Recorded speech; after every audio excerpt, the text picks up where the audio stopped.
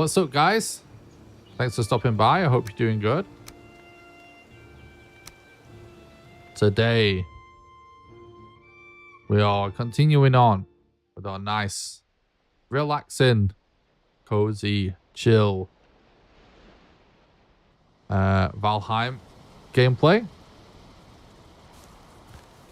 Just in case anyone's watching this and they've watched in the previous streams yet, to kind of like explain.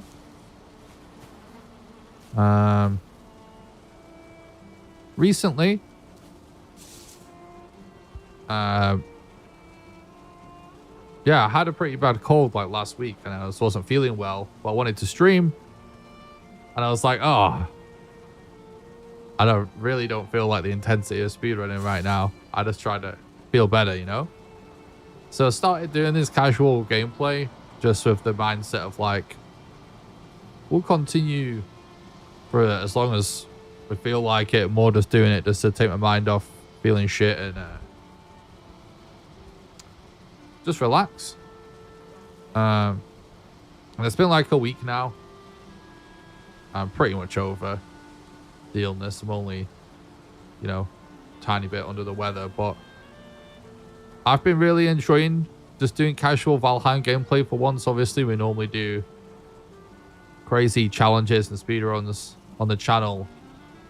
And, you know, in like 3 years, we've done like almost no casual Valheim content. And I've really been enjoying doing it. And I've had lots of positive feedback in the chat from people enjoying the casual gameplay for a change. So I'm just going to continue on. I think we're going to probably finish this playthrough. But, you know, I'm not totally 100% committing. We're just going to play it by ear, keep having fun, keep going. Oh, full. And so, yeah, now we're in here and we seem to be enjoying it. I'm just going to continue the chill vibes, really, until we're kind of over it or finished, whichever comes first. What's up, Jesus? Morning. Long time no see, indeed. I hope you're doing good, man. Appreciate you stopping by.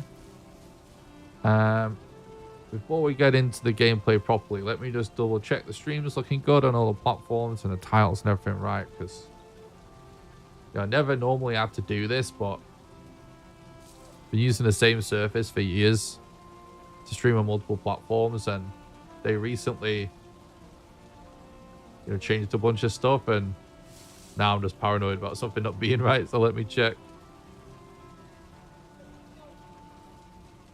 I'm looking good. Thanks for face for radio, as they say. Hope you're doing good, bud.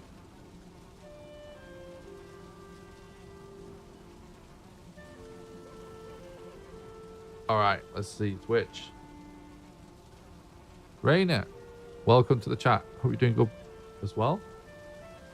Speedrunner does normal gameplay for once. It says we're playing Valheim. I feel it's good there on Twitch, right? My browser is coming up with an alert telling me that YouTube is using extra resources. Why? Holy YouTube.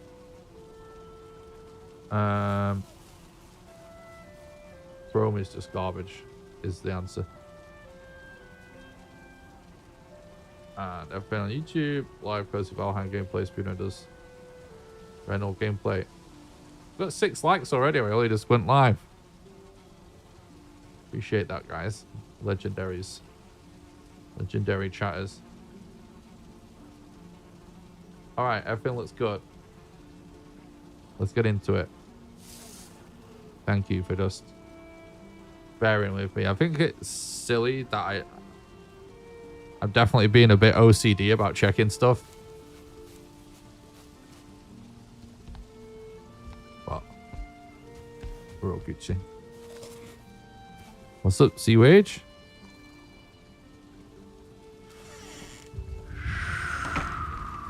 Okay. So the last stream we beat Bowmass. And we do have access to a trader.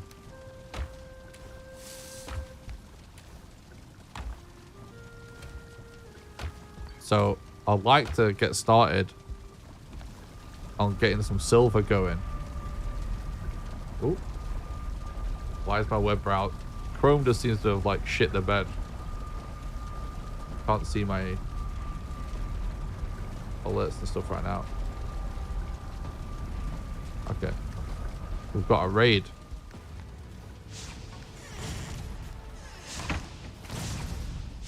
Oh, I ditched all my food.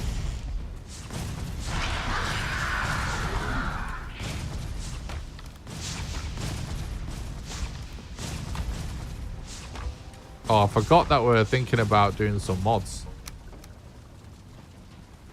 I actually completely forgot about that.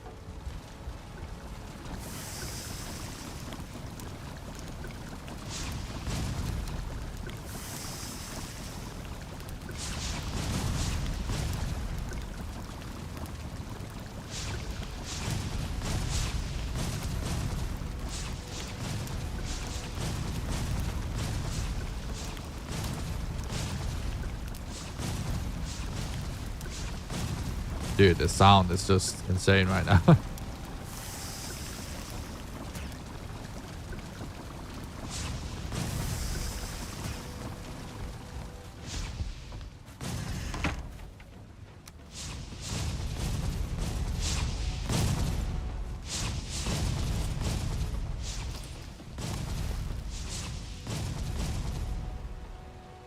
The two's tiny, you can barely even see him. Oh, they're gonna get through the wall here. It's funny, like, just regular walls do actually work pretty good. What's up, Raven? What's up, Jurgen? What's up, Terrier? Thanks for stopping by, guys. Hope everyone's having had a good weekend so far.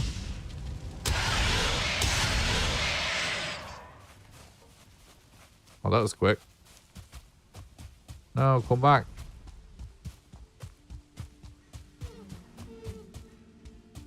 Oh yeah, that's true, CUH. Oh, he's gone.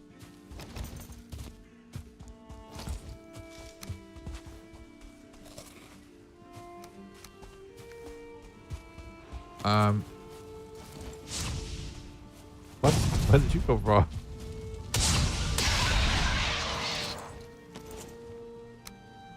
Yeah, maybe it was a performance issue, but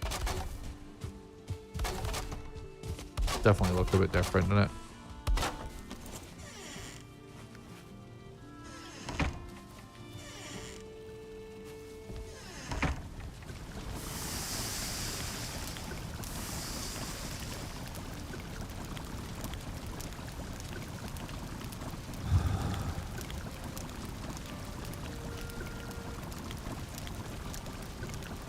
I'm not sure if I'm going to stream as long today.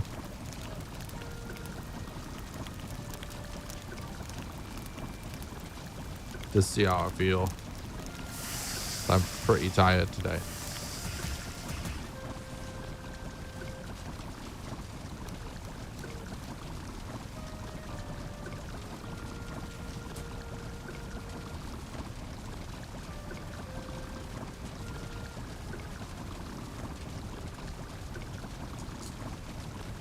Let me just take something from my head whilst I remember.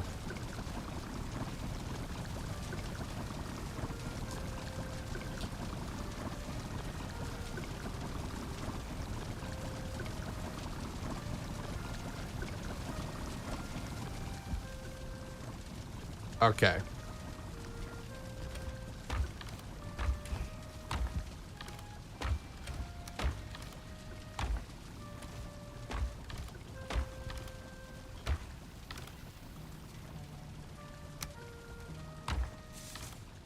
Do.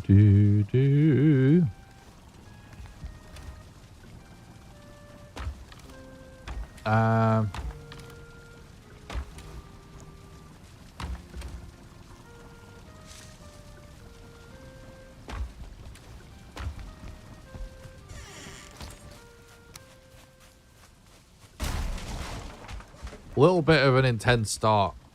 I'm trying to just chill, to be honest. It's not that intense, is it? compared to what we normally do.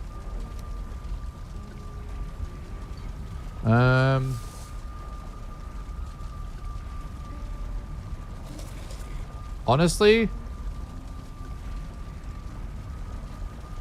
I think what I want to do... Oh, I know.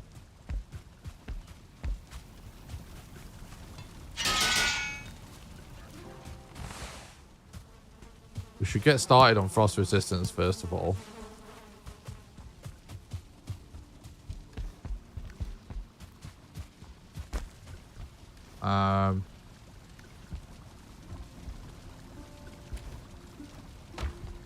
Oh, we also still never got them turnips and carrots on the go.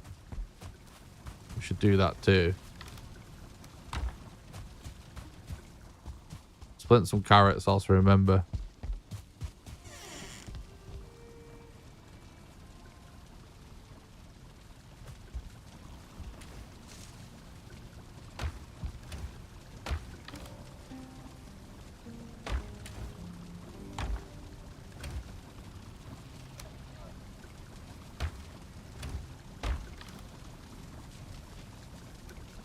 Don't need to plant that many.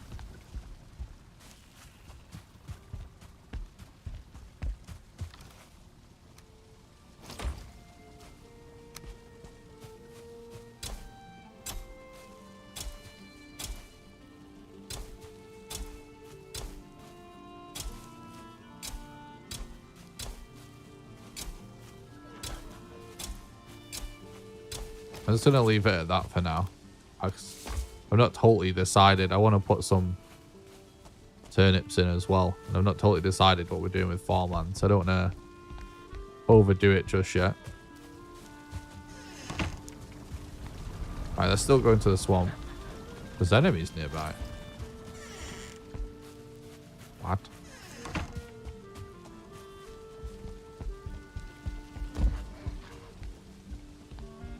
This guy was stopping it?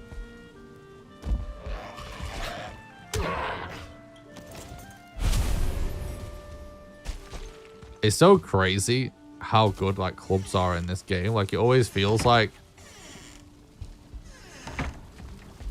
well, like just a regular club from going from like a wooden club level 1 to like a level 3 wooden club.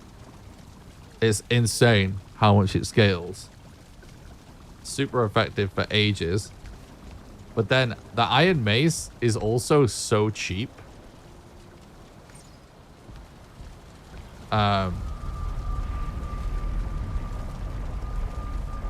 For how cheap it is and how easy it is to get to, you know, level 2.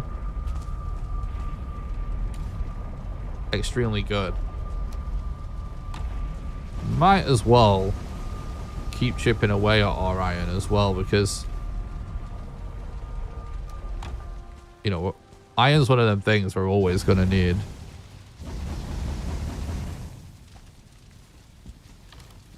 So we might as well leave our little iron factory here. Whilst we hunt for some turnips. We could have waited a little bit, honestly, couldn't we?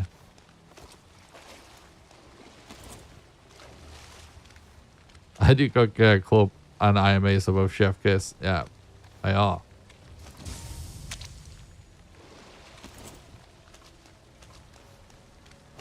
Should make a shield, actually.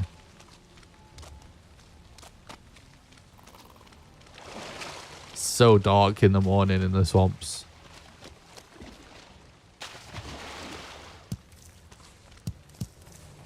It's not really best turnip hunting time, is it? But well, you know what? We could buy a head torch, couldn't we?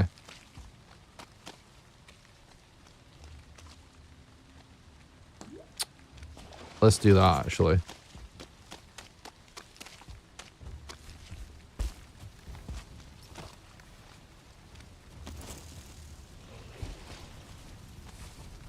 Oh, we still haven't found... Oh, I've still got a cultivator on me as well. Still haven't found the bog witch. We need... So today, I think I want to get my potion production up a little bit. And I can't believe how dark it is outside already. It's fucking winter, innit? What did he even come back for? Oh yeah, we're going to try and buy a head torch. I'm so scatterbrained right now. I want to get my potion production up a little. But also, we need to do some exploring. Because we've done like nothing, look. Actually kind of amazing that this is all we've discovered. And we've got a trader and killed 3 bosses. So we need to do some exploration because we need to find the other traders. And I need to choose a good spot for mining silver, really.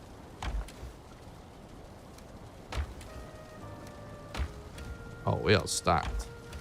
I think I should dedicate a chest for like gold or something for now as well. Have this here.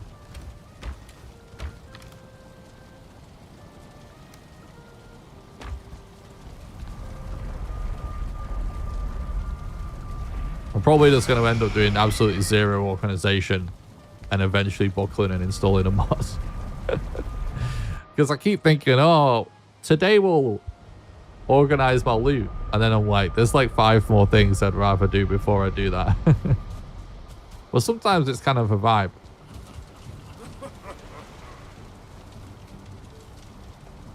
Not being able to portal things I get, but it's really annoying.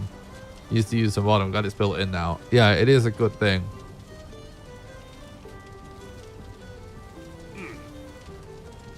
We're not even going to need it now for a minute because the sun will be up enough, but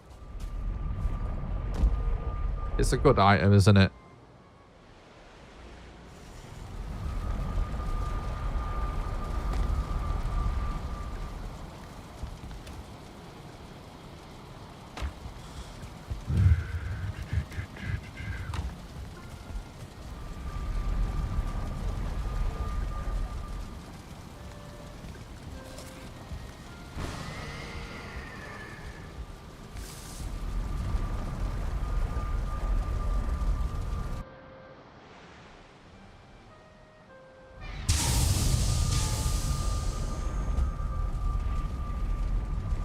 Okay. See, it's so light now.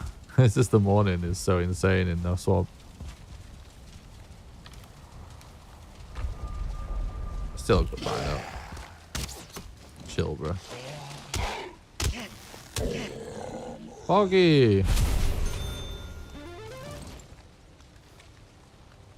Well, hot damn, a double stream weekend. Been loving these call me hand.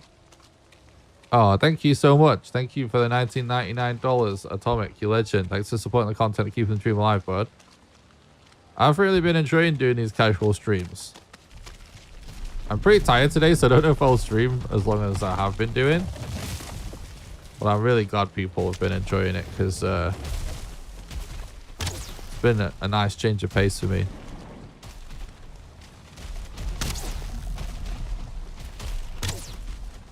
Might end up being the first time we've like finished a casual Valheim playthrough in a long time.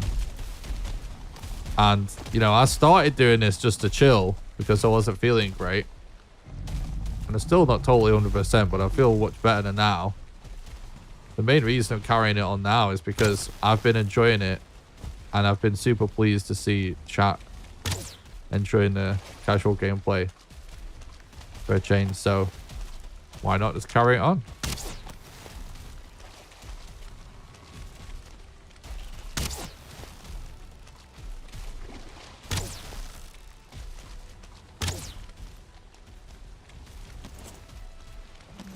He's liking it.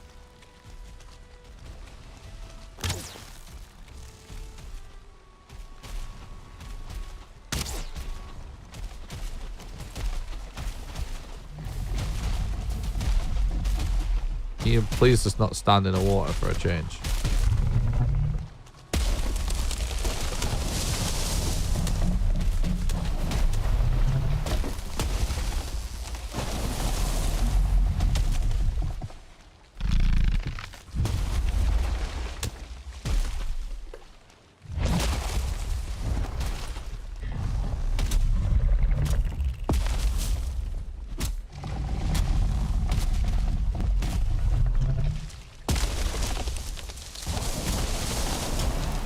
Oops.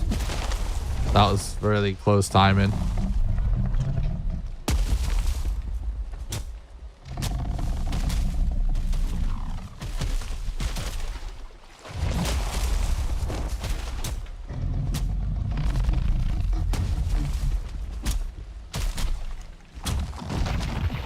Even though 1.0 is still far off, I'm feeling the hype wave building already, especially for speedrunning achievements. Yeah. Same. Do we have that much stuff?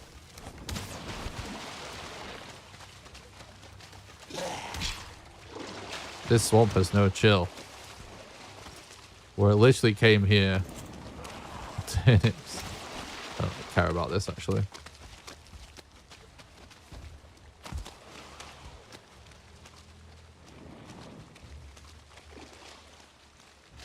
Swamps be swamping. It's actually one of my favorite biomes in the game, even though it can be a pain in the ass, just because there's feels like there's a lot going on in a swamp.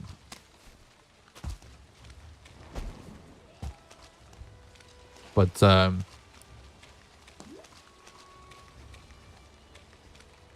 it still can get out of control pretty quick.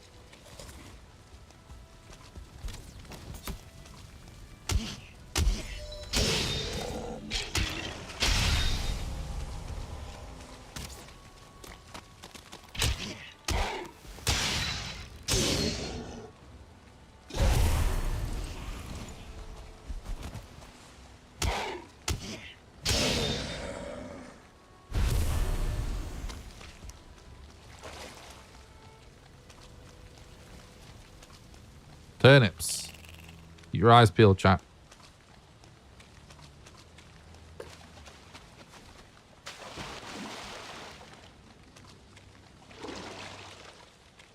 I'm going to stop this shift W everywhere for a change. Increase the chances of actually seeing some.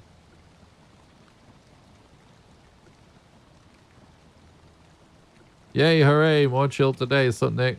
Let's take a look on the run today, but I don't think you need much luck. Have a good time chilling and turnip farming. Thanks, bud.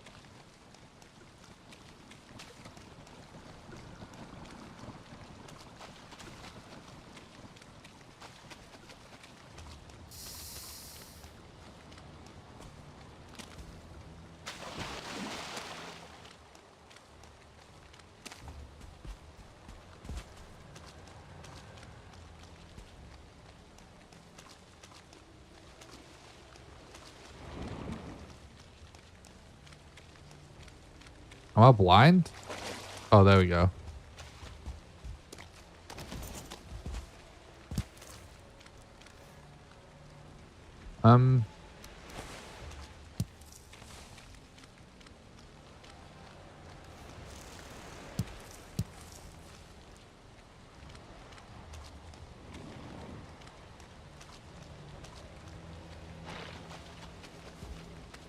I do have the foliage cranked up, so a little trickier than it needs to be, really.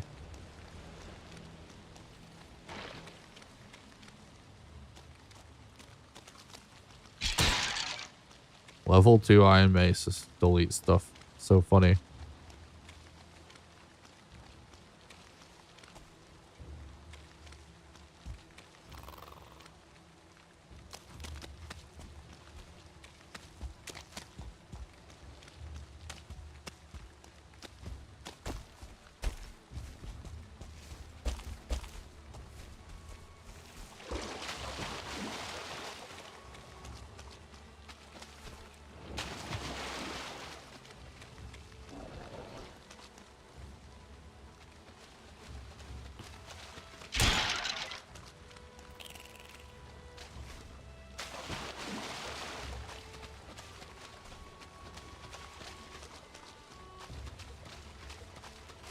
Well,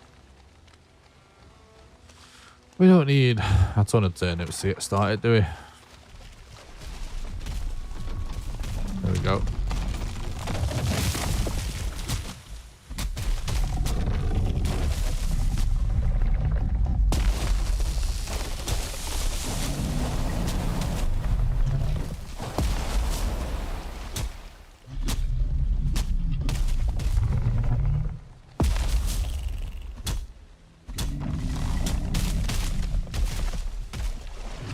actually in a good spot, this one.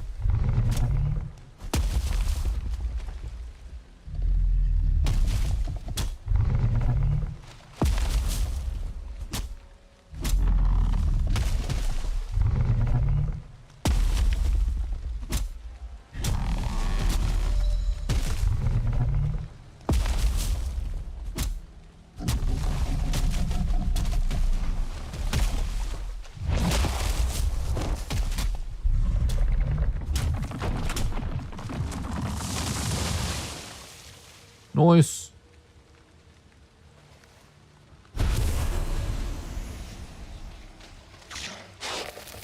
Wow.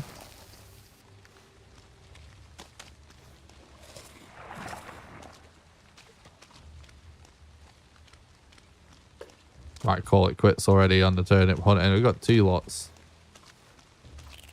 We can turn that into many, obviously, eventually.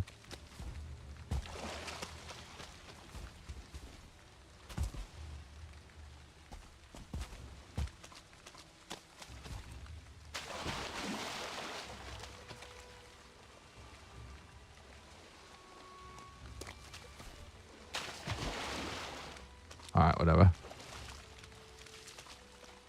I'm sure I've missed a bunch, but...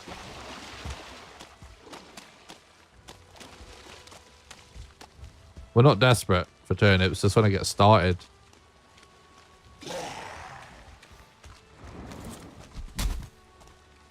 This guy will do quite some damage. I'm gonna get staggered. Oh shit, how did I mess that up so bad? I looked away from the screen as I was dodging, but I thought it was fine.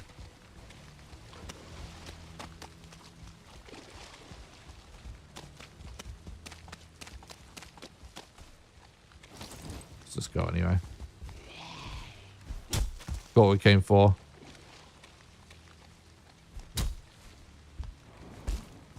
We're done.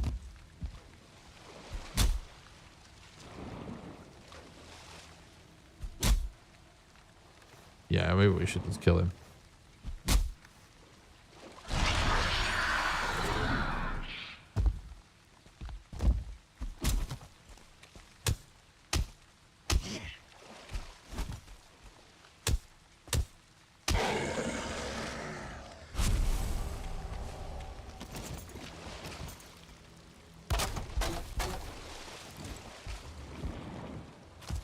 It's a chonker, that one.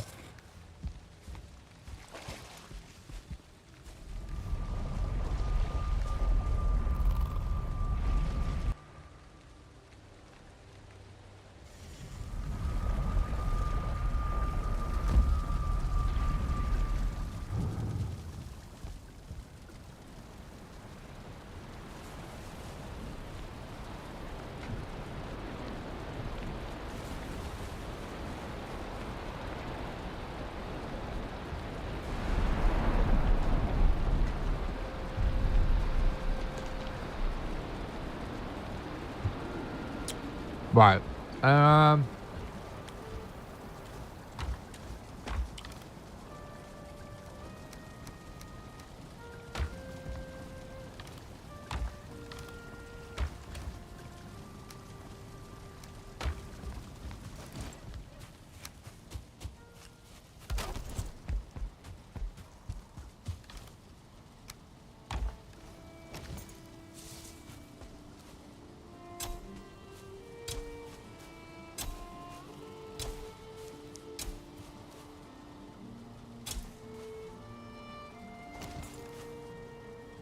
Nice.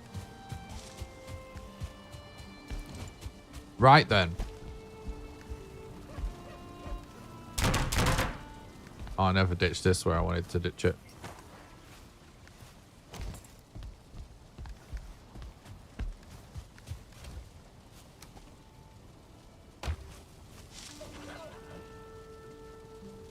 I think what we should do next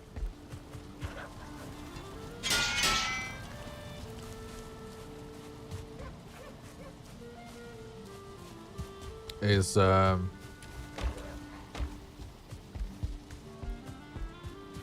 Get some portal mats.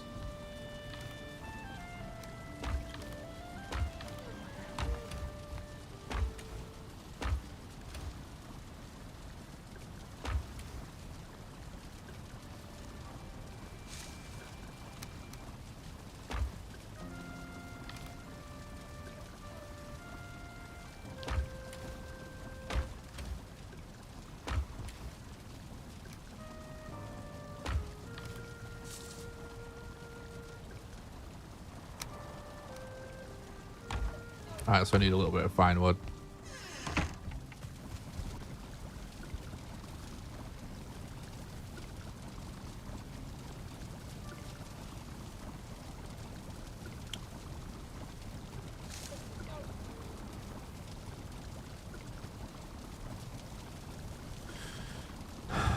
Let's look at frost resistance.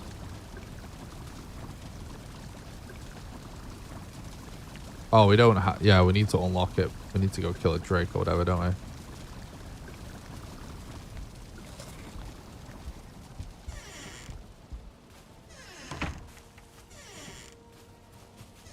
I'm in the Black Forest. My base is in the meadows. We just kill bone mass.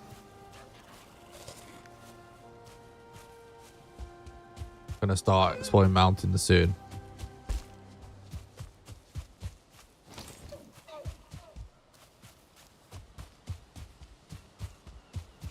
I want to get a portal so we can go and explore and find a good spot, hopefully nearby, to farm silver.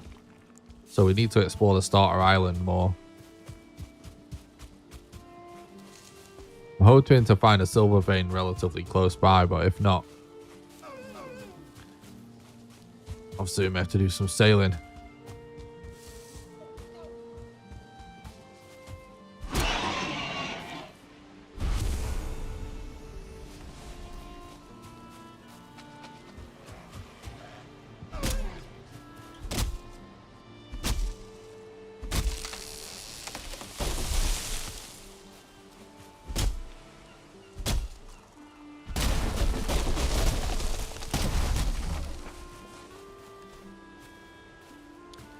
Carrying way too much stuff around, dude.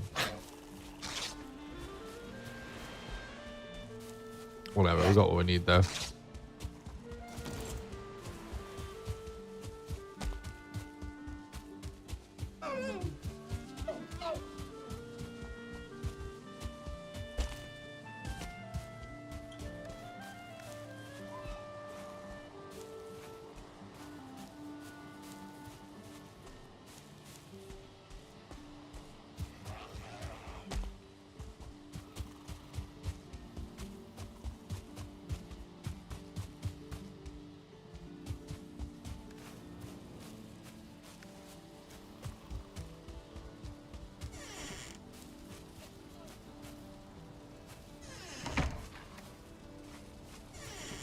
Is level 3 bronze mace as good as level 1 iron?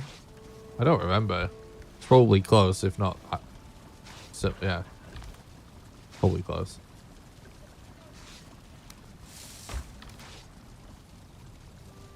Usually, fully leveled up of the previous tier is pretty close to level 1 of the next tier.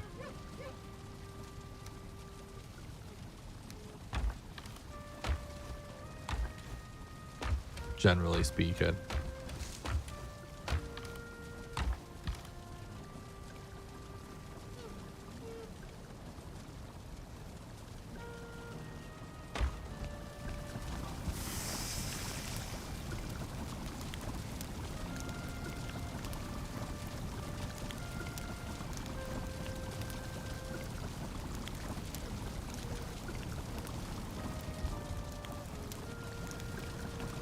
I need to create like a go chest just for swapping gear, so I'm not carrying everything.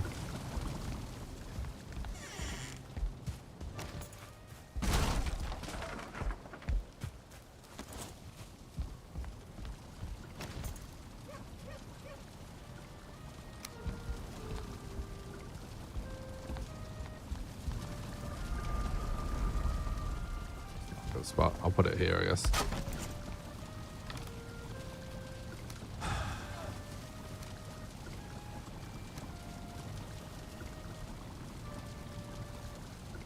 Not even sure how worth this shield is at this point.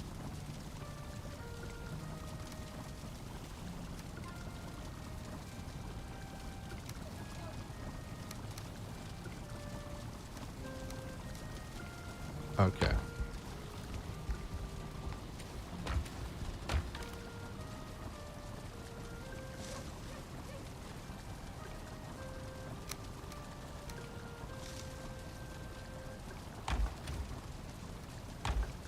All right then.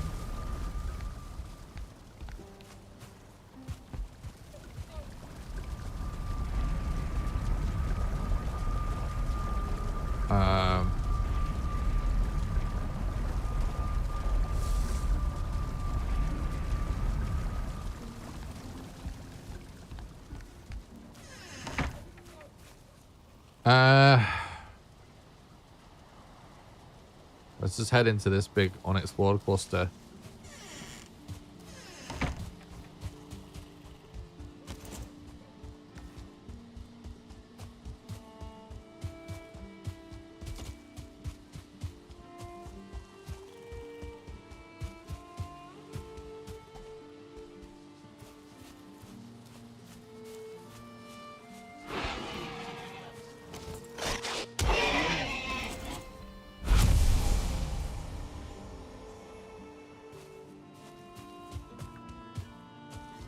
One eye mace is better than even a maxed out bronze mace, I think. Yeah, probably.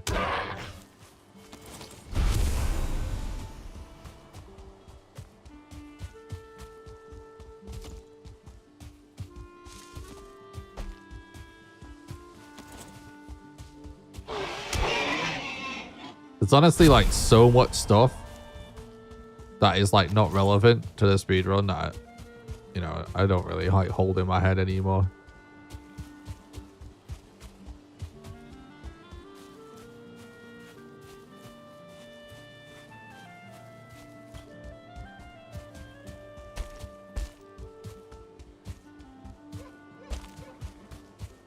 Maybe be nice and in this open bit so we can see if there is a mountain. I bet it's not looking like there's gonna be one here, but still be good to know what is out here, obviously.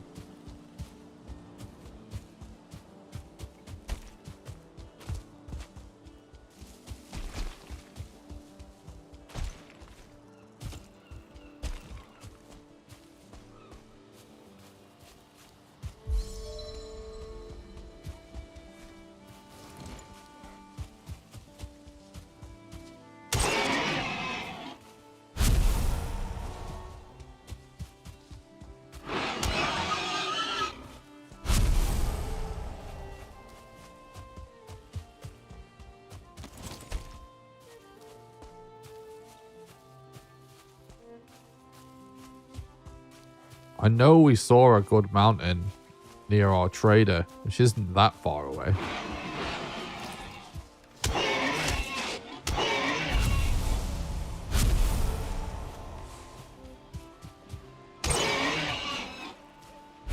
I was thinking about maybe saving the durability of this mace by not only using it, but at the same time, I do want to level up my club skill, so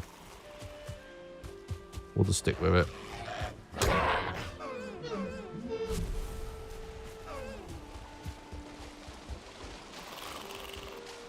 Hello, dear.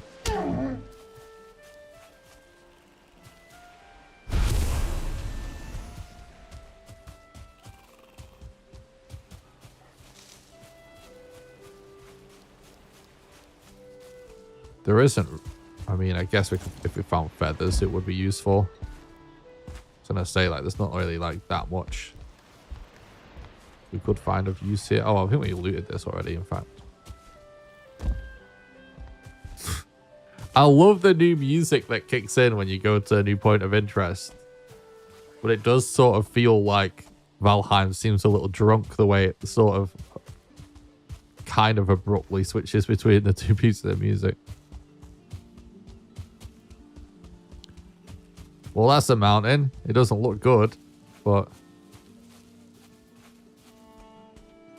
don't care. I'm not bothered about finding modder at this point.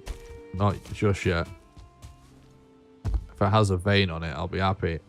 Although, I doubt it from the look of it. But you never know. We get lucky. That's what we're hoping for at the minute.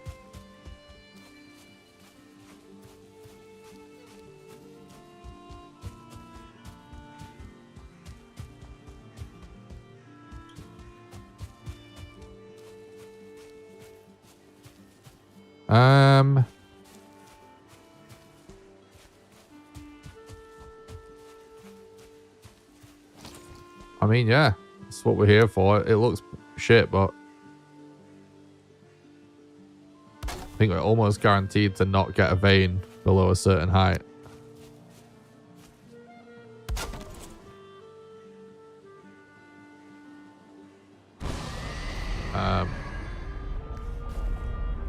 Having said that,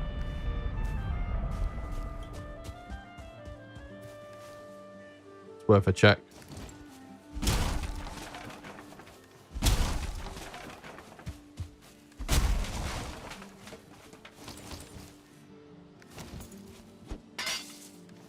It's getting a little bit of fire maps.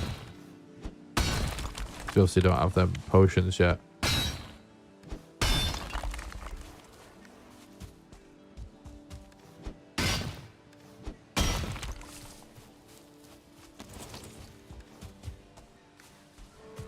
All right.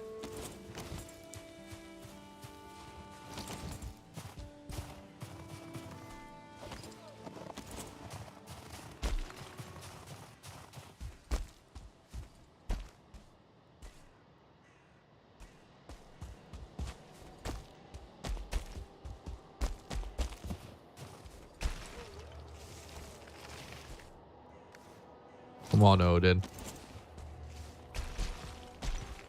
Give silver.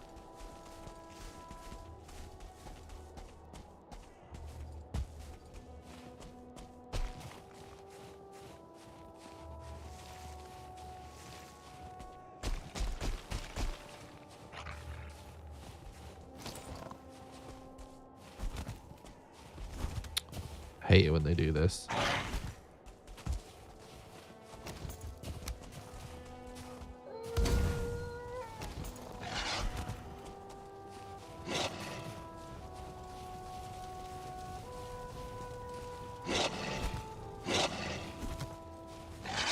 I'm dead. It's just annoying.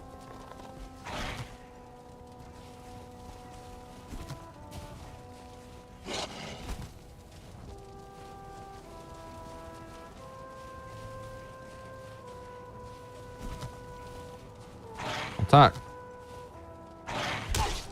Fucking bell end.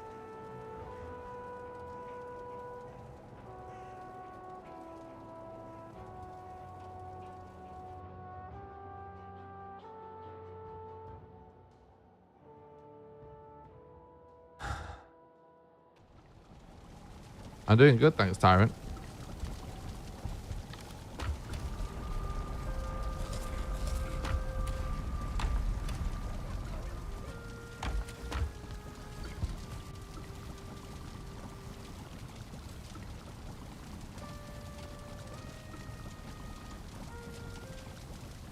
I hate the timing on walls. It's just so weird.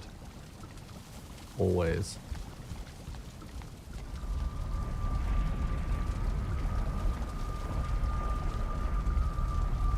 What's up, Liam? Thanks, bud. Glad you enjoy the videos.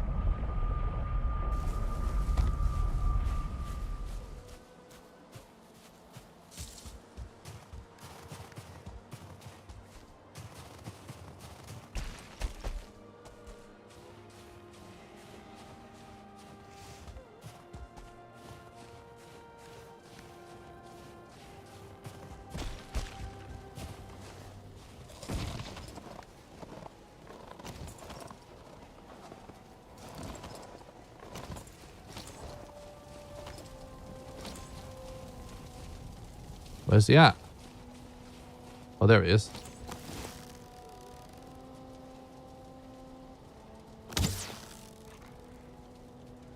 really annoying as well. Classic wolf.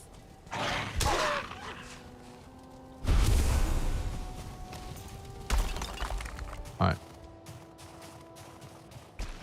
We continue.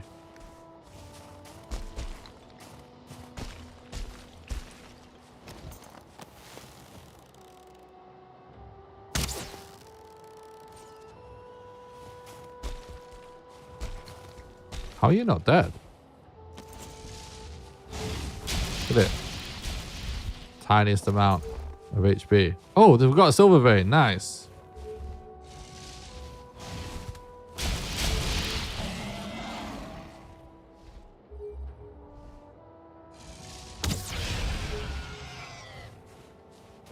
Good.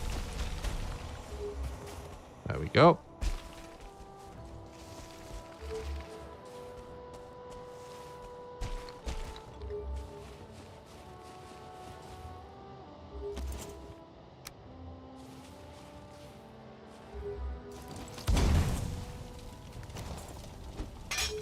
It's a pretty nice little kind of a trick you can do in a mountain in this situation. If you don't have any building mats. You just carve yourself a little hole to get shelter. And if you sneak or sit down, you can actually get rest in to heal up.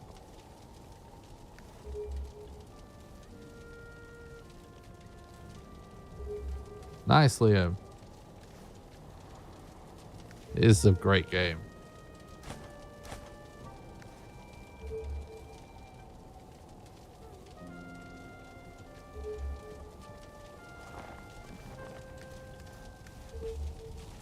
Okay.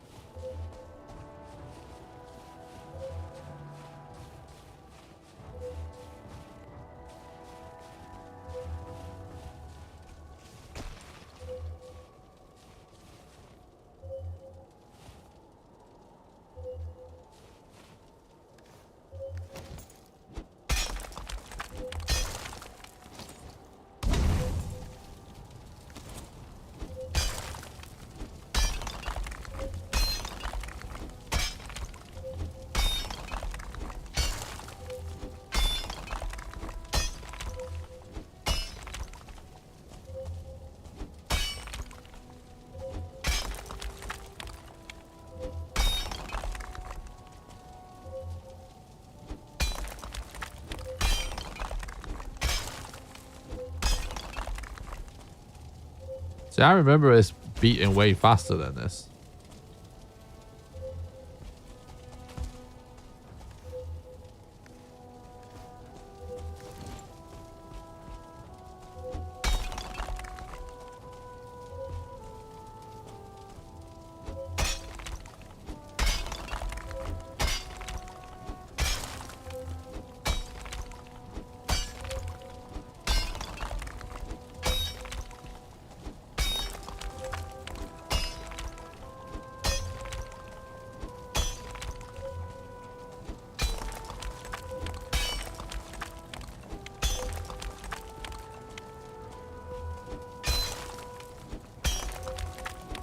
Does it actually beat way faster, chat? Because I remember it going like boo, boo, boo, boo sort of thing.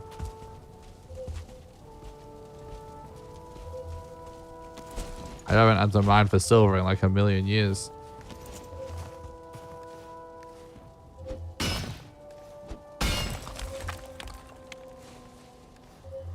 So we're like not over it at all. Yeah, I thought it did. Alright, so I'm remembering it correctly then. I'm not tripping.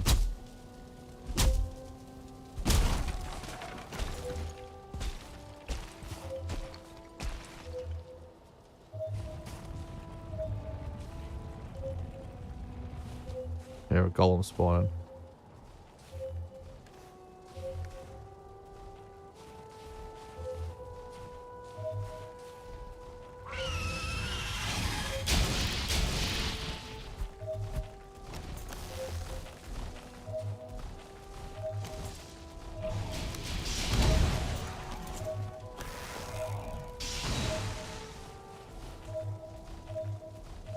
Did he kill the Drake? Right, it's definitely around here, isn't it?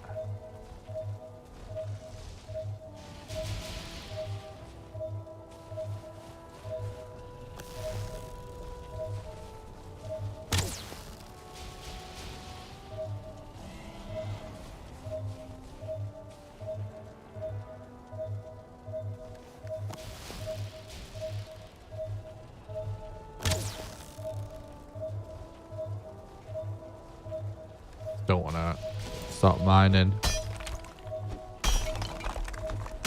with this guy right here.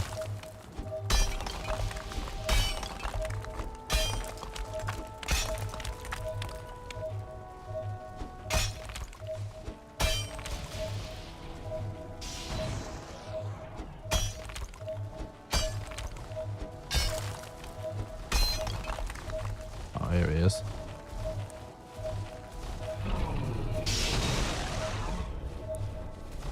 Just want to make sure I don't like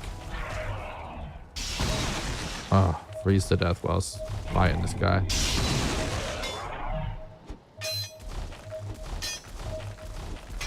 Classic Valheim trick.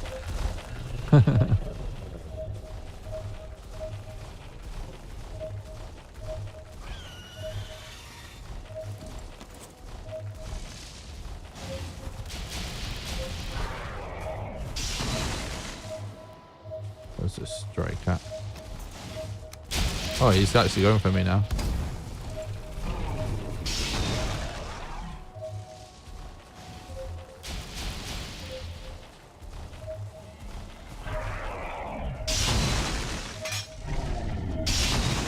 Oh, what a shit show.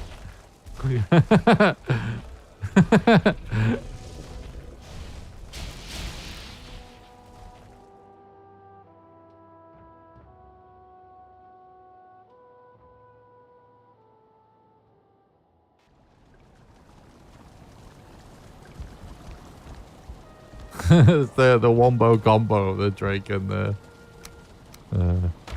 column's funny.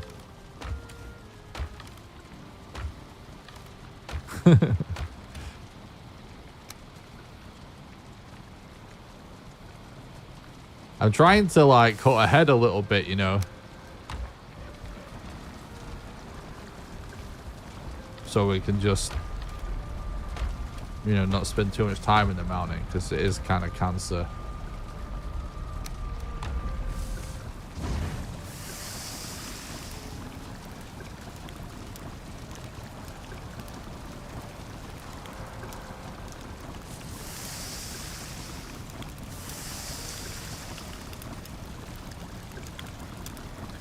But we did find what we went for, so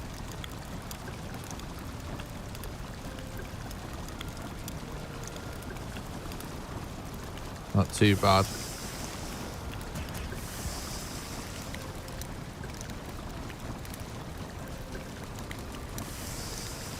What's the rest of the recipe, chat, for frost potion? Because we got the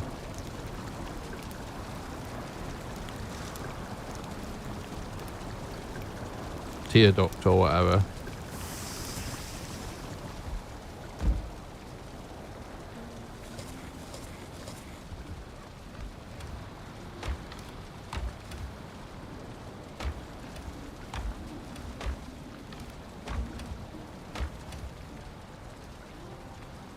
I don't remember.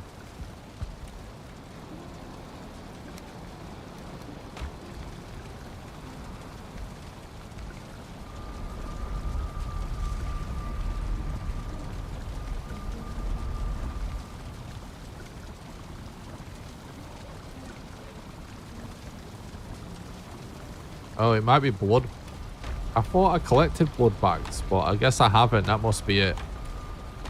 Because there's one item we don't have from it. I can't remember what it is. It must be. Yeah, it's but we haven't got any blood bags. I thought we had got some, but we didn't. Yeah, thanks, guys. I knew there was one thing that I was missing, but I thought we already had blood bags. But we don't. I'm misremembering it.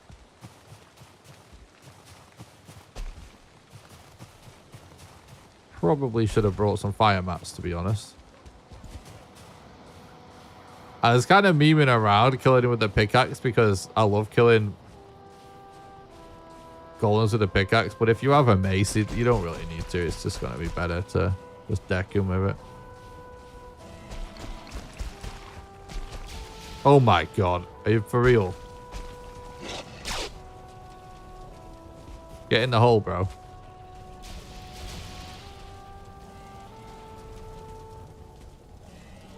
Where's my death box? It's pretty close. Oh my god, dude. He knows. I don't have the stamina for this.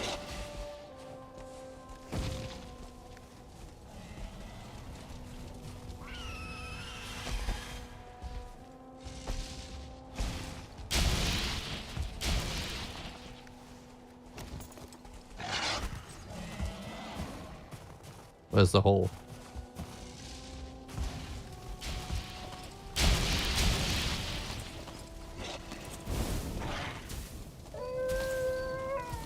Alright, dude. We're in business. Oops.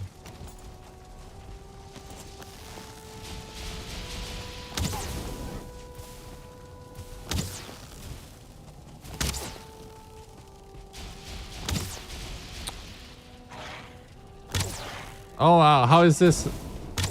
There we go.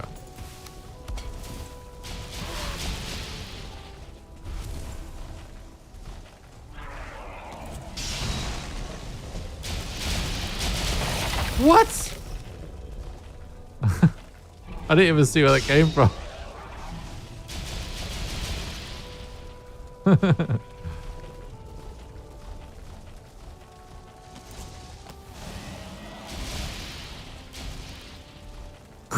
It's getting pretty amped up, isn't it? I don't really... Well, the best things we could do is to actually go back to that little spot we was at earlier, but it's gonna be in the line of fire, isn't it? Might... Oh, we do have shelter. We might be able to avoid them. If we relog, we'll definitely be okay here.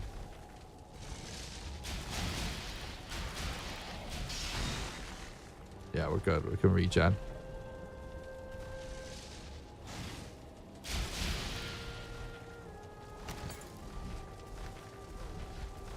Nice.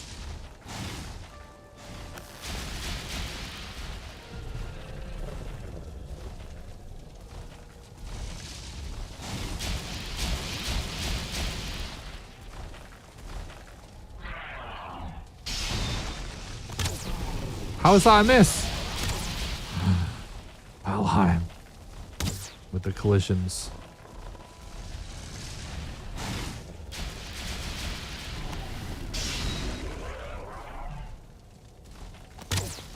Oh, he stopped. Motherfucker.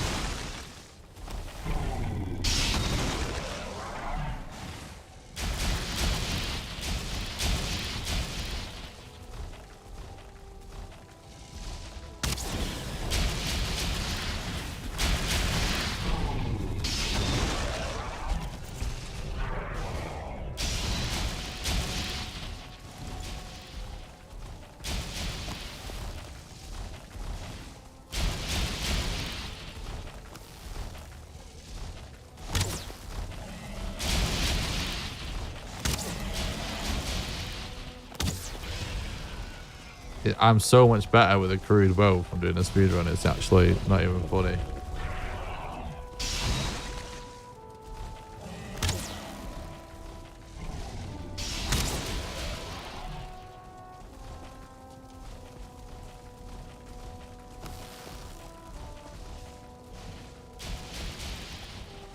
Alright, let's see what's going on. She's smoky.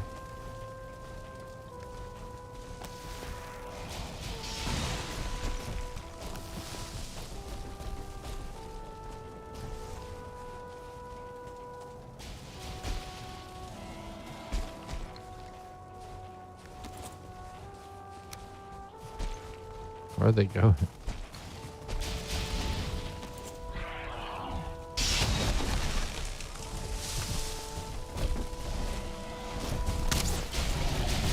I was gonna say more often than not the golem wins eventually. And it is 1 HP that Drake now. Finally, it's just me and you, bud. Whoa. What is wrong with me today?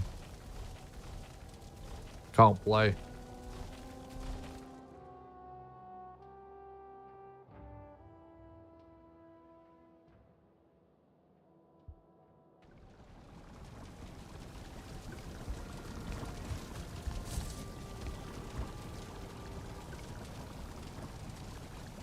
They're saying the same thing. True.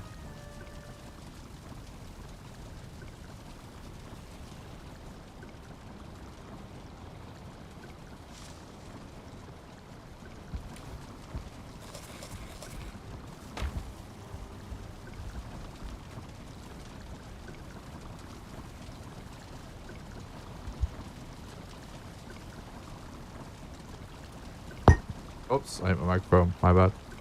Trying to drink tea.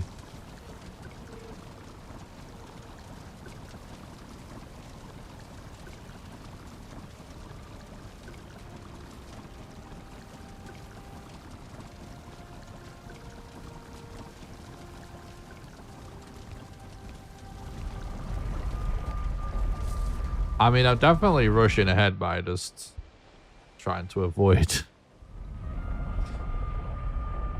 like making a bunch of stuff to explore the mountain, but because we can actually just go farm blood bags and then we'll be right.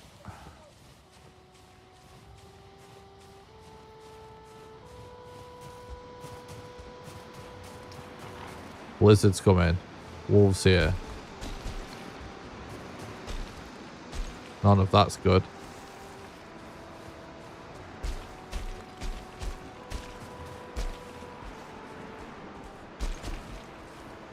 Yep.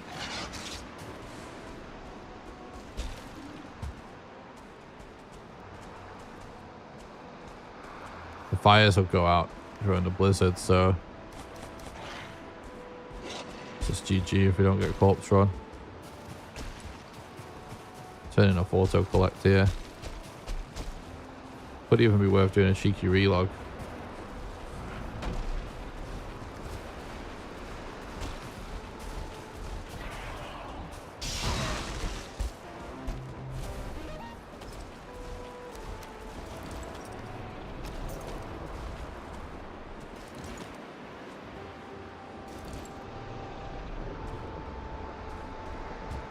What? No.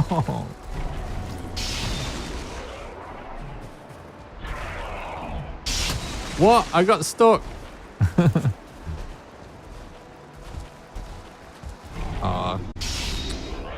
Let me get on you. It's the most fun in the mountain. I can't see shit.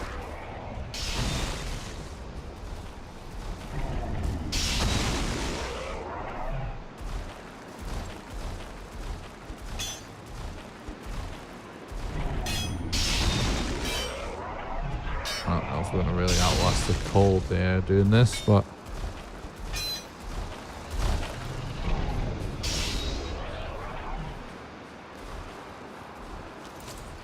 we have to dip out.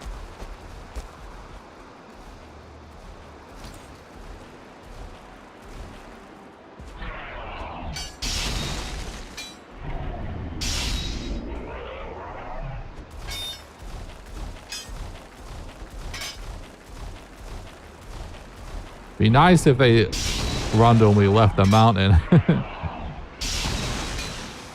Oh no, we're toast now probably.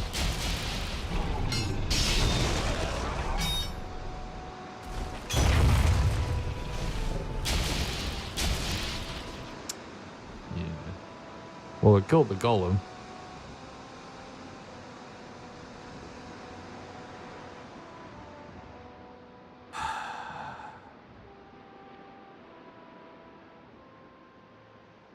America runs on Dunkin', Rocker runs the tea. But you got there some English Nah, I don't drink any of that stuff. I can't do caffeine. Doesn't agree with me. I'm just drinking peppermint.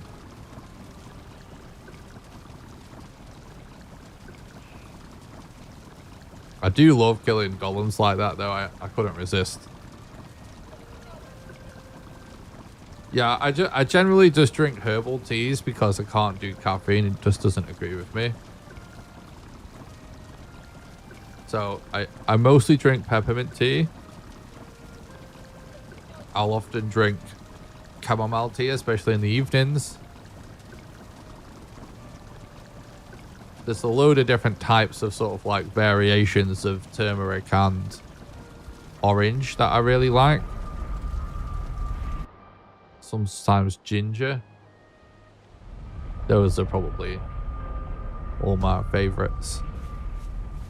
Some combination. But I have to always have peppermint and chamomile in the cupboard at a minimum. That's my minimum. Those are my staples. This is the thing. It's like I loved coffee before realizing that I couldn't do caffeine. And it was fucking me up.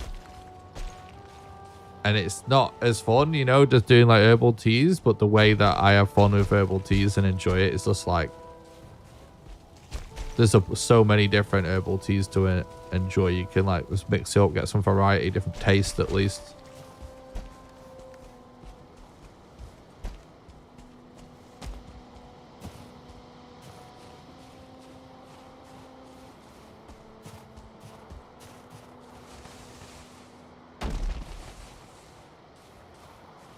Okay.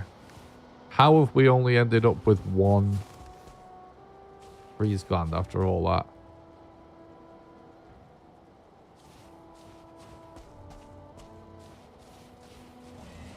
Whatever. Don't need it anyway. Let's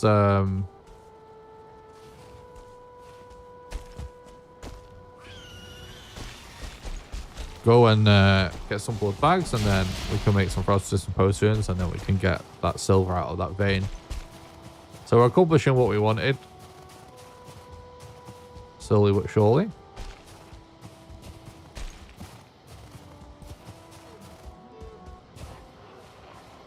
What do I think of Rubus tea? I don't know what that is. I don't think I've tried it. I will say, like, a lot of teas that you wouldn't think had caffeine in do have caffeine in.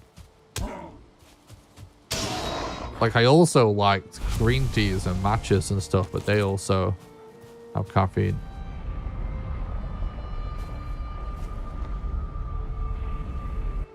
I think that's been suggested to me before, and I think I did look into it, and it had caffeine, if I'm not mistaken. Do I know golden milk? I don't think so. What's that?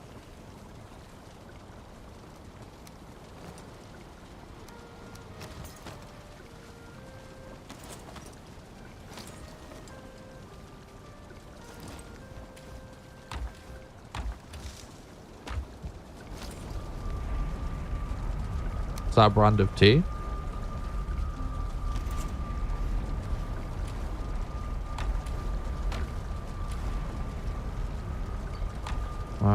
Let's just do this.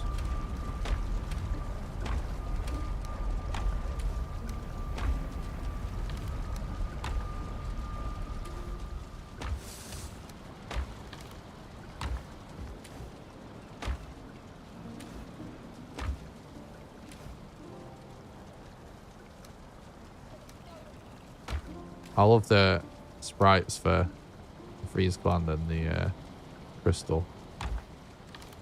The fun one.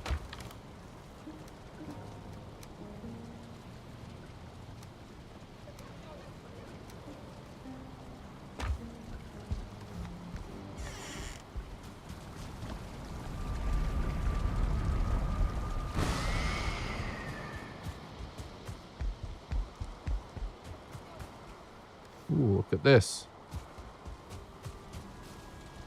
Am I planning on taming any animals on this playthrough? I'm not sure. I've been trying to avoid it, to be honest, because I think sometimes it's kind of annoying to deal with.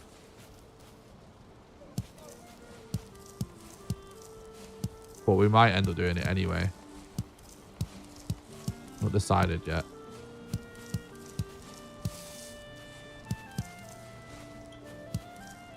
Got mixed feelings about taming.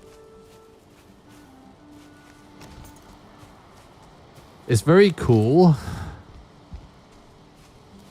And I do like it, but sometimes it just feels so tedious to get up and running a lot of the time. And like I don't know, like sometimes I feel like even though it is always worth it, I'm a bit too impatient with it because I kind of feel like what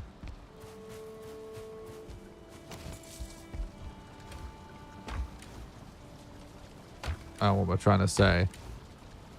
Like sometimes it feels like if you do a load of taming, right, and you have like a load of animals tamed, it feels like when you slaughter them all, or you know you like harvest a load or whatever, not all of them, but it feels like it takes so long to build back up that it sometimes feels like it's not worth it, even though it is. You know what I mean? Unless you just go absolutely bananas with the farming, which is really the answer, but that can take ages and be tedious. Chickens are good though, yeah. I think we might do chickens at least, because they are the least tedious, aren't they?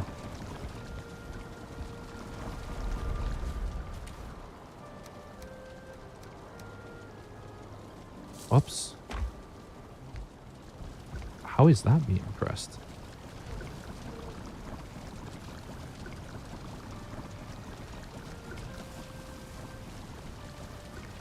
Do do do do.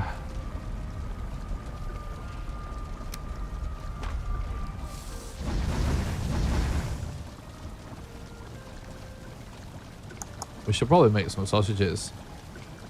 Meat entrails. This all. Don't know if we're gonna have the meat though, it's the problem. I think we will. Oh, there's some there. That's pretty good actually.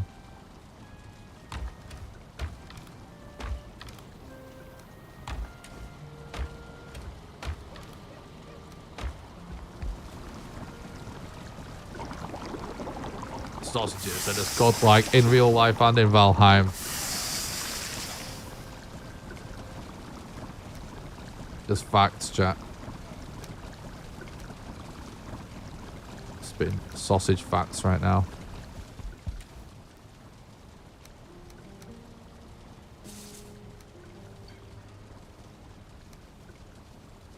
Alright, let's go get some of them blood bags.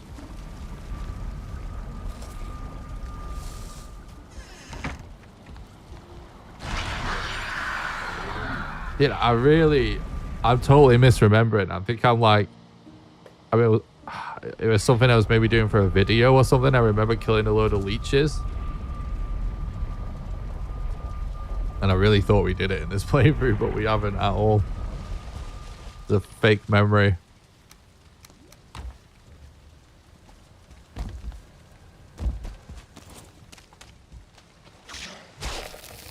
Oh, I didn't bring poison resistance. Oh, we'll live.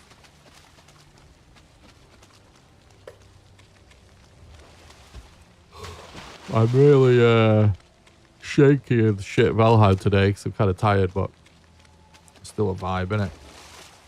When you're not doing a speedrun, it doesn't matter.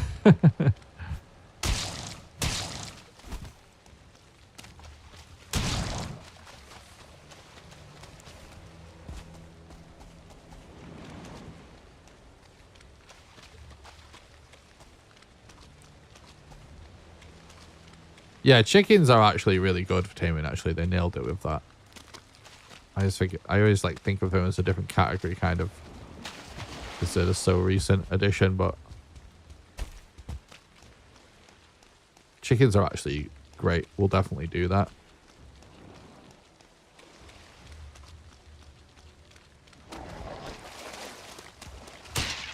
It's just great as well because feathers are always useful too.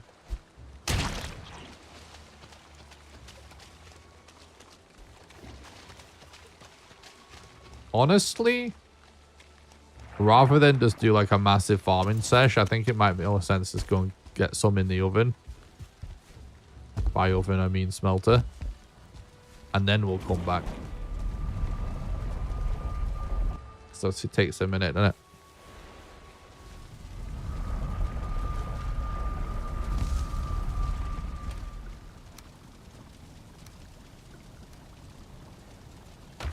How am I pressing that button?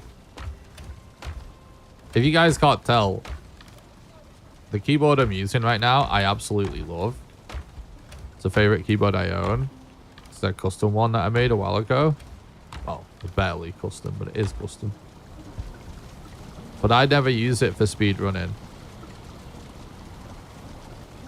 Oh, I didn't get enough thistle. For various reasons, I just feel like I've got a different keyboard that's a little faster that I don't mind smashing the shit out of, and I have cut some custom keybinds with it. Oh, well.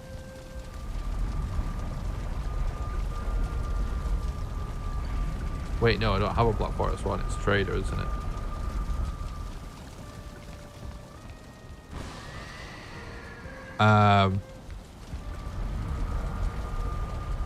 Well, if I'm ever just chilling, doing anything on the computer, this is the keyboard I'm using. Or like if I'm playing like most other kind of video games.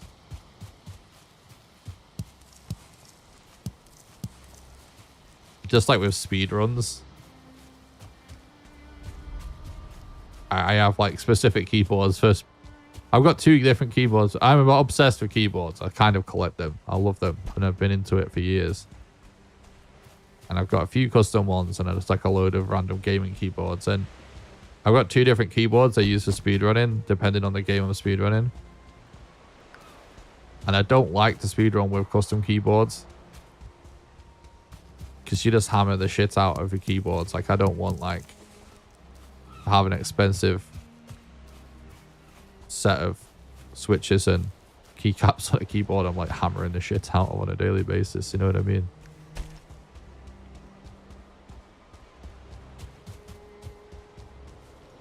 So yeah, I'm not quite as used to this.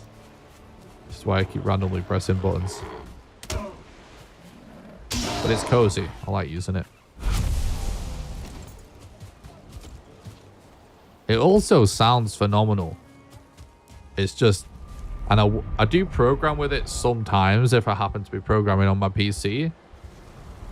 However, doing what I'm doing now, my whole custom development environment sort of revolves around being on the Mac at the minute, and I might do the same thing, set up the same thing in Linux, but I kind of can't be bothered at the minute.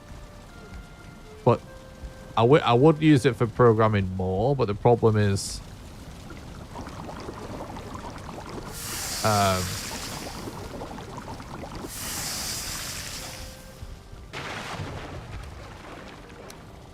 don't know, like I have a keyboard for specifically for programming where I use clicky switches, and I just feel like clickies are just so much better for programming, or actually just type, you know, anything where it matters to be accurate what you type in.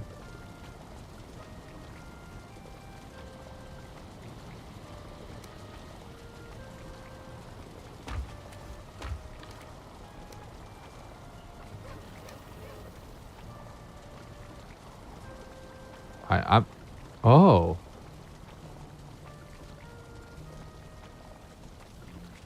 Holding control and pressing escape brings up the Windows button.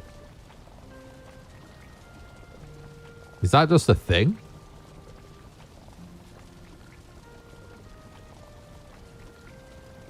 Is that like normal? Or is it some weird bind I've set up?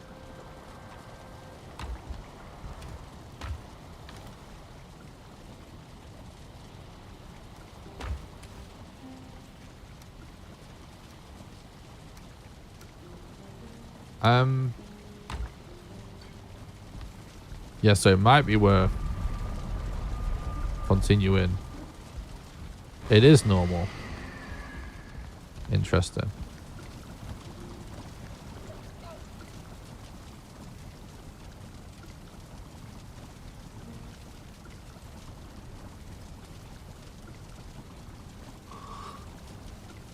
So is that's like what everybody does, I assume, that uses Win keyless keyboards.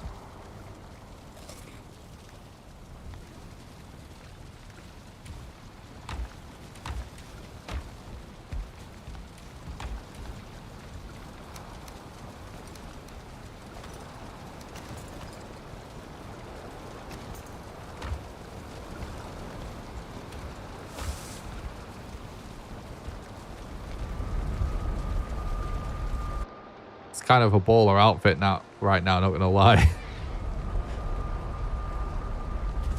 The blue pants of the root harness plus this head torch. I'm gonna sneeze. Oh, excuse me.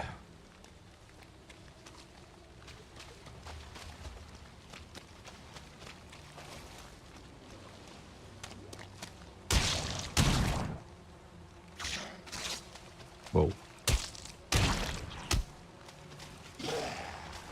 Oh my god.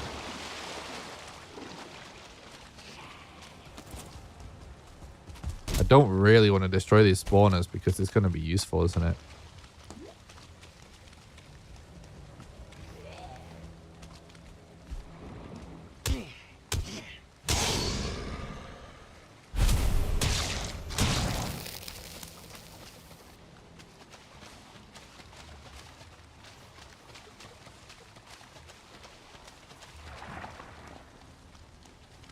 What's up, bro? Yeah, you just keep shooting arrows at me. It's not going to do shit.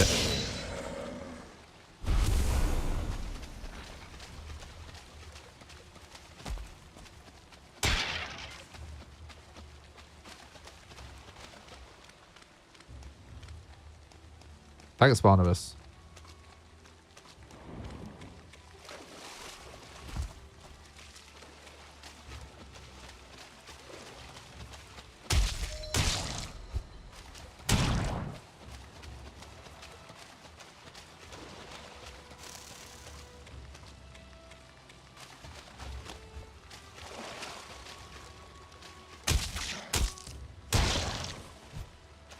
That nameplate just never showed, did it?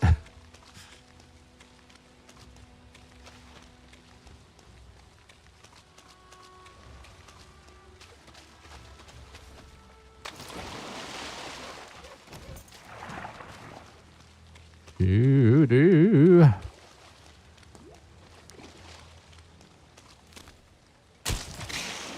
Oops.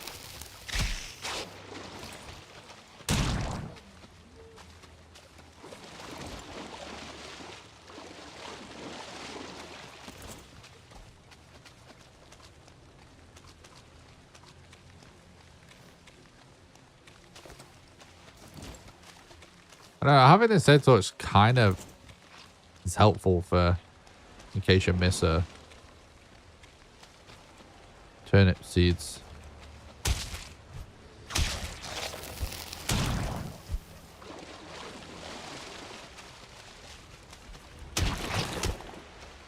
Where you going, dude?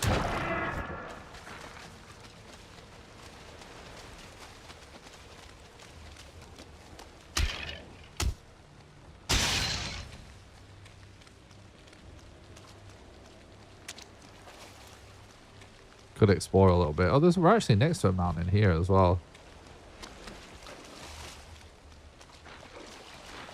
I'm pretty sure I know where we're going to find at least a Modder rune, if not Modder herself. But definitely a Modder rune. It's going to be the mountain that we saw near the trader, if I remember rightly. I just collected some essentials right now from the swamp. One of the other good things about the swamp, even though it's kind of toxic, right? So many useful materials, like entrails and blood bags are useful for a long time. If not forever.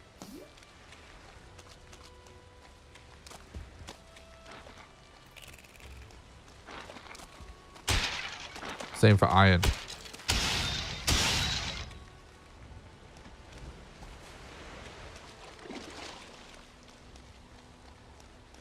Oh, it's so good, Zine Dawn.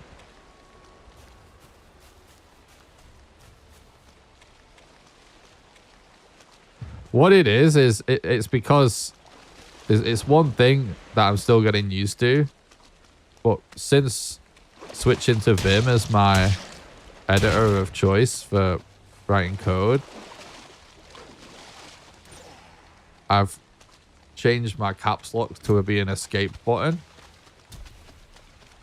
which I absolutely love for writing code, but I'm still accidentally pressing it instead of tab sometimes,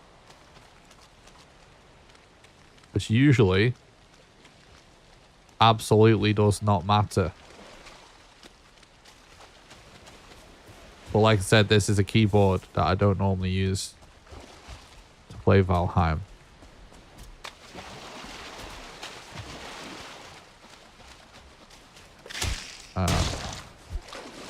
So yeah, I'm just like kind of getting used to that.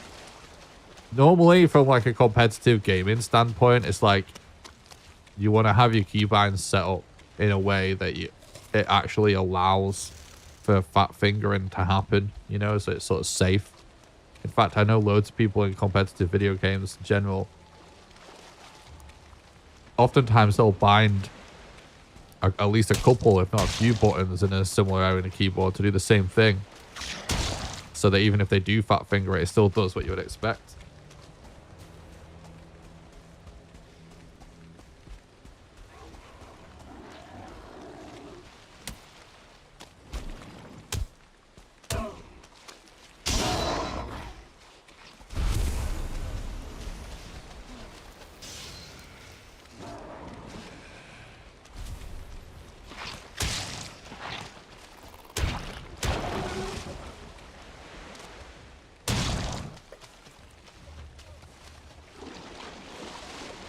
Pop your catapult's key out. So you just have like a blank space on the keyboard.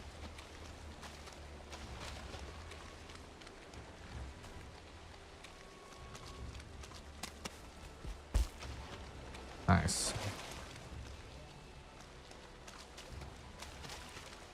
It's an old habit.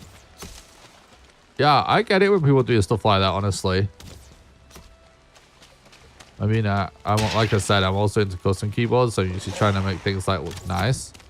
But I totally get it when people be like, you know, just making things like purely functional. Another thing that you see sometimes in like competitive gaming is like people will actually replace the spacebar with like a big shift key or something like that. So it allows for like better access to other buttons. Kind of like weird stuff like that. So I can totally see doing something like that.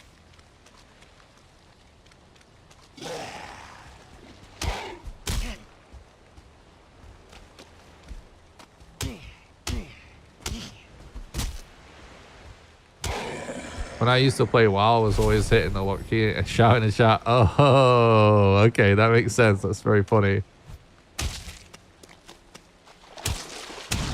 Dude, I totally missed the WoW train. It seemed way too expensive at the time when WoW was the thing to pay a subscription for a video game. You know, I only got into MMOs when like free-to-play MMOs became like more popular. I got into like Star Wars, the Old Republic, and then when I actually, you know, had money, is when I actually started to subscribe to play MMOs, and I was subscribed to Elder Scrolls Online for a while. But I was just thinking, like, I've been watching a few people do this OnlyFans stuff in WoW. It looks so fun. In fact, when I got into streaming, someone from Blizzard sent me every WoW expansion and like a free year of subscription, and I did play during that time, and I did actually really enjoy it.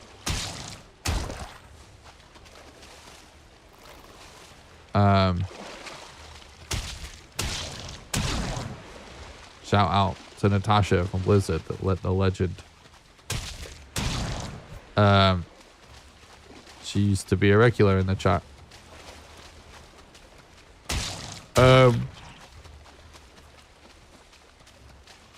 But yeah, like I really liked it, but I was like a decade too late basically. And I seen some of this OnlyFans stuff. It's like, oh, it looks fun. Like I'd actually could imagine getting into that. It would be kind of interesting to do it as sort of a WoW noob. But then I was also thinking there's like plenty of MMOs I could play, and I keep thinking I never, even though the MMO I played the most was definitely Elder Scrolls Online.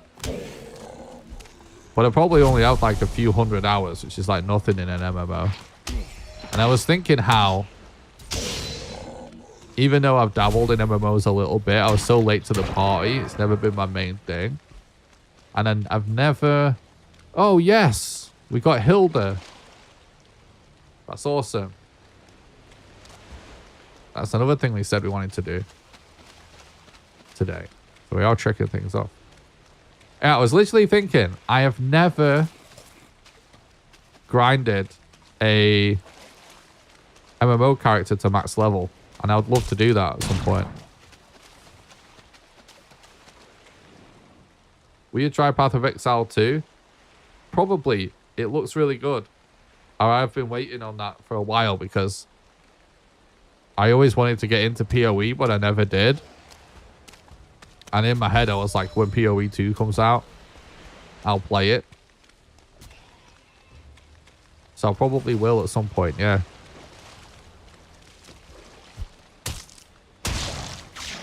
But every time an MMO comes out that people get into for a little while, I'm always like, I'm ready and waiting to get into a new MMO because I do really want to grind an MMO super hard because I find like when it was all like a new thing and sort of the in thing, I was never into it. I didn't get it, but now I get it. I find it super addictive. My tastes have completely changed in the meantime, you know.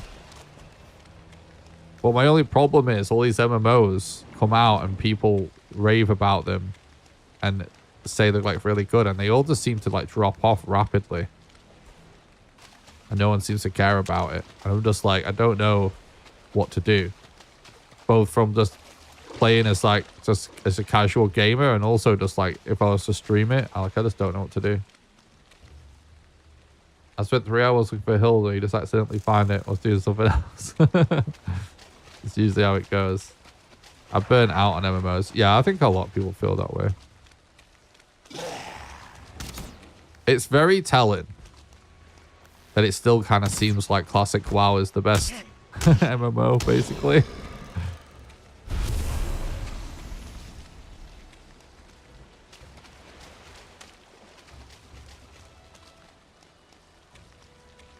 I just wish that you didn't need an active WoW subscription to play classic WoW.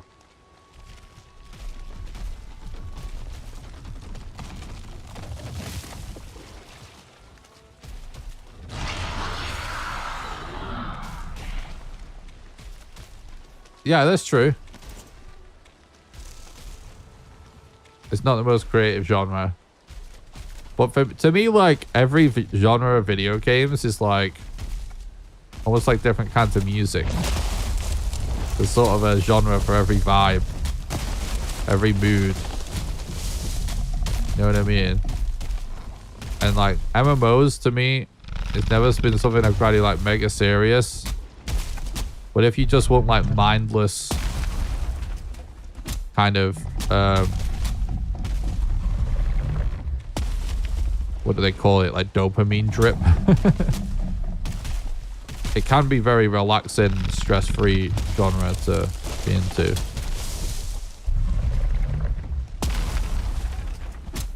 But obviously that's not what always you want.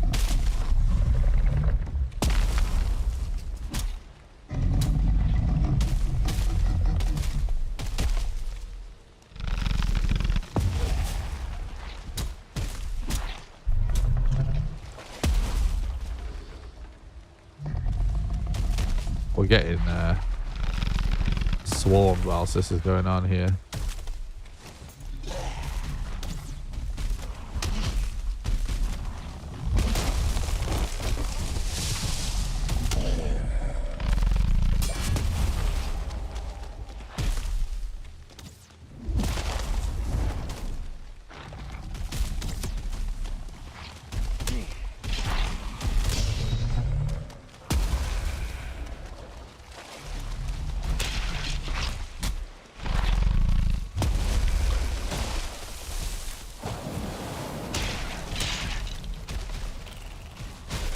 Oh, I didn't bring my poison resistant potions because I didn't think I was going to be gone for very long.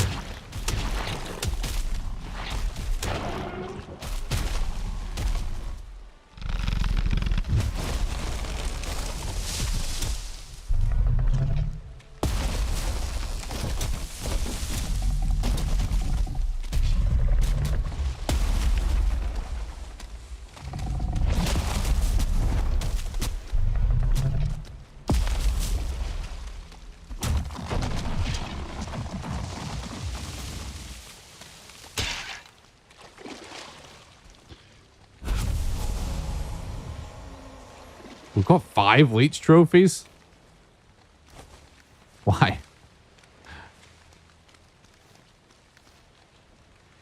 You don't think I've ever played an MMO? That was me for a long time as well. I literally just thought it was like dumb shit, boring genre. And then I just, for years, I was like well obsessed with Star Wars. I thought like Star Wars was like my favorite thing for a long time, although I'm a little bit bored and over it now, but I still like it. And a friend of mine is a concept artist for video games. Was like raving about at the time how cool the character creator was in it, and I saw all the pictures he was posting. It's like, that actually looks super good. And that's actually made me want to try it. And that MMO was good for a while.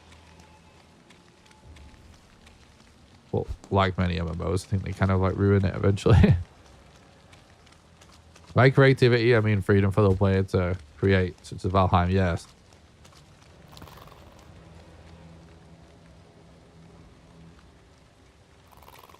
Welcome to the chat, Paul Duck.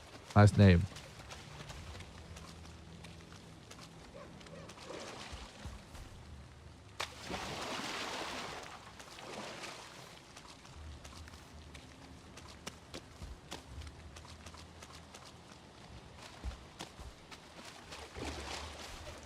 I feel like we might as well go around this circle before we head back.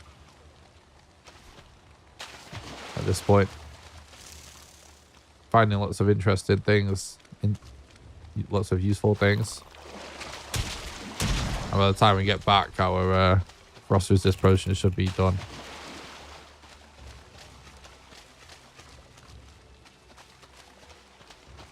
Then we can start on that silver.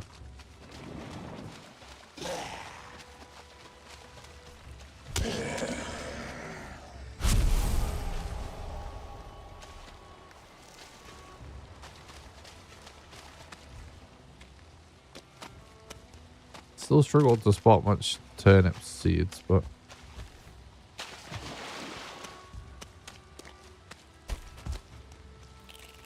wait, we didn't replant our turnips. We need to do that when we get back.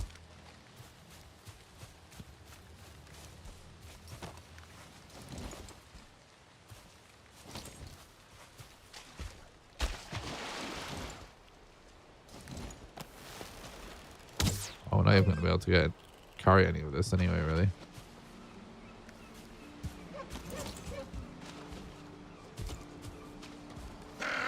We do need neck tail for something, don't we?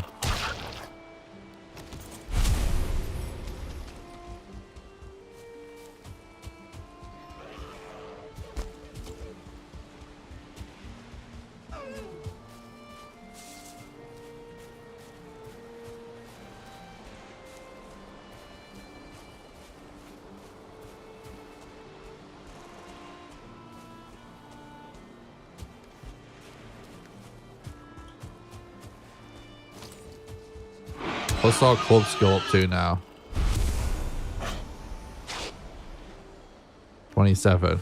It's not too bad. Actually, I haven't seen any planes yet, but honestly, we've got quite lucky with how much we've managed to do and find in such a small part of the map. So we've not even really tried to find much.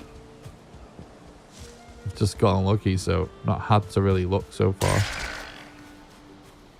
Still a little close to the middle to be finding planes.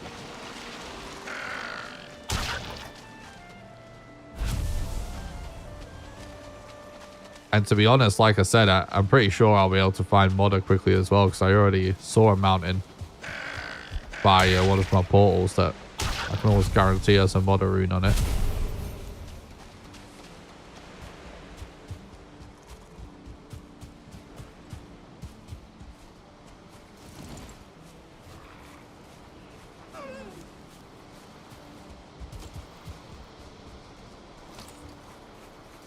Can't see shit.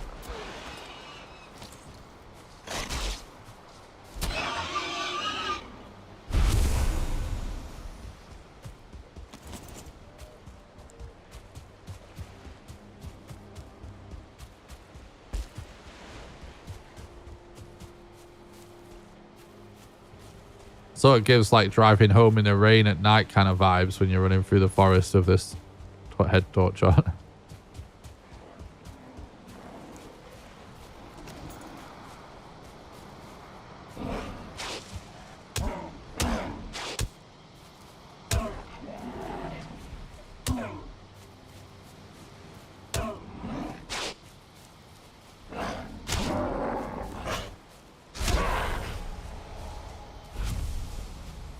Oh, I forgot the other thing we said we were going to do. Once we made Frost Resist was start trying to work on Fenris armor. Do you use the Dverg Circlet a lot? No. Not at all. I just got... I mean, I never play the game casually, so... When you are playing the game casually, it is useful if you're going to be doing something at night.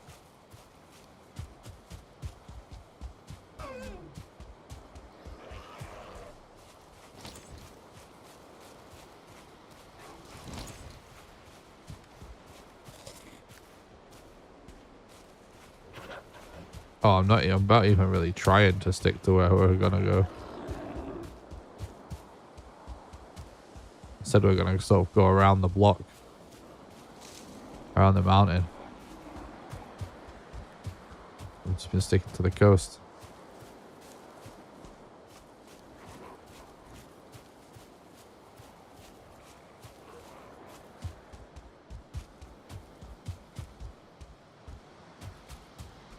Ah, we're pretty close. Yeah, there's the edge of the mountain. Not too far off track.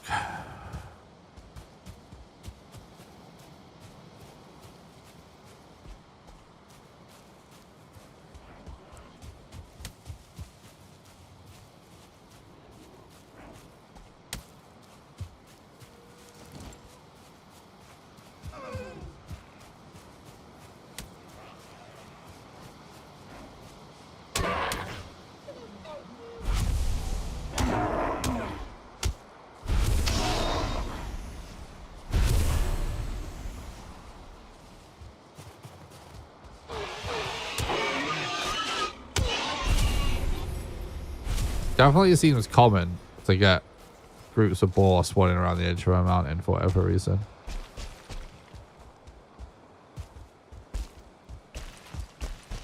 Don't know what Valheim science is going on there, but it feels like a thing.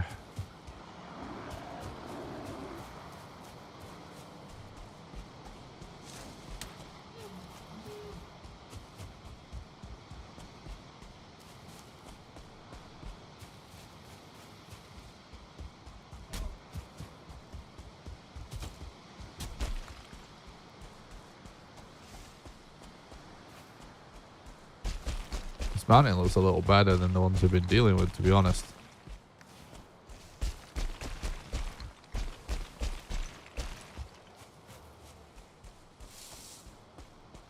But it is quite a bit further away, I guess. Oh my god, how am I so tired? Keep yawning.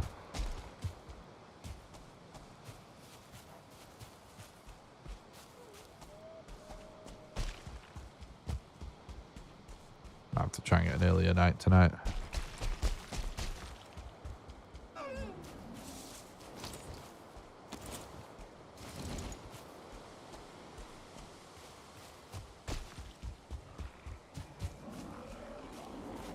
dragon eggs there, but don't care about that really.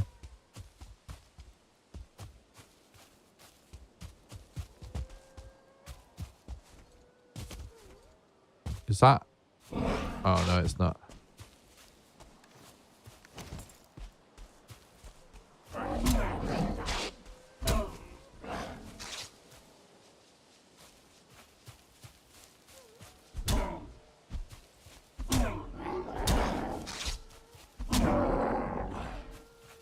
Say, does that look like sort of a tower structure in the distance, but it doesn't.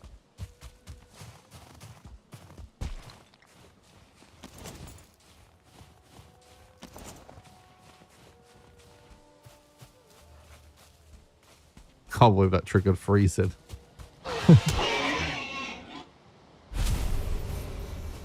Food for the wolves, true.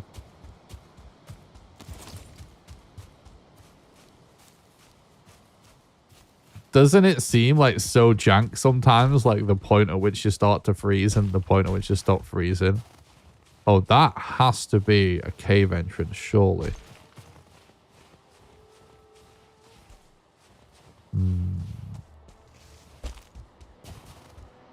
Maybe not.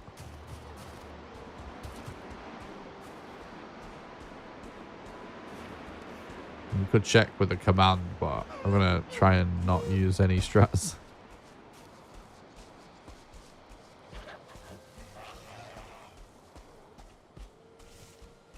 Few deep breaths might start from yawning when people think they do it from being tired. It's more the body that's not getting enough oxygen. What a way to try the chat. Interesting.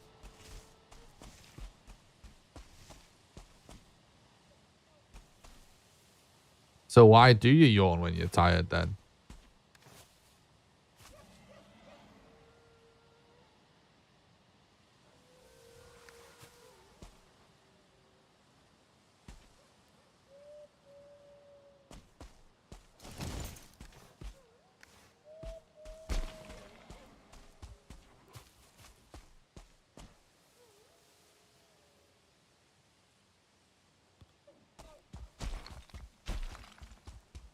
Yeah, it is. It's a cave.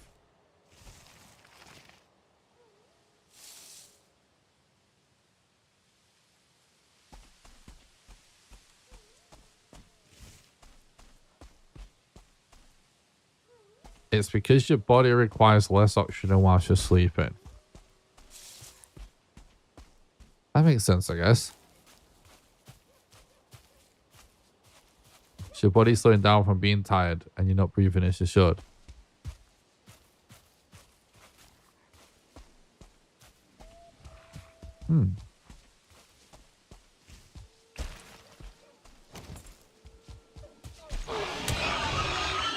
That's very interesting.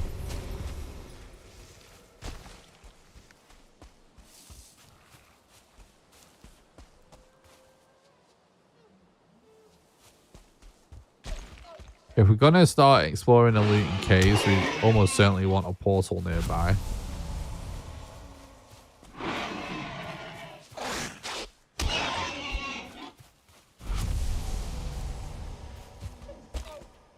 This is a boar stone, isn't it?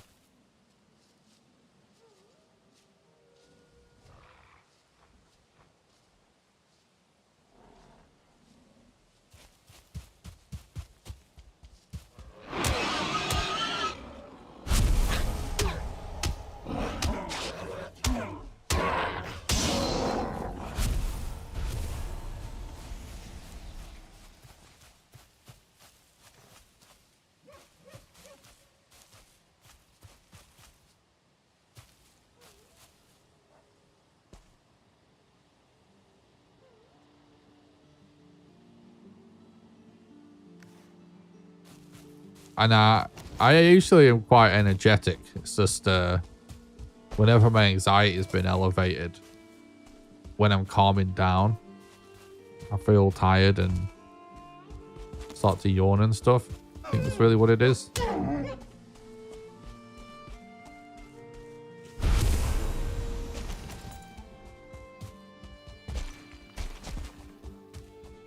Plus, I just like was up late last night. I was working on building. I was building something. I actually kind of like invented something for my game, which is like hilarious. So I've spoken a ton about it on stream. But basically, part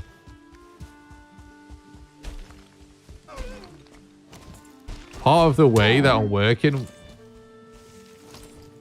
I have a workflow set up for my game, right? Is inspired by my experience making Game Boy games like for the walls.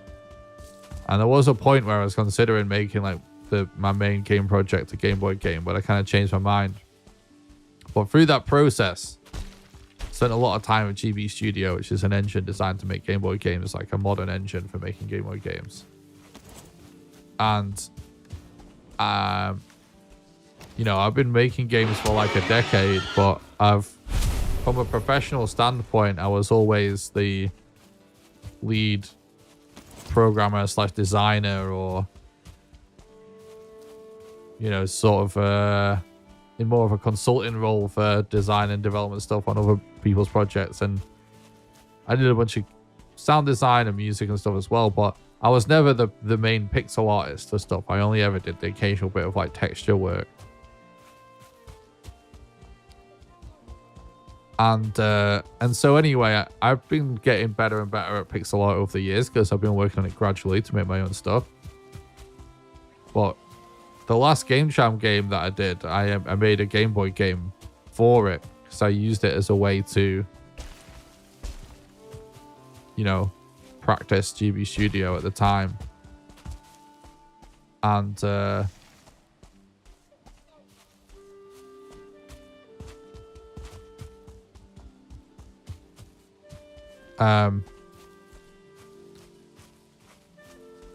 in the Game Jam, the judges had like a scoring system, and I got like top marks and everything.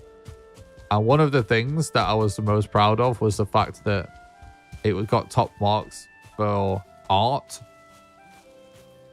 and the graphical style of the game, and the art style was like really well received. People really loved it. And I'd never had that experience before of actually making pixel art that people loved. You know what I mean? Like, I was usually just sort of like coming up with the design and the ideas and then just doing the actual programming of everything. And so I felt like there was something weird about the workflow necessary to make a Game Boy game in 2024.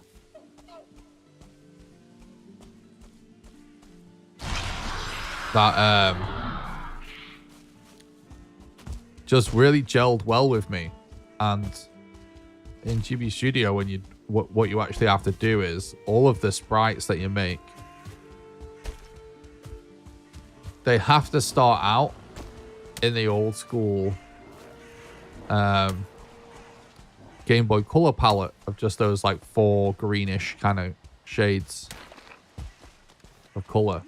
I don't really care about the shipwreck in this one, which is funny. It's usually precious.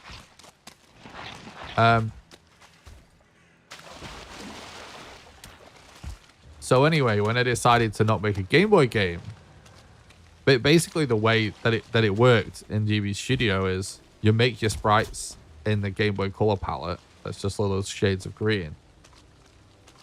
And then you create palettes in the engine and you assign those palettes to sprites. And the reason that was really useful for me is that I do know a lot about pixel art, right? So like if I don't have to worry about colors, I can kind of make decent pixel art. But by being forced to work with this palette system, and the reason why is like when you make a GB Studio game, it sort of like has to be able to be on the OG Game Boy and the Game Boy Color, essentially. But what this means is you can create all the art for the game and just sort of assign random color palettes to stuff. And then you can just tweak it over time. You know, you can just be like, oh, the palette that's used for all of the t-shirts for this sprite, this character,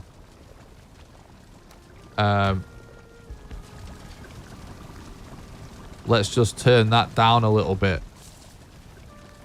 Turn the reds down a bit in that one. And so it created this scenario where you're just able to constantly tweak the colors of the game. And I really felt like that's how I was able to create an art style that actually resonated with people for the first time. So when I abandoned the idea of it being a Game Boy game, I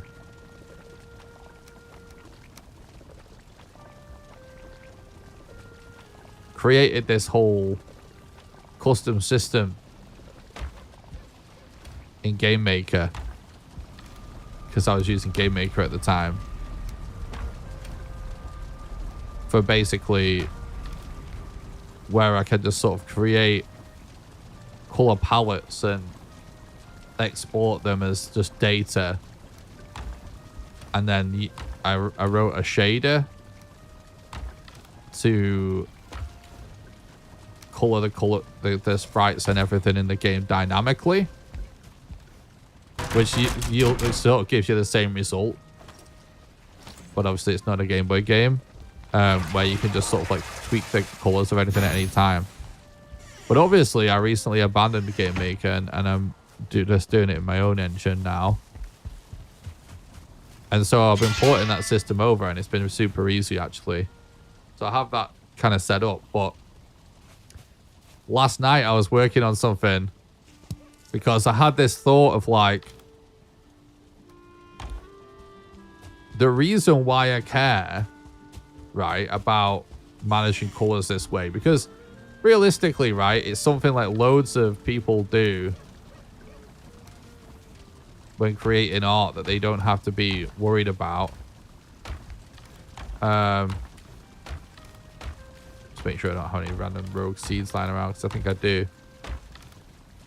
Like, like colors, the choice of color in pixel art is something that you might not really think of that much, other than just like, that looks nice, that looks bad.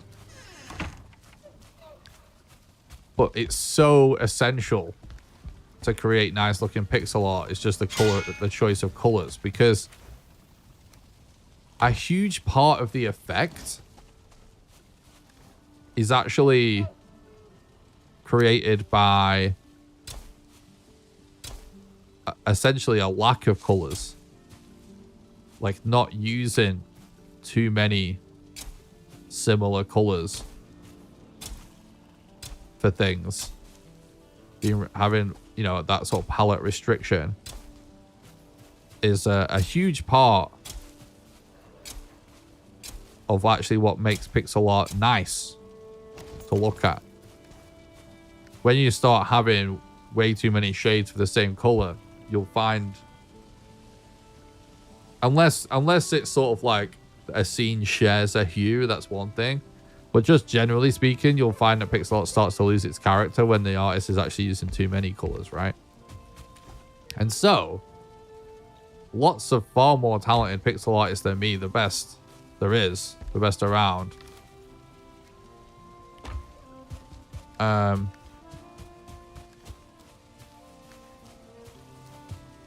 you know, all people do is, you know, they draw the pixel art in, you know, Sprite or Photoshop or whatever, right? They export the image and import it into the game. It's exactly what you would think. No complications, simple, right? But I was just thinking about this problem from my experience and thinking, how insane is it, right, that if an artist that works on a game wants to change the color of something, they have to open it in their edit, in their, you know, image, you know, the pixel art creator of choice and re-export it. But then think about it in even more wider terms. Like, what if the red color or whatever of this character's t-shirt is the same as all of the t-shirts of, you know, a bunch of characters in a village or something? They have to go and export every single one. And as soon as you start doing that, remember what I was just saying about how part of creating good pixel art is the correct sort of limitations of color. Other than just playing the game, which is not a good way of doing this, just think about it. It's like, how can you take a look at a glance every color in the game, or at the very least every color that appears near each other at some point, and check that your sort of color theory is right? How can you do it? It's not possible, right? It's a fucking nightmare. It's obviously something that needs tools for. Because what you want to be able to do in an ideal world, you'd click a few buttons and you would literally just see like a color palette of just all the squares on the screen. And you'd be able to identify which colors are too close together and then start eliminating unnecessary colors. And the more you would do that, the more you'd be able to refine your palette. That's not a thing, really. That's not a thing. So last night I created a tool called Palette Sniffer, which I laughed at when I thought of the name for it. And the reason I called it Palette Sniffer is because the game that in my game, you know, everything I just explained, right? I'm creating palettes for each sprite instead of them being colored, and they're being sort of colored afterwards in real time, right? So the way it's set up at the minute is like there's an assets folder full of sprites, and every sprite asset has its own subfolder, and inside that folder is the sprite, the palette, and then the palette data, and that's what the engine pulls from to recolor it. What Palette Sniffer does is that I can just run it at the root directory of the project, and it sniffs out all of the palettes in the entire project. And what does it do? It draws them all on the screen in a gigantic palette of tiles, like I just said, needs to exist. And I can choose whether it organizes by sprite. So it'll be like grouped by the actual asset it belongs to. And then there's like hotkeys for arranging by saturation, for luminous, for brightness. So you can group together all of the colors by how similar they are in a bunch of different ways to make sure they're not too close together. And it will also highlight any sprites that are exactly the same color with another unique color that matches. So if there's a bunch of colors that's the same shade of purple, it'll like assign like blue or something, and all of the ones using that shade of purple will show up with a blue outline, so you know. And it could be more advanced, but it's something I just whipped together last night.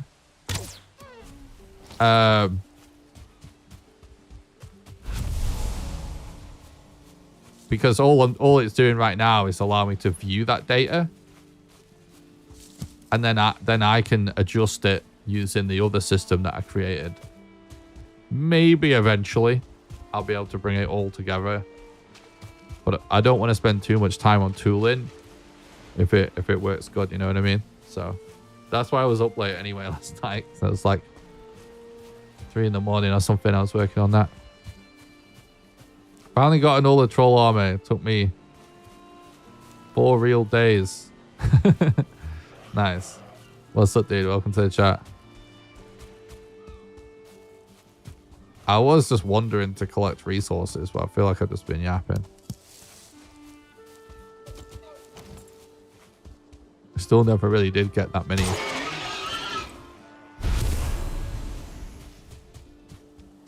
Dandelions. Let me blow my nose real quick. I'll mute my microphone.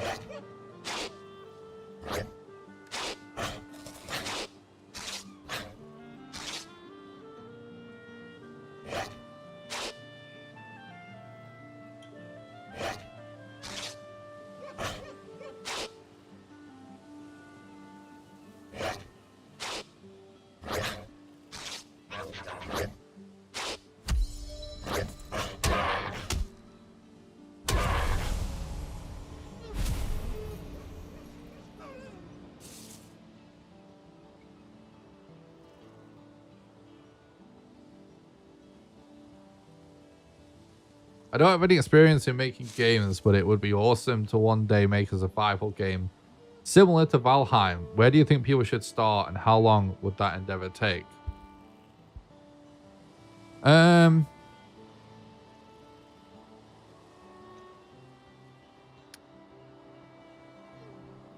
That's two really good questions. Unfortunately, everything in the world of game development is so complicated, honestly, that the truest answer that would be most helpful is it depends. But I will elaborate, because I always encourage anyone, if you're out there and you like really want to get into making games, if it's like something you dream of doing, if you're passionate about doing it, I want everybody to know that they can do it. And you know, I recently started another channel that I'm going to start posting videos on very soon, where I am currently streaming game development occasionally.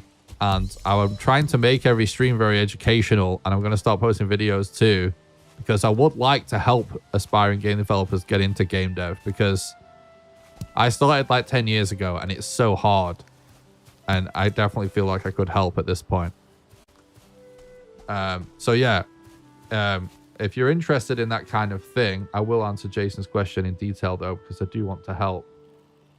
But just also remember, if you're interested in that sort of thing, let me find a link. So I created another channel called Owlface Games. It's my sort of like fake game company for now, that I'll probably be the name, the brand I sort of release the game under. This is my YouTube channel that I created. Right now I'm randomly doing game development streams, but very soon I'm going to start posting videos. I've recorded a bunch of stuff already, I just need to edit it. And then this is my Twitch channel for the same thing, because I stream on Twitch and YouTube at the same time, just like I do with Valheim. So I recommend swinging by that, because I welcome any questions to do with development and games and stuff on those streams, and we can happily just yap for hours about it. But to answer your question, Jason, so how did it? I don't have any experience making games, but it'd be awesome to make a survival game one day similar to Valheim. Where do you think people should start, and how long would that endeavor take? So let's just start with the first thing. When it comes to like where people should start,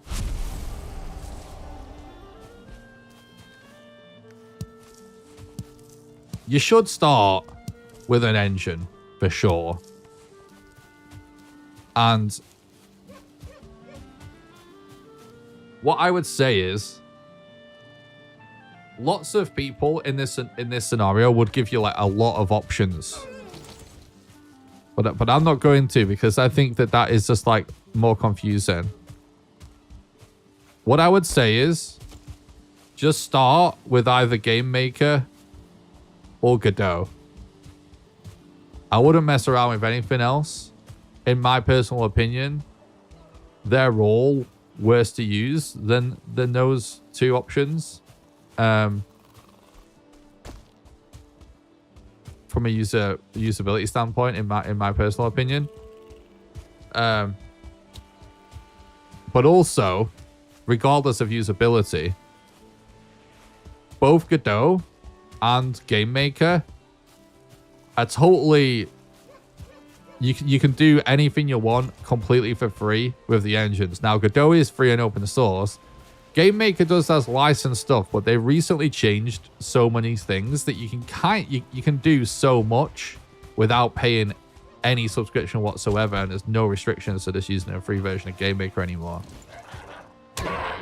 And what I would say is, if you know, right, that what you want to do is make 2D games, then start with Game Maker. That's what I did, because I've always primarily been interested in making 2D pixel art games. I just love retroness in general. If you know, though, that what you really want to do is make 3D games, start with Godot, because Godot does both. Now, there's a lot to say about whether you should start with 2D or 3D. Because I would also say that it's worth starting out learning 2D first.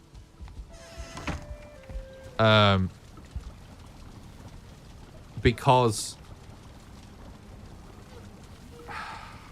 it's less complicated in some ways, but there's a real danger, a real issue. We need to go and collect this farm mat somewhere whilst we chat, don't we? Well, should we go to the Black Forest? There's a real danger when people get into game dev of over-focusing on the technical act of being able to make a game. Because, of course, that's the thing that's hardest to wrap your head around, right? If you have no development experience, you just start out wanting to know just how to do the thing, right? But what I would say is, it very quickly, almost the more important thing is your design skills and just understanding what game design is and what it means and the sort of creative decisions you have to make. And that is something that, you know, you ultimately will only learn by doing it. And it's easier to absorb the fundamentals of game design when you're working in 2D. Like, what I did when I started learning how to design games, you know, not just the technical act of making them, I would still recommend to anybody of any age today. And that is to just pick some primitive, classic, brilliantly designed video games. I would literally start with studying Mario Brothers World 1-1, the original Legends of Zelda. Maybe you could even study like a Link to the Past. I'd go back at that level, because a lot of that sort of golden era of Nintendo, even if you don't like the games, you don't have to play them a bunch or complete them or anything. Just spend a bit of time wandering around and just thinking about the way things are placed and organized and how it sort of delivers the experience to you, because it's the design is simpler than trying to like play BioShock or something, or whatever, or Valheim or something, and trying to absorb it. They're all the same design principles, but they're clearer and easier to understand when you're looking at 2D. And so if you want to learn design, start to play games and think about the design as you're playing them and where things are placed purposefully. And to me, it's easier to do that when what you're looking at is like more minimal.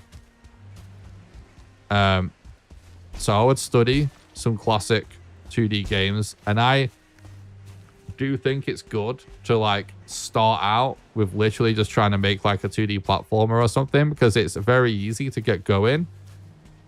But you're gonna be able to go through the experience of learning game design as well as game sort of development, if you want to separate those two out, which some people don't. So by all means, if you're of the opinion like fuck 2D games, I don't give a shit, you can just dive straight in to Godot and start learning, doing tutorials about making 3D games. But even if you want to ultimately make 3D games, I still would recommend starting out making 2D, at least for a little while. Doesn't have to be for a long time. You could just be for a few weeks. It won't take you much longer than that to get some basics going. Just to absorb things. So you could still do that in Godot. It's very easy to do that in Godot if you wanted to transfer over to 3D at some point. But, you know, Game Maker is great for that too.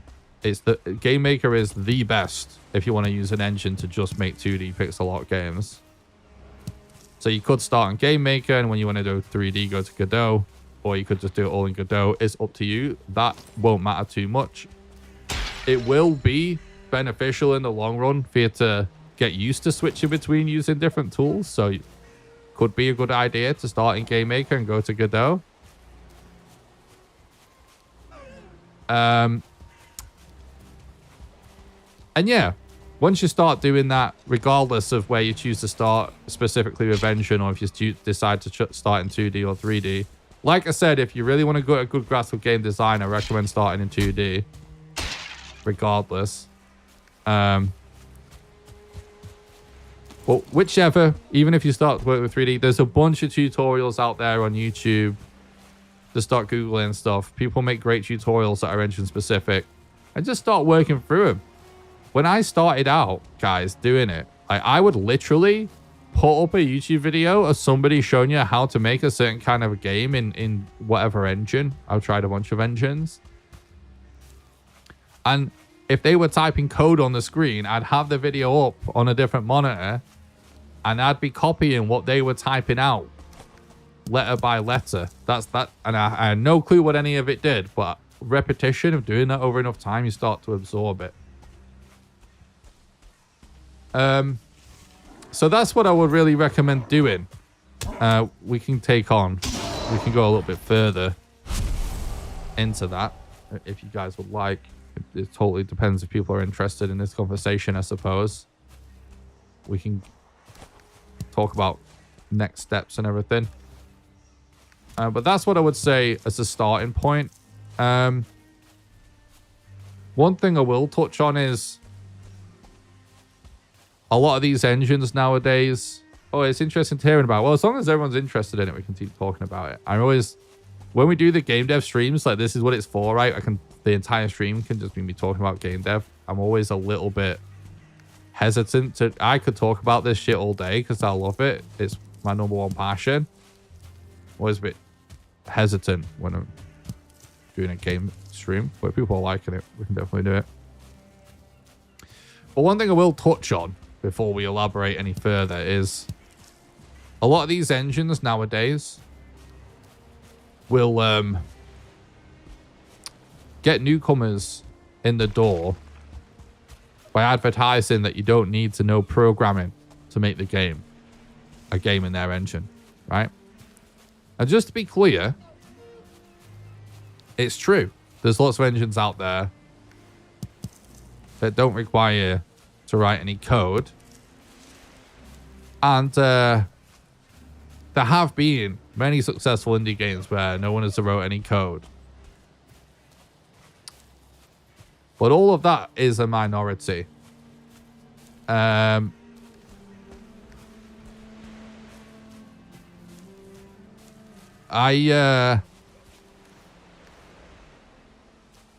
all of this works is, I'll just get this out of the way and explain it. There's no way to do this short.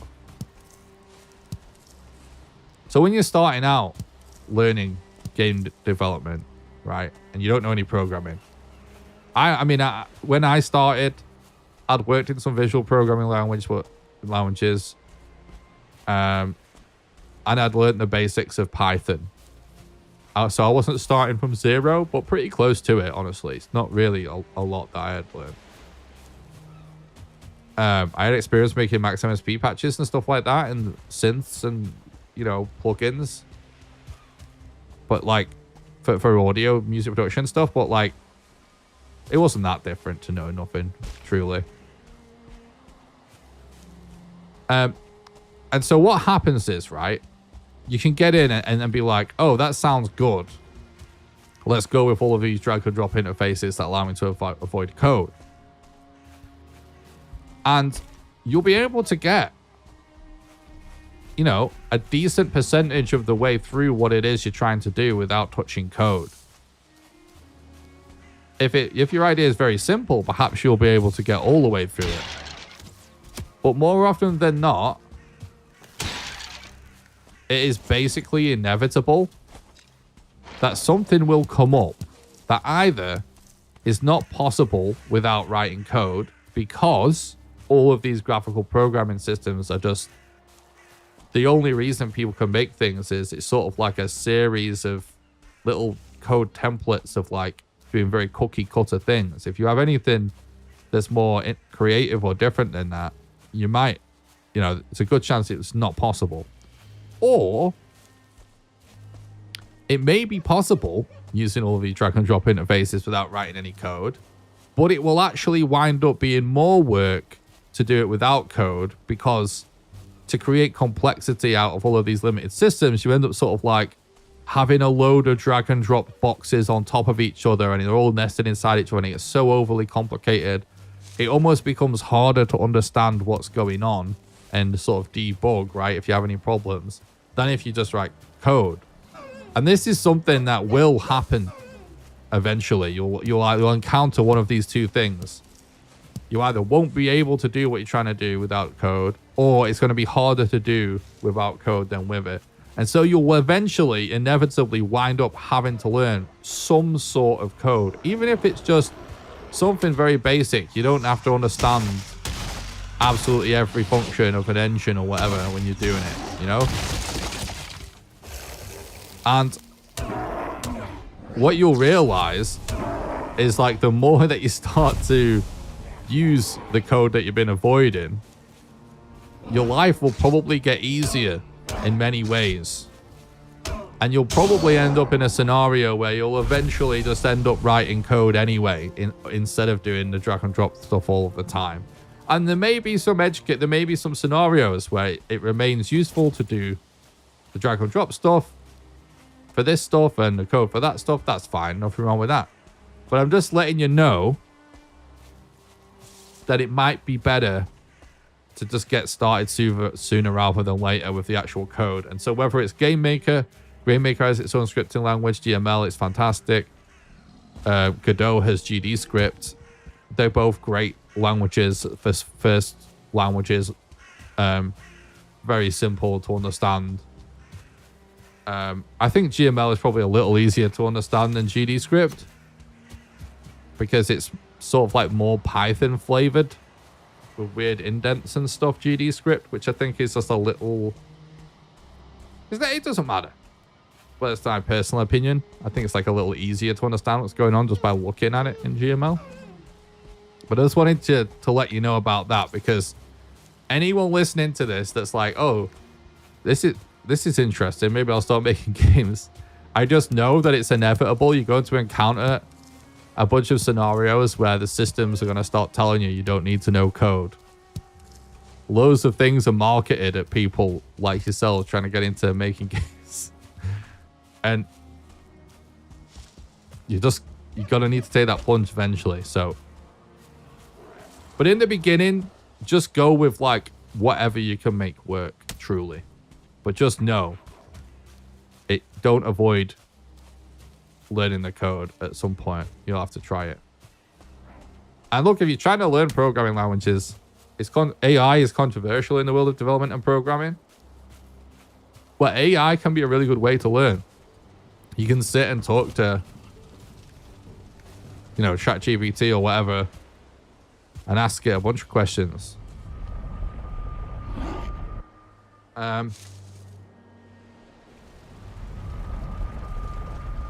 Thanks, I'm going to treat it as a passion project, so I'm in no rush. I see the value in mastering the essentials. That's awesome to hear, Jason. Good luck to you, buddy.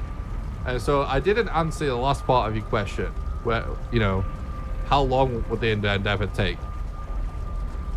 This is a difficult subject that I don't want to put anyone off with what I'm about to say, but I feel like it's important to be honest with you guys, because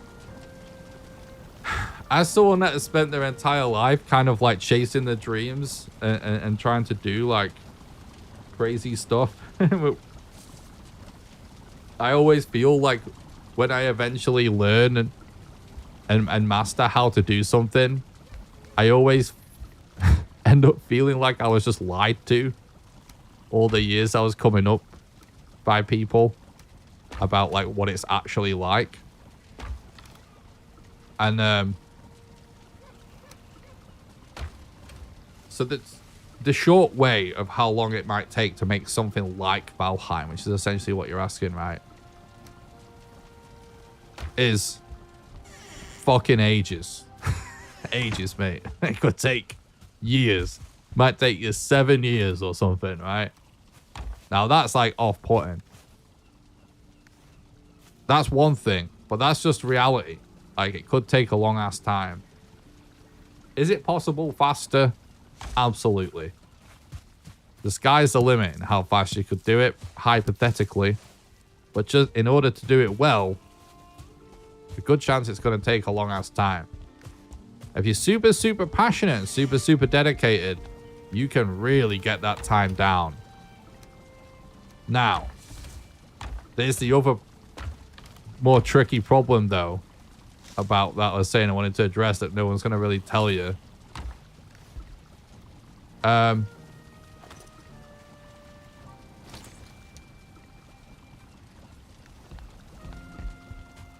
If you're thinking about getting into making games, I see there is another question about game dev in the chat that we'll get to as well, by the way. I'm just trying to answer everyone's questions as accurately as possible, because I think this is the problem with this topic, is it's too easy to me to try and give you quick answers, and they're going to lead people astray. And I want to actually help. So I will get to everybody. Keep them coming. I'm loving this as well, by the way. Let's do a couple of quick things in the chat. Look at how long Valheim's been in early access with a whole team. Yeah, exactly. It's been publicly out for a few years. I mean, they probably worked on it for quite some time before it came out. So we're probably at the 6 or 7 year mark for this game. You only get the time down by having done it several times. So yeah, so this is, Zenthorn is sort of like touching on something. Would like to be able to make an MMORPG where you can get could be a bender. Oh, like in Last Airbender, but I think it would need some more experience in game dev. Yeah, true. That's about what I expected. Actually longer with my circumstances, especially this stuff. And that's passion in me, so I'll take the time to do it right. That's I mean, you have brilliant attitude, Jason. Sounds good. You're on the right mindset. So the last thing that Zenthorn was almost touching on that I wanted to say about this is what it was. This is sort of a tricky thing because it might be sort of annoying to hear to some people, and it might be off-putting, but it should. But I hope it isn't, right? But it's true.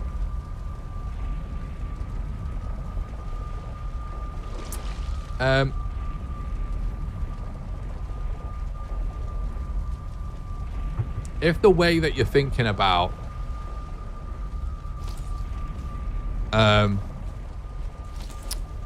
game dev and getting into game dev is like, I have X, Y, or Z idea for a game, right?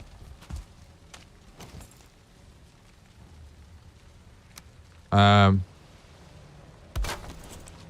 have this genius game idea. I wasn't being cynical when I said that. It sounded like I was being sarcastic, but I was trying to be. I wasn't. But like, let's say you have this idea you're passionate about, and you don't know anything about game development, and you're thinking, I'll learn how to make games in order to make this specific game, and everything I'll learn as I go, and I'll make one game, and I'll learn as I go, and eventually I'll make my dream game or whatever, right? That is how everybody thinks. That's how I thought too.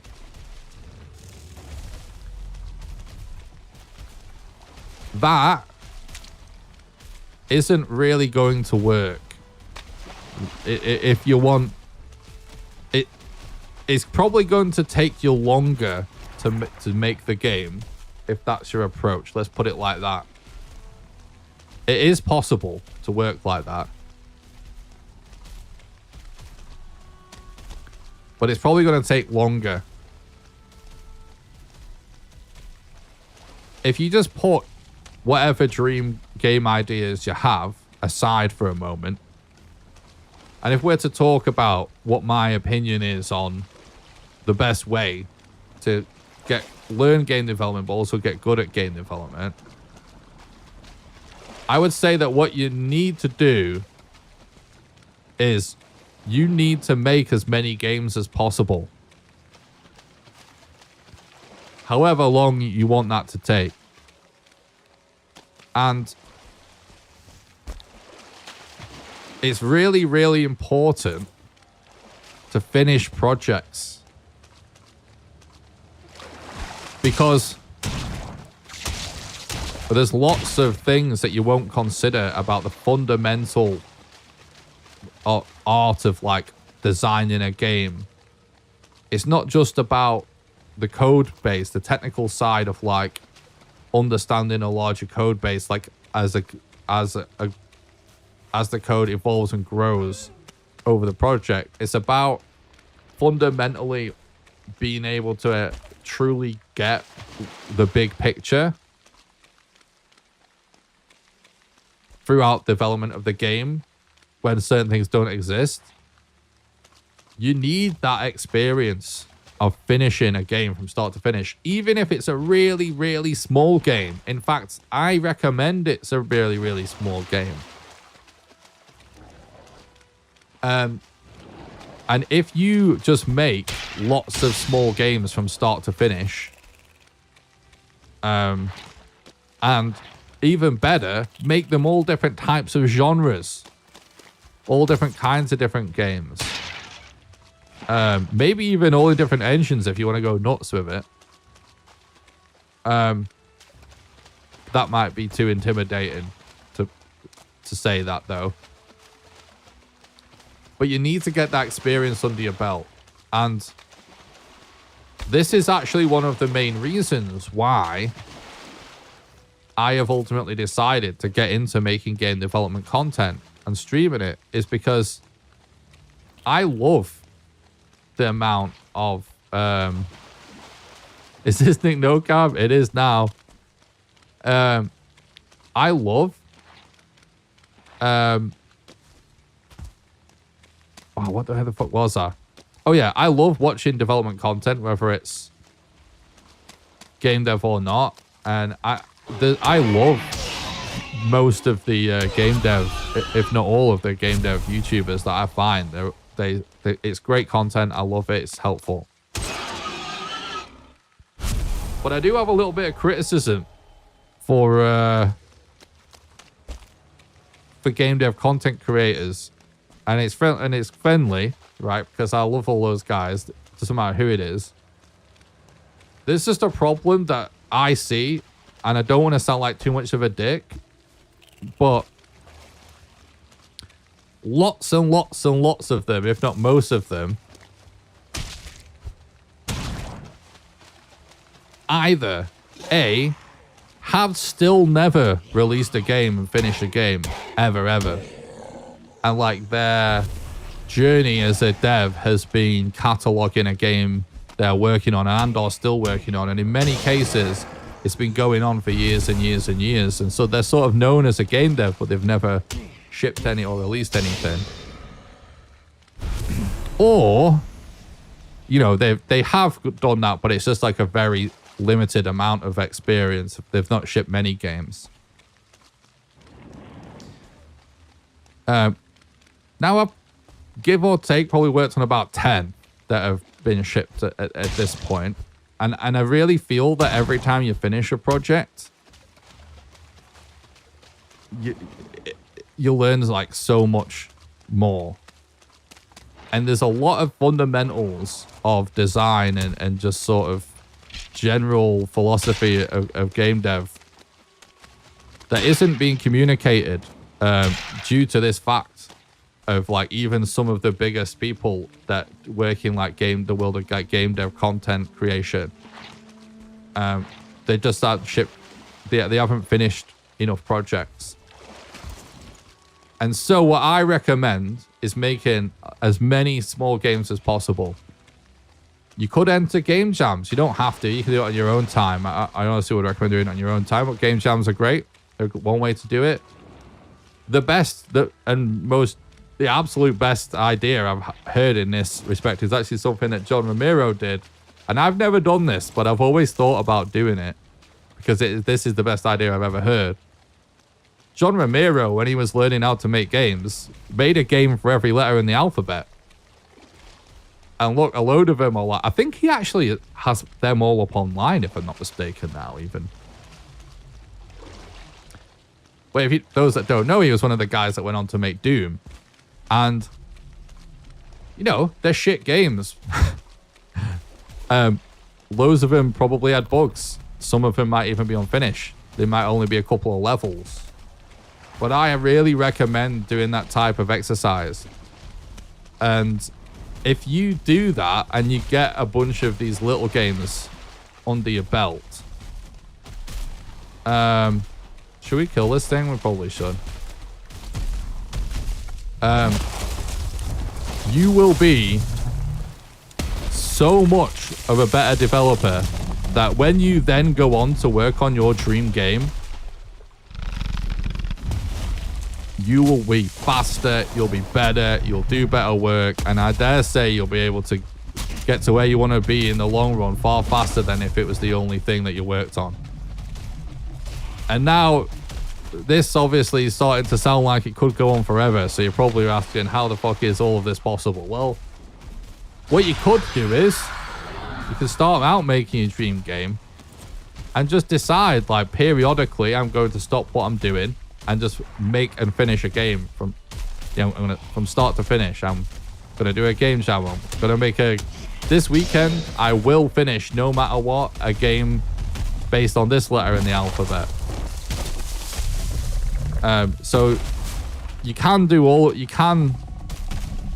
change between doing these two different things. You know, you don't have to commit to one thing or the other. Because I understand that you're going to want to make your dream game. And you should probably do that. And before I stop yapping on this current topic, and I will get to chat in a moment, there is one other thing on this topic, because you're probably thinking about this already, based on what I said, which is that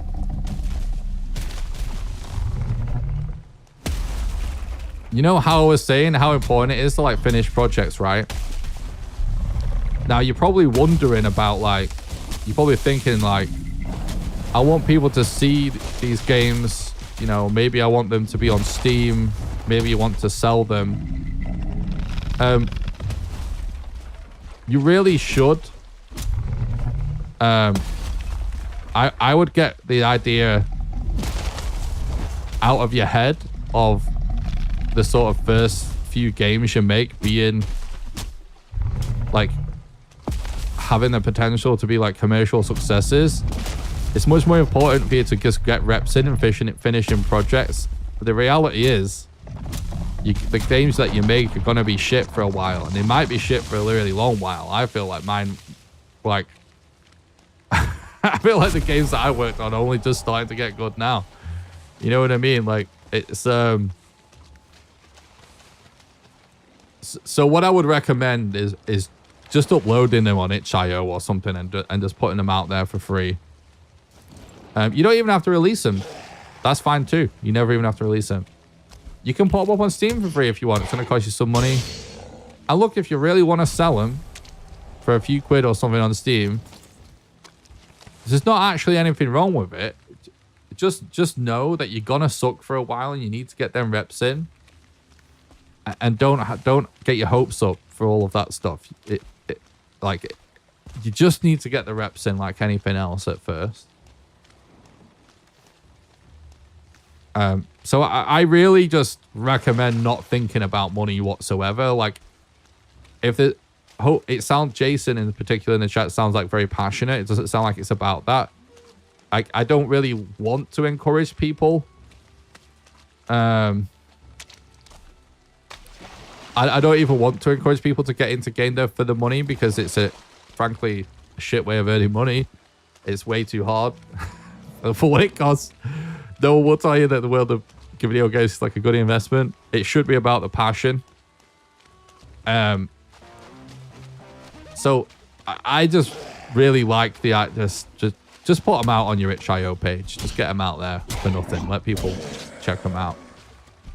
Or, you know, if you're self-conscious, don't even release them. That's fine too. I'm not against you selling them. If you want to try that, that's okay too. That even may be some use in at least getting a couple of your games up on Steam to go through the process of learning how Steam works and how you upload a game and stuff. It's not as simple as you would think. The last time I did it anyway, which granted was almost a decade ago. The last time I had to publish a game to Steam, but you know, there'll be a command line interface involved somewhere probably still that you may have to learn. But yeah, just don't get into it thinking like it's all about the money. Everything should be a passion project, and when you're starting out, you're gonna suck. All right, it's at the end of my TED talk. We can talk about this more if people have more questions. I just don't know. Poor people. I need to like take a breath. As someone who's learning game dev, I'm making a game and just trying to pick up as many skills as I can as I go along. Game itself doesn't matter. I've thought of this concept to teach myself as much as I can, and after I've done this, I'll do a couple more. Then I might start on something I've dreamt of making. Yeah, that's good. I mean, yeah, that's great. Sounds good. I would just say as well, based on what we were talking about before, like, just remember it's okay once you're working on your dream game to put it on pause for a bit and make a load of small games and then get back to it, because you might want a break. Maybe Terry, I know, has development experience outside of game dev, so he probably understands the idea of like just doing a project to learn a thing. You want to learn a specific technical thing, so just doing a project to learn that. So like you could be working on your dream thing, but you're like, I want to figure out procedural generation and I don't really want to fuck around with my main project. I don't want to break anything. Let's fire up a new project. On that topic, if you're totally new to game development,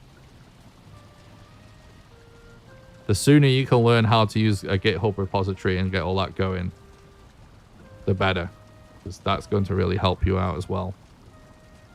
I learned that too late as well. This is Nick Chillcliffe. Actual side of chill. True. Nick's not chill. Nick is hot as fuck. True.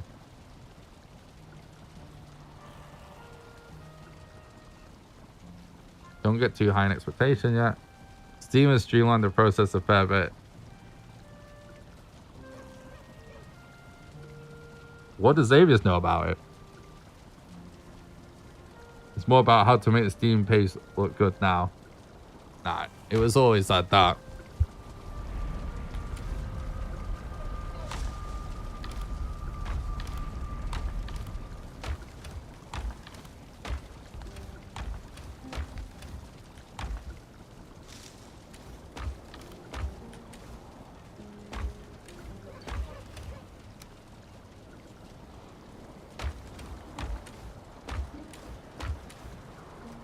But to actually get your game up there, it used to have like a command line interface.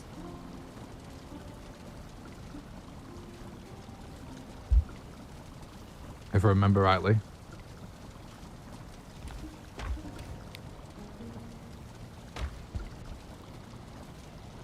What's up, Catatonic? I'm good, thanks, mate.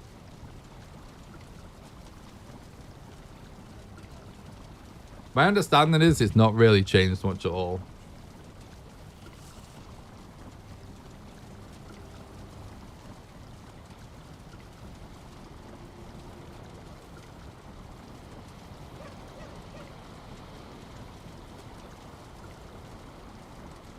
Oh, well, getting your game up on Steam is easier than it's been before because now you just pay and do it.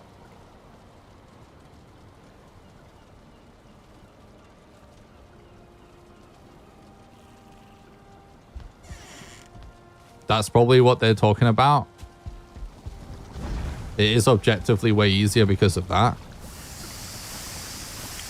I was just meaning about people getting used to the actual specifics of getting their files up.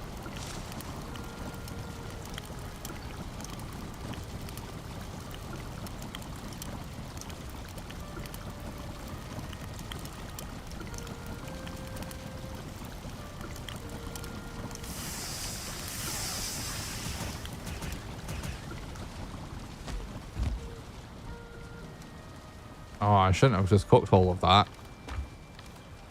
Actually.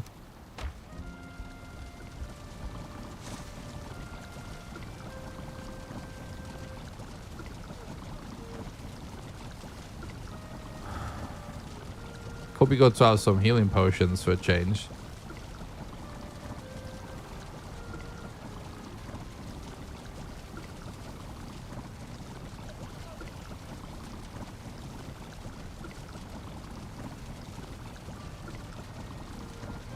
No, it will be that.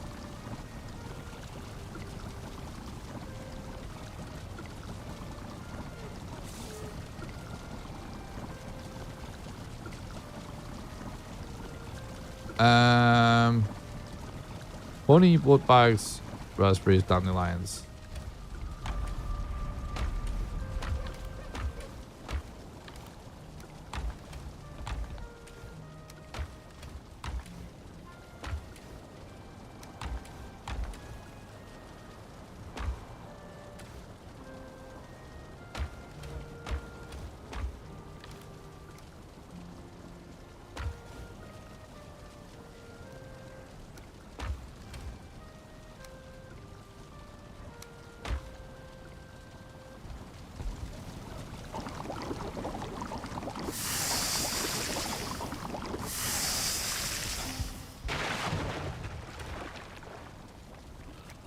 Nice.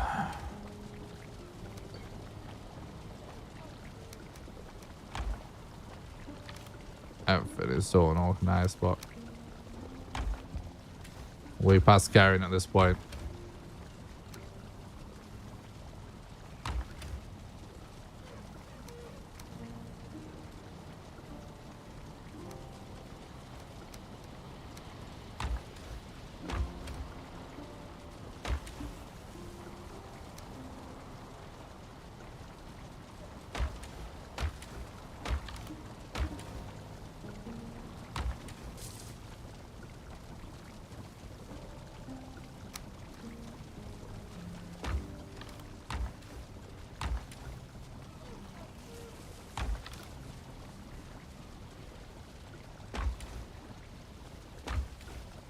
We should probably make some more sausages.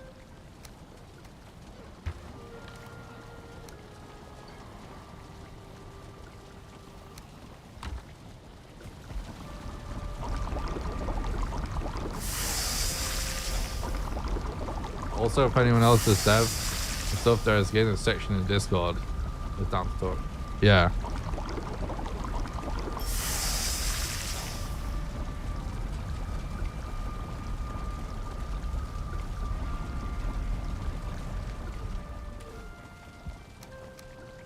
Ooh.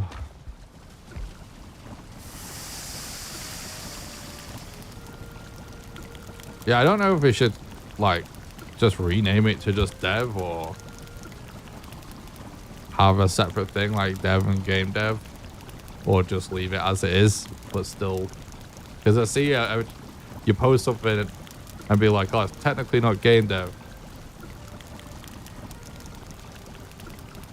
which is fine. Absolutely.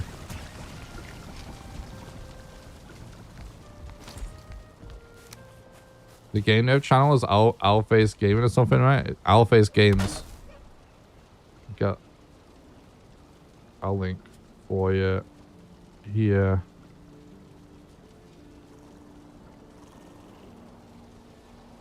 Is this gonna work? There's the YouTube.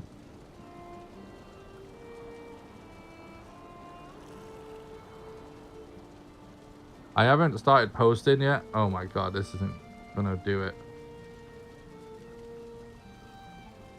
Hang on. I have a Twitch channel as well.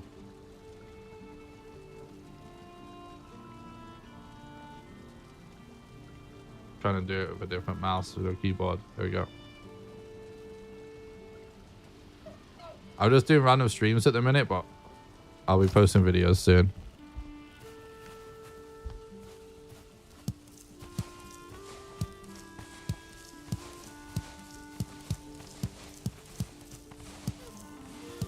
So obviously, I do stream on Twitch and YouTube at the same time with that as well. Well, obviously for the videos, it's just YouTube.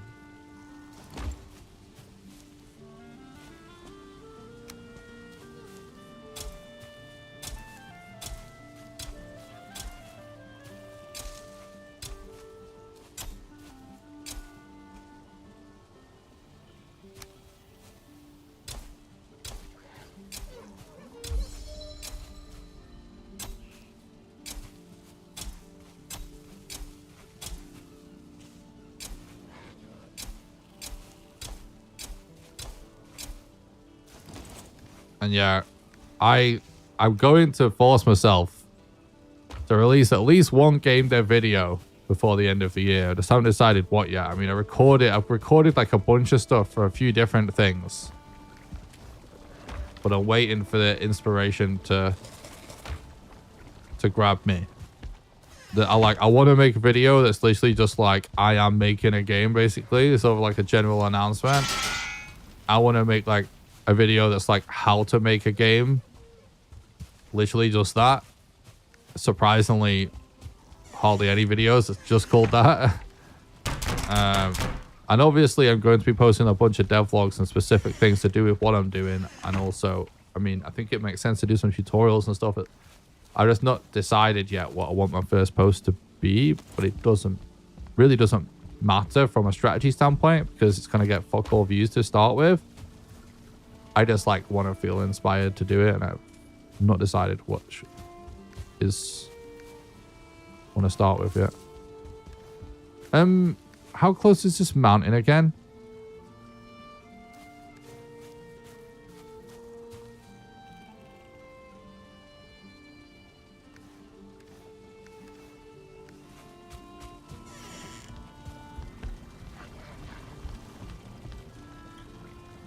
Let's just go. We've bought frost potions, haven't we?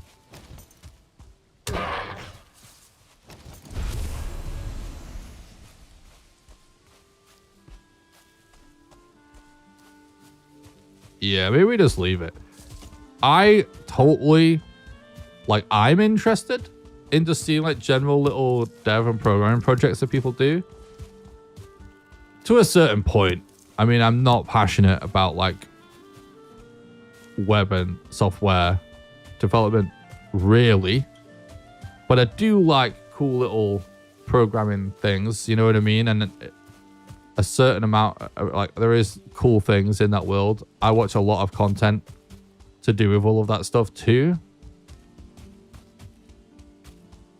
My only concern about making a channel in the Discord more general is that, like, I think there is a lot of people in the community that have an interest in game development. I'm going the wrong fucking direction, wrong mountain.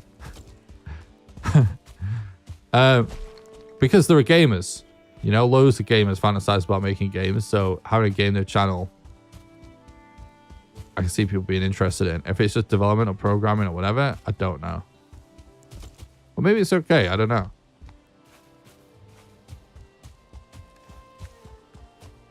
We'll wait until there's more people actually using it to be worried about it.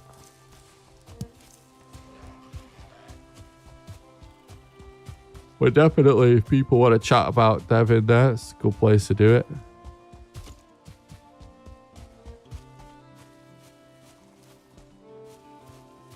Don't have intent to make games myself, but it's always interesting to hear the approach and tips and stuff. Yeah.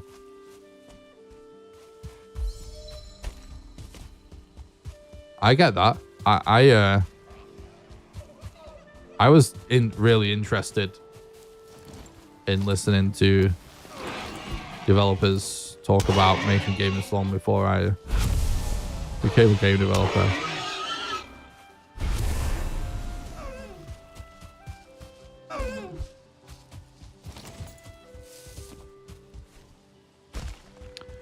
Hey, what's your opinion on Blood Magic in Valheim? Do you think it's good enough to invest time to level it? Yeah, definitely. It's good.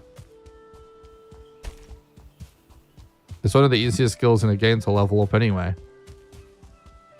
If you just type into YouTube, just like Blood Magic leveling or whatever, and just watch all of the ways to kind of cheese leveling it, you might as well just do it, honestly. Once you get to the Mistlands, it is 100% worth grinding magic and going all in on magic.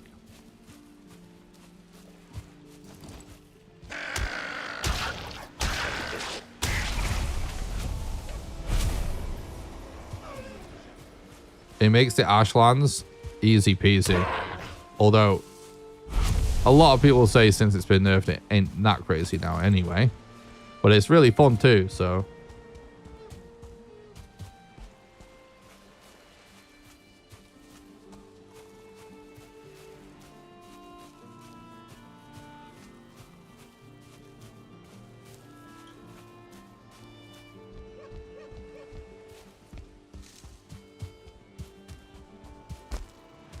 Magic is one of those weird things that the first time you stumble across it in Valheim, because when it's just in the Mistlands, it seems almost like this is like too little too late sort of thing. Like, is this really worth my time? But the Ashlands really expands on magic and also totally makes magic worthwhile. And considering, you know, we're probably about a year away from the Deep North or something, maybe a little less. I'm just totally guessing. I don't have insider knowledge or out. They're not allowed to tell me. I think something, I don't want to say too much because I don't want to get anyone in trouble. But I think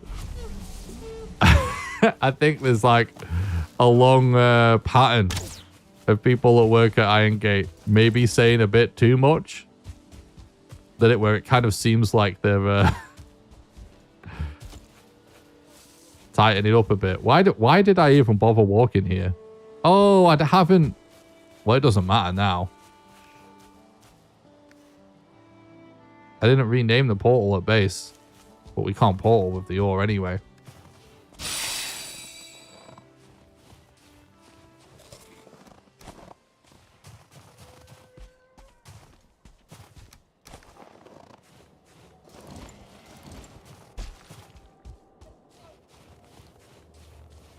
Convos I find more interesting are the ones where you have X problem.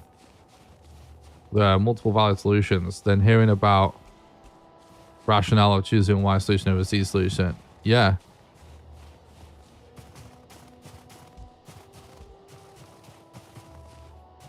I think lots of conversations in development as well that apply to all types of development around tooling are actually really good as well.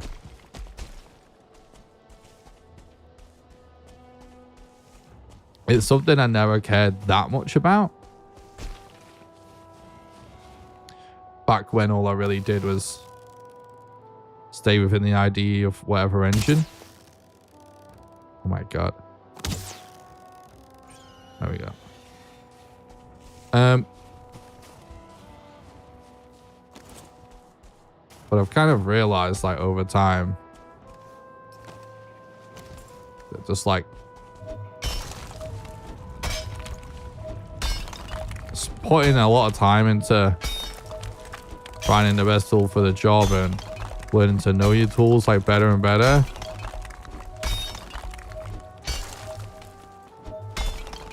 Actually, like, super good. I previously sort of had the ethos of so many people just sit around talking about tooling and never get anything done. Like, just make the thing, just get the work, just do it. And you know, I actually think it's still good to be like that, because that is completely true. But a little of both is really gonna go a long way.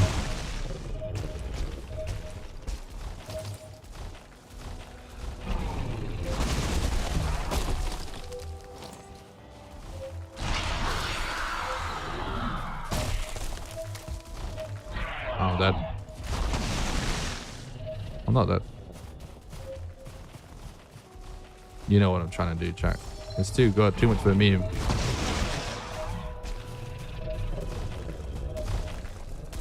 What are you doing? Oh no. We can keep getting this crazy time in.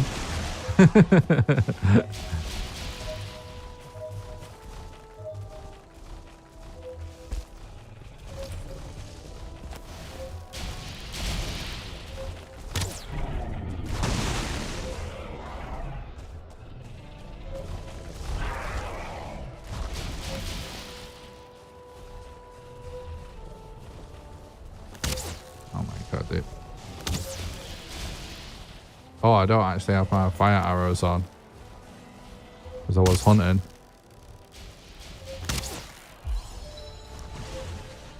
Wrecked. Good job, Gollum.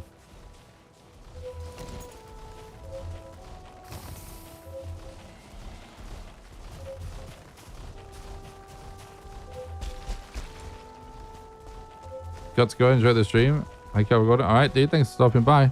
Appreciate that. Glad you enjoyed it. Oh no. Oh. I tried to jump over his attack and it worked, but... Oh, that didn't work. Still connected with me there. That's interesting. I'm dead.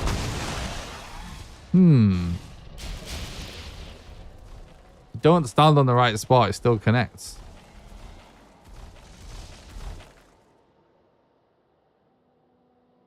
I think I've ever noticed that before.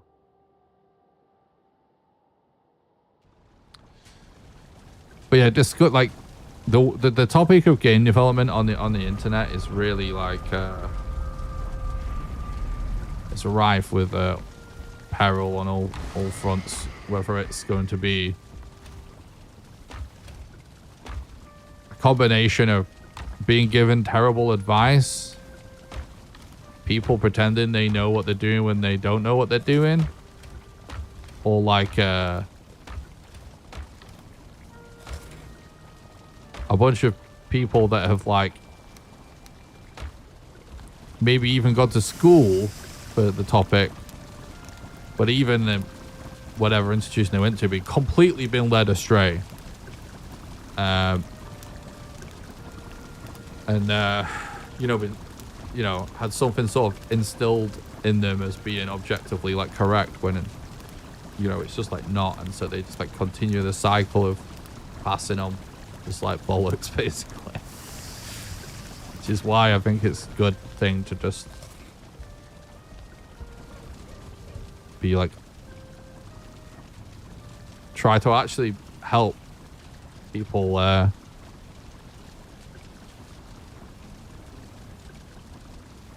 by just trying to be totally honest about it.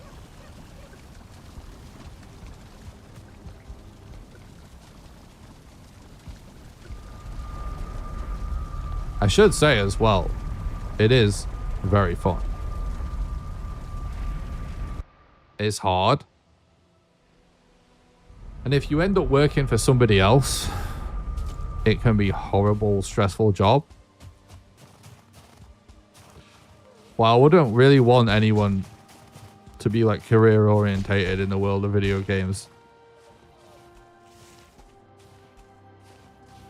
It's okay to be so. Everyone has to earn a living doing something. I'm just not the guy to talk to about that, because I it's just like I hate that aspect of it. But in terms of just like having a passion, being driven to do something and just sitting there grinding away, it's like that is like the most fun to me. I love it so much. And that's like always what it was about. It was like, for me, I always just wanted to do my own thing. I never wanted to work for anybody else. I just wanted to like make a game.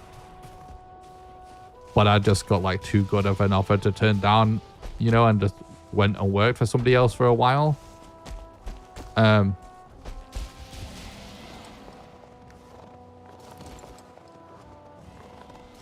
I don't regret it. Because it gave me lots of professional experience where I actually got to, you know, ship a bunch of games and working at so many different scenarios that really like it does put me ahead in the world of like indie devs quite a bit in terms of experience.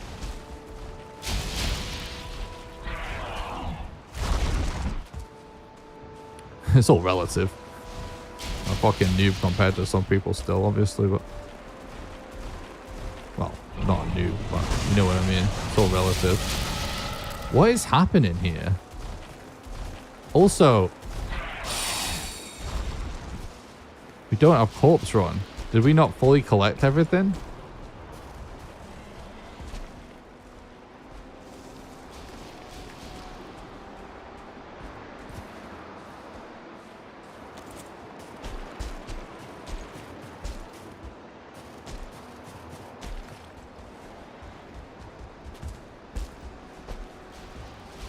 Or was the corpse run just over? The time is moving faster than I thought.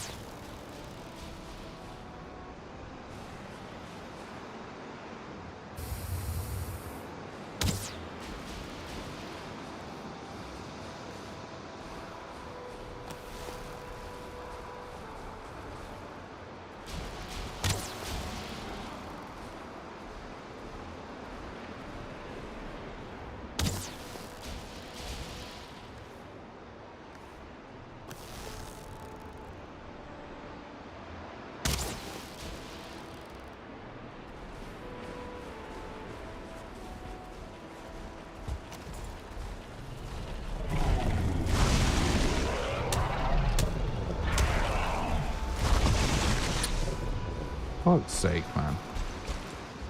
I hate the timing of the columns.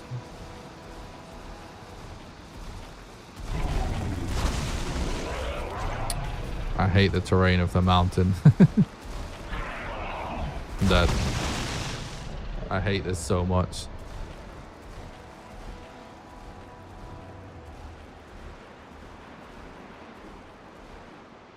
This is fucking shit. I want to do something else. I just hate the mountain so much. It's always been shit. They've never changed it other than at the caves, which are great.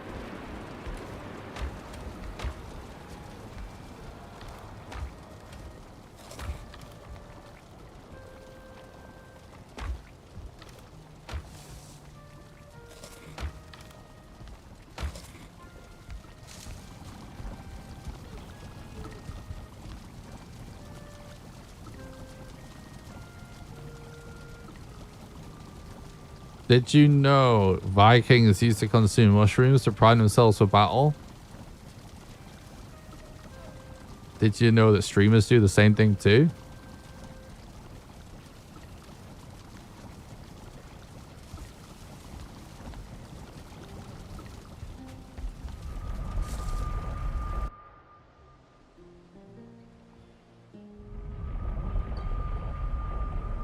I'm just joking.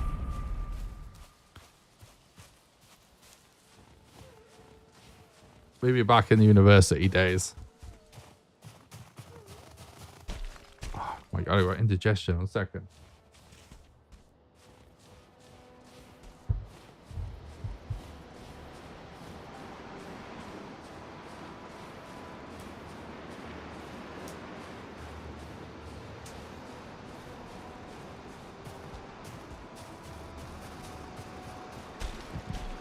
Oh my god, got horrible indigestion. Where did this come from?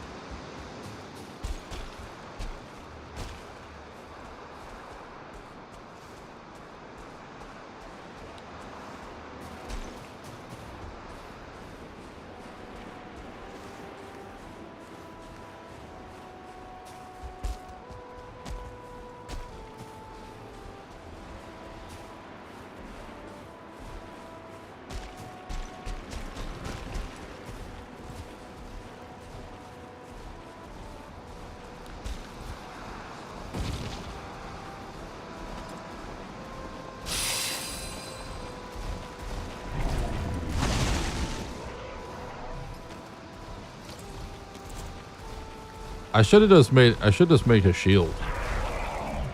It would solve like everything that's annoying. Basically.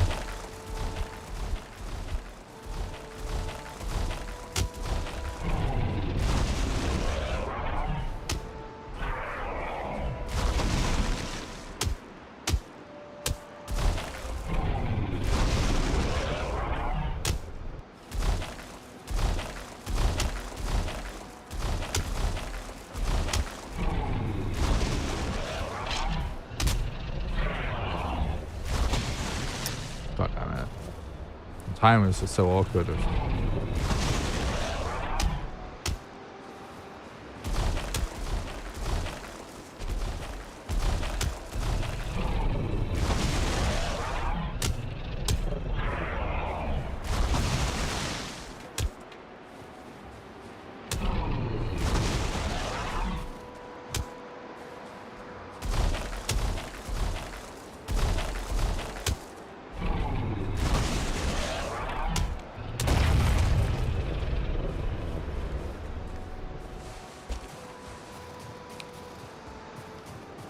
It's just unfortunate that even though this silver vein's very convenient located, it's like right next to fucking golem spawn, isn't it? Typical.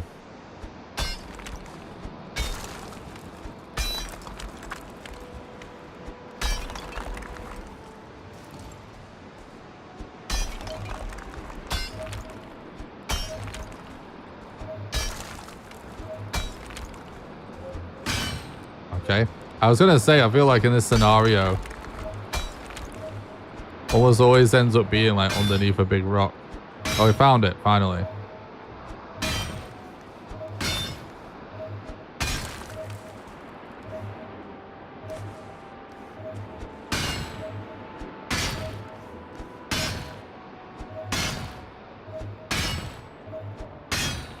Yeah, I'm so dumb. I'm so speedrun brained that I like don't even think about making a shield. If I had a shield all of this time, it would be like zero problems fighting in the mountain. No, I appreciate that. Wobbly wobbly. We're just chilling, really.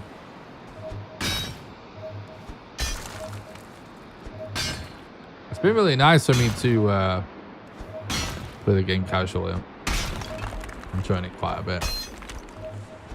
But yeah, I probably am trying to be a bit too minimal for my own good in order for it to be chill. I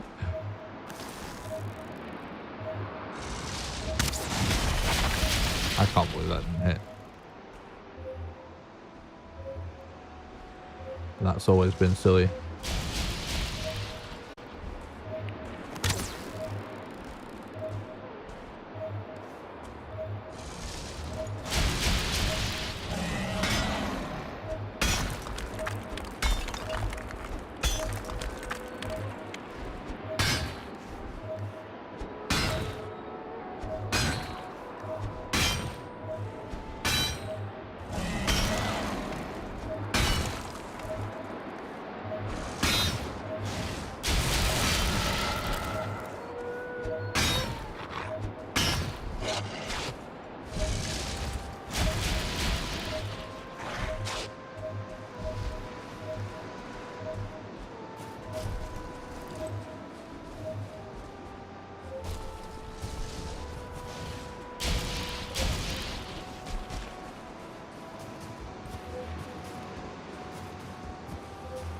For fuck's sake, man.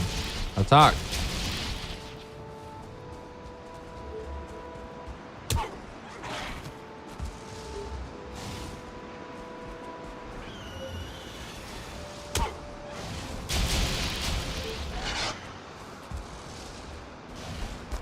Oh shit.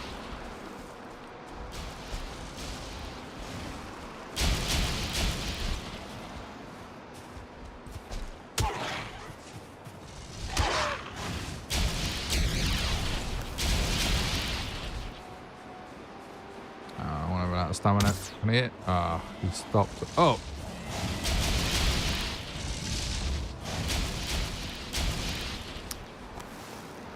Bruh. Oh, he's behind me now. Motherfucker.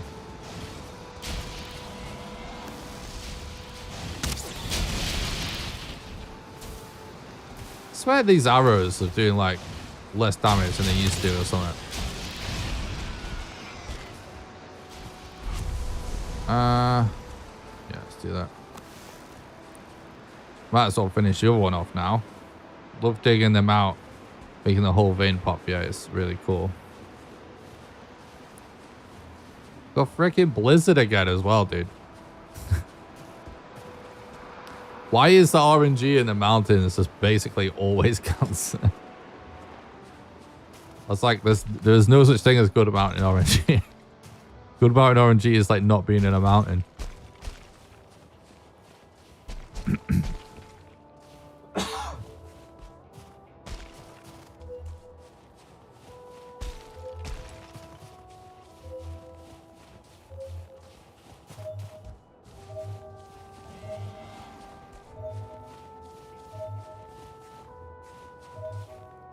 He's just gonna fly over here, isn't he?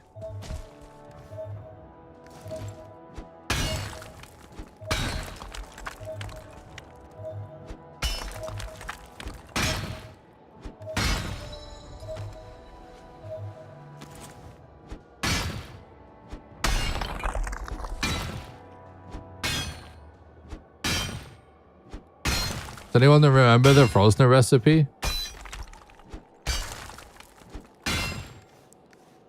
We're probably gonna have to level up our forging as well, aren't we?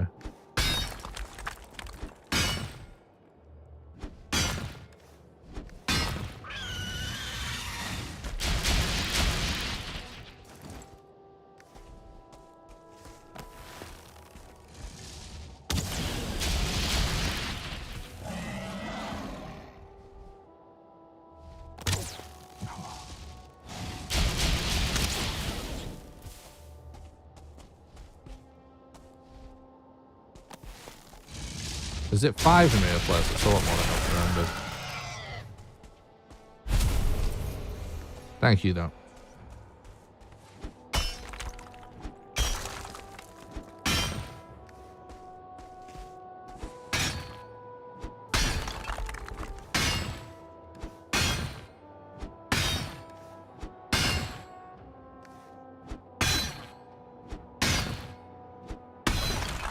We won't be that far off it, though.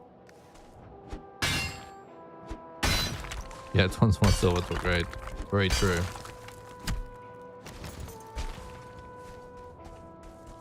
Just gonna walk this stuff back because of how close we are. This is all part of the plan.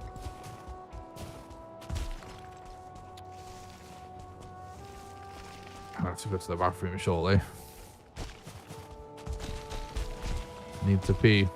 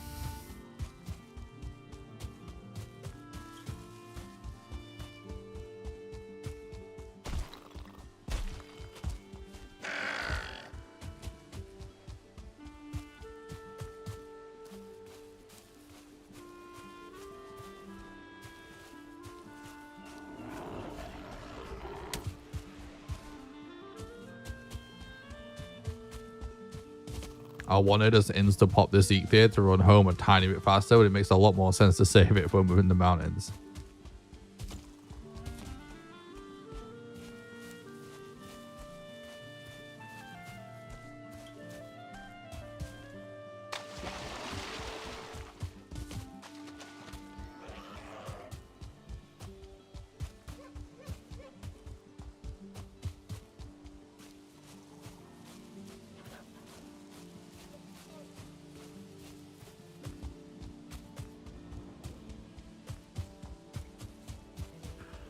I gotta say, I've really enjoyed this casual playthrough so far. But getting to the mountain, I haven't enjoyed. I think we might just figure out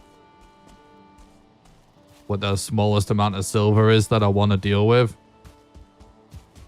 Which is probably just going to be making a Froster. Unfortunately, it is worth upgrading, but I think I might not even upgrade it for a while and then just like move on, because I do still think the mountain just sucks, man. The caves are cool. We found a good cave. We can do that. Actually, that I'm fine with that. Although we should probably prepare for that better.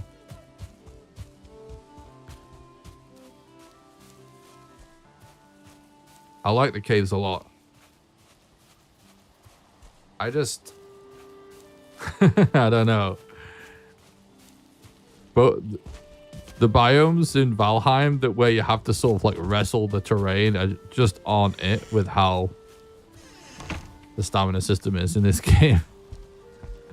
You know?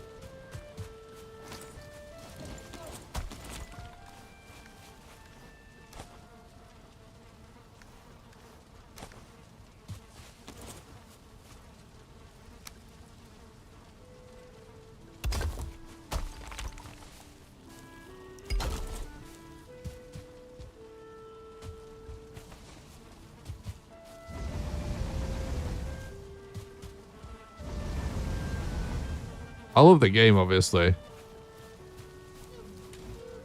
But, you know, it's not perfect.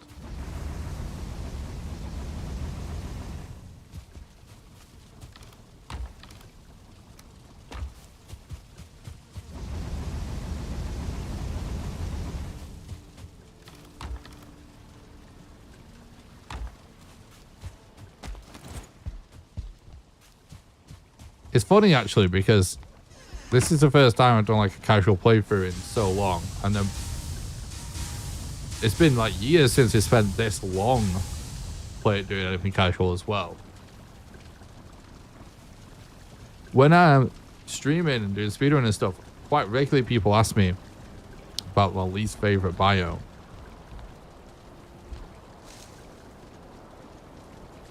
And I don't remember what I normally say, to be honest. Maybe Mistlands. But actually, I think the real answer is mountain. Because there's loads of redeeming things about the Mistlands, actually. And loads of things about it that I love. Especially from a casual playthrough perspective. From a casual playthrough perspective, I absolutely love how they turned it into like a Zelda quest. Basically, to collect all the parts of the key. From a speedrun perspective, that's annoying. But from a casual playthrough, it's awesome. And I love all of the magic and the items, and I do like the dungeons and the boss. It's just like the terrain and the mist that I don't like. Whereas the mountain, Modder is cool, but she has really jank AI. And the terrain is just terrible. And you know, the caves are awesome. And onions are cool. But it does still feel, actually, quite primitive. I do think it's one of the biomes that feels the most deserted, other than the plains. That'd be nice to see some additions there. What's up, Snowlow? I'm just going to go pee real quick. Be right back, guys. Welcome to the chat, though, dude. Right back.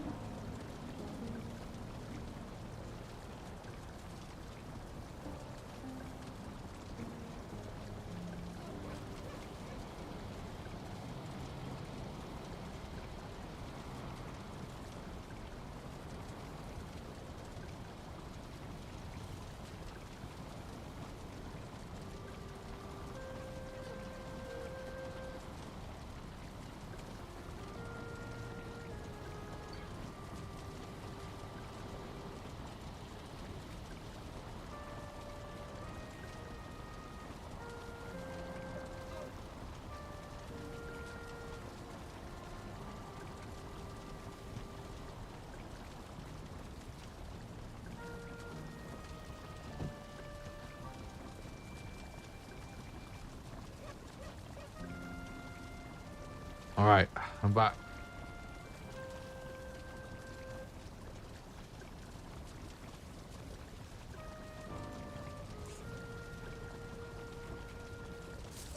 All right.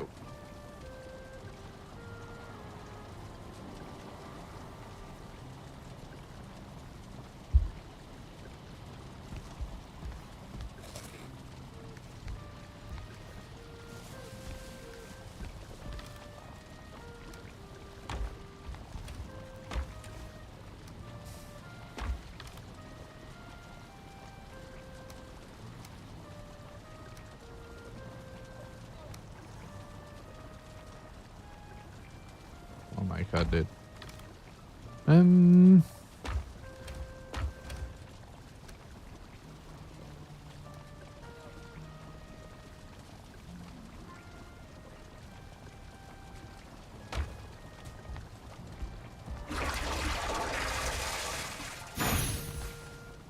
Ah, yes.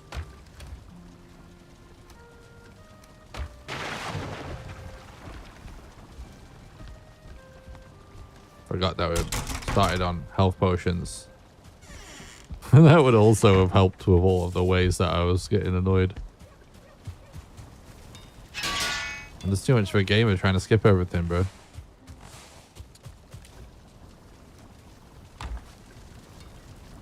Right then. Oh, we haven't bought your mere flesh either. Yeah, let's go and buy as much your mere flesh as we can.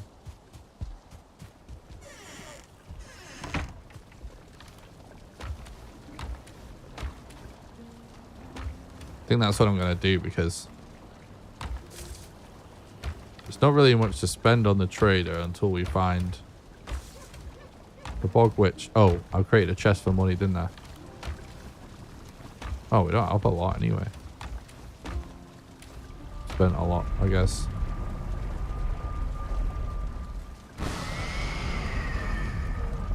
What's it, Tully? What's going on? We just did bone mass last night, so we're getting started in a bit of silver so we can get Frosted together.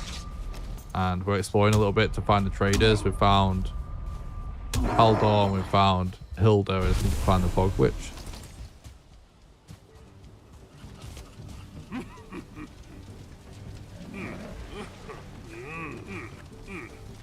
Well, just enough.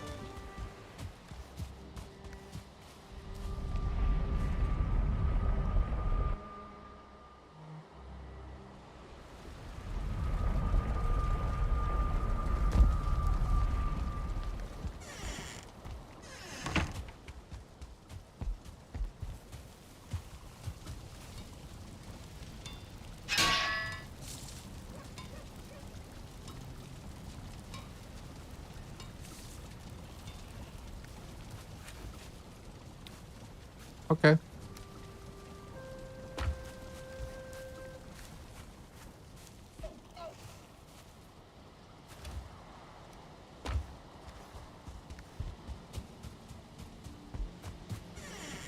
Well, we might as well go do another run.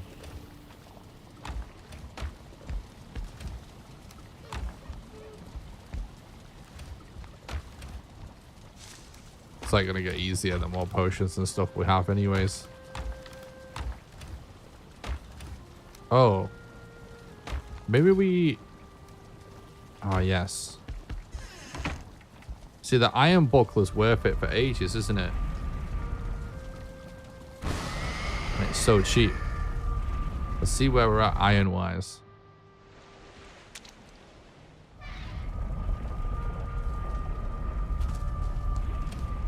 $17.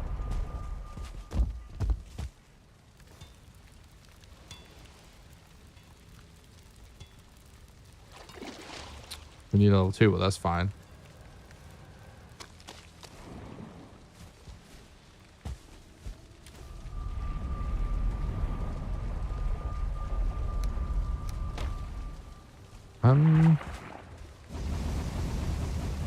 Is it time to do a bit of a coal/wood run as well? It seems like it might be.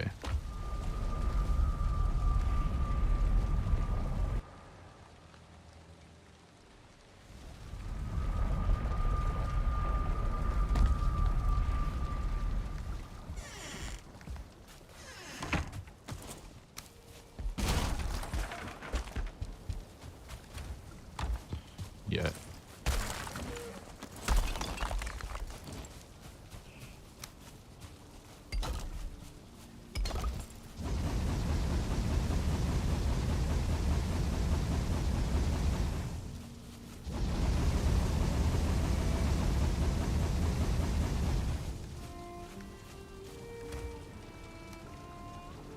Okay.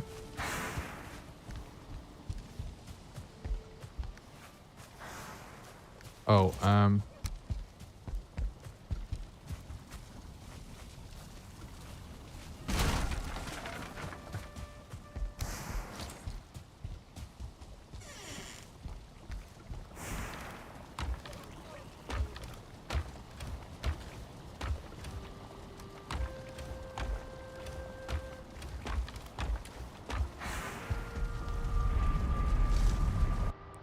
do. Never gets old, does it?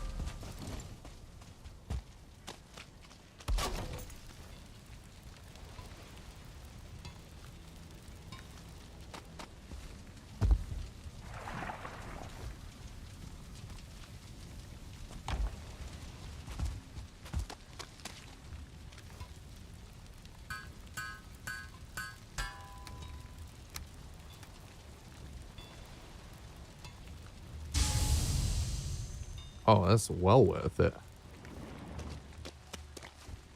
So cheap. Iron is just such good value. It's crazy.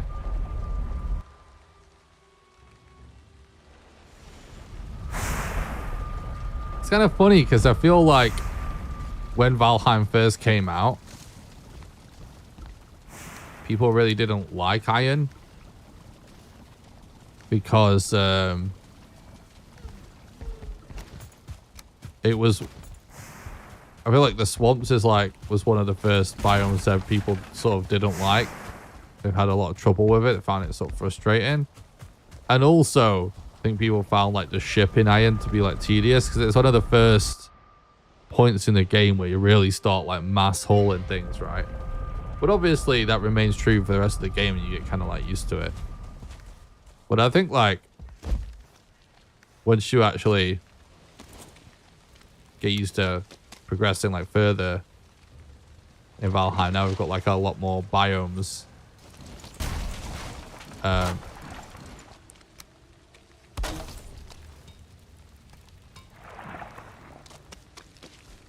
It's pretty obvious like how good value like a lot of iron stuff is, isn't it?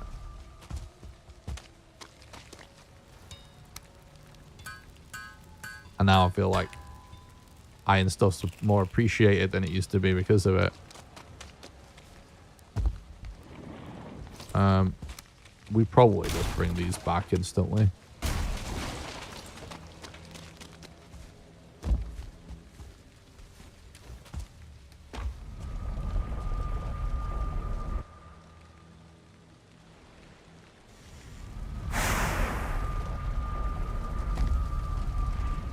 But we should have enough block now with this health combination as well to easily block a golem.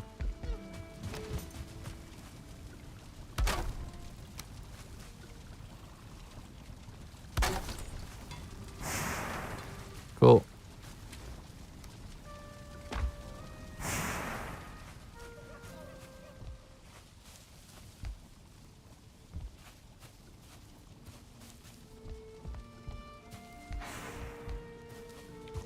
Oh, like there was a bug with a sword?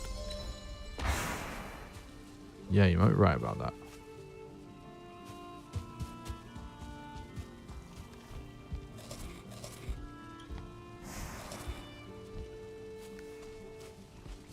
What's up, Misty?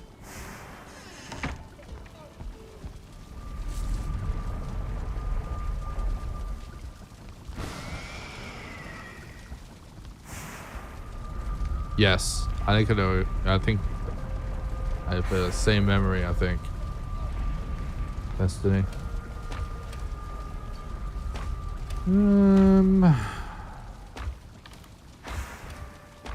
Arrows. Let's just take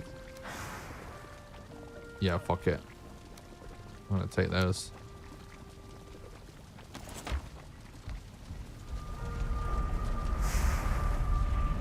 That's your day been good, thanks, mate. Still playing Valheim.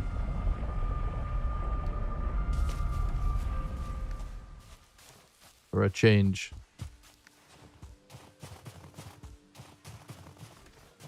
Playing Valheim is not a change. Doing it in a chill way is the change for me.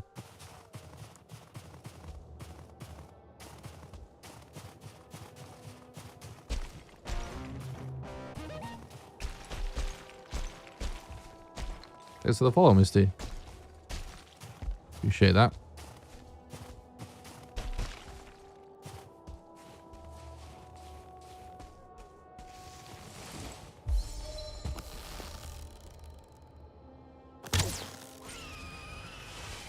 That's more like it.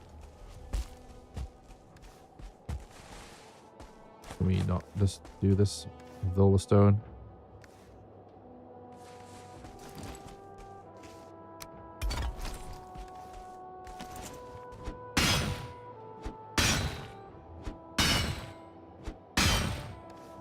I don't even remember how much we need, but it doesn't matter because we're just going to take as much as we can carry and it'll be enough, won't it? Because I think it's a little more than 10, isn't it, that we need? So we need a total of 30, and I think we're just under 20, if I'm not mistaken.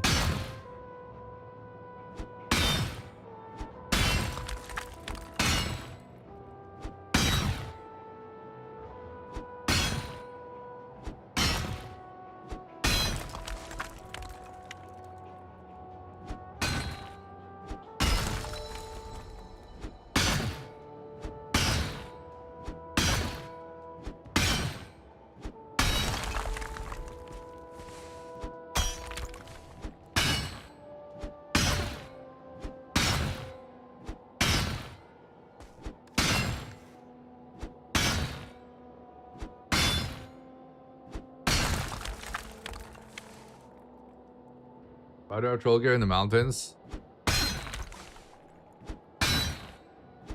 I just don't really felt like making anything else yet.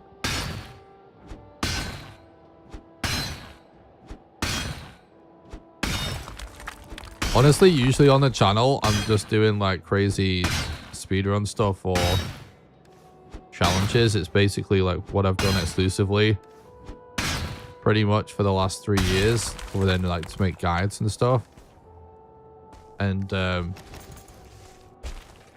I am really used to making like nothing because that's what you do in a speedrun. It's faster. So like this right now just feels like so much. Like I feel like I've done like loads of prep. I'm enjoying just making whatever I want, you know what I mean? Even me doing this like very casually to just relax for a change and just have fun with the game, I'm definitely still going to probably make a lot less stuff than playing the game normally. But most people, I'm mostly full with stone, but I guess it's becoming dark anyway, so it's, in fact, I'm going home. Oh, cool. I think I watched on YouTube before. Probably.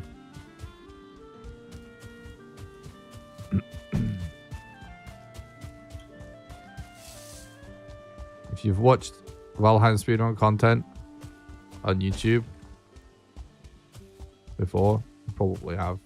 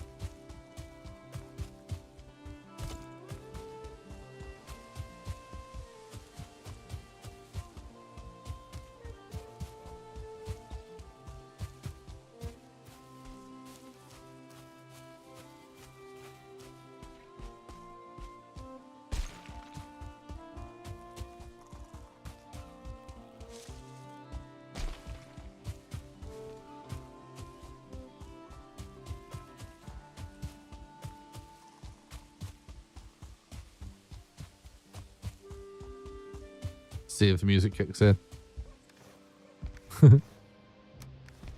It's so funny. I love the new music. It's so good, but it just really makes me laugh.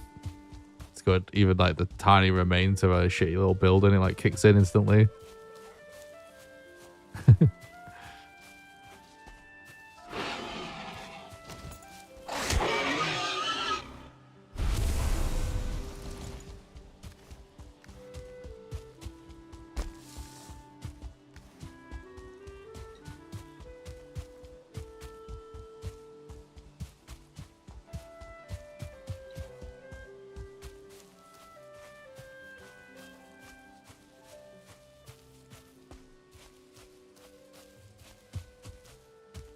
Love going to bed. I was listening to the Meadows music, very chilling. Yeah, I can see that. I like to listen to a lot of video game soundtracks to relax.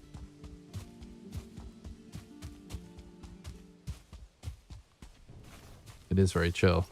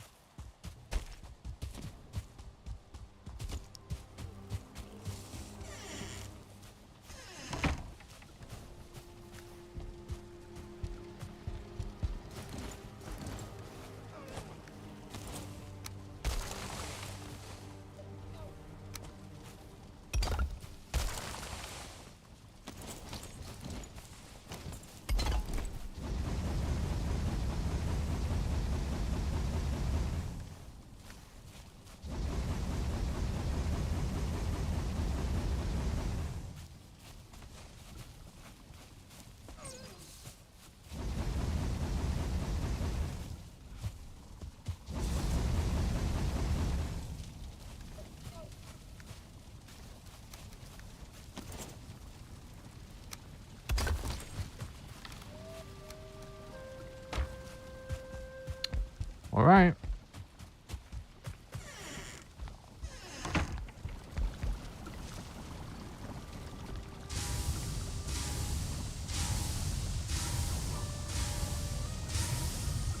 Oh, I actually forgot.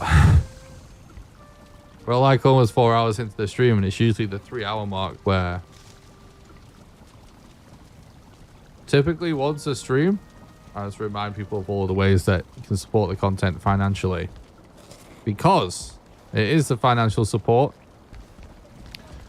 of our community that allows me to continue making content for you guys. So if you would like to help support the content and keep the dream alive for me being able to continue to make content for you guys, then one way you can do that is on Patreon at patreon.com/NickCrawcliffe. Patreon allows you to do a monthly donation, sort of like a Twitch sub, except you can do it for any amount of money, even as little as $1. And how it works is, for example, if you subscribe at the $1 level right now, you'll pay $1 to me right now, and then you'll be paying $1 a month for the other ones until you cancel your subscription, and you can cancel at any time. People that become a patron also get invited to join 2 private Valheim servers. We've got a survival server and a build server. The survival server wipes with every major content update, and the build server never wipes to maintain everybody's builds, and it's been going since the game launched pretty much. As there's all kinds of epic builds there now. Wait, what do we not have? Oh, having a bark. Oh, order me a flesh. Order. Okay. So yeah, you can find a link to the Patreon in the description, or you can do exclamation Patreon in the chat for the link. Also, you can support the content just by doing a normal donation. Via the Streamlabs link, you can do exclamation donate. Or just click the link in the description for that as well. And that's a really good way to do a one-off contribution, because your money goes the furthest, meaning that they take like a really small cut. So it's a good way to do like a one-off contribution thing. And last but not least, you can support the content in the YouTube chat with YouTube memberships or super chats, or on the Twitch chat by doing bits or Twitch subs. And if you're a YouTube member, you get access to random behind the scenes content, whether it's speed casual playing a game, practicing speedrunning, game dev stuff. Sometimes I've done like the making of certain videos, like showing how I did certain effects. We've done like random vlogs, just like all kinds of random stuff. But of course, you don't have to support financially.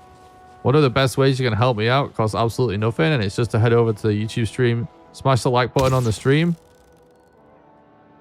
and subscribe to the YouTube channel. So it makes it more likely for my content to show up in the recommended feed. And that really helps. And also, don't forget to join the Discord, because it is the #1 best way to make sure you don't miss any live streams or videos. When I post a video, it goes in the Discord. When I go live, you get a notification in the Discord. You do have to post Discord for that, link in the description.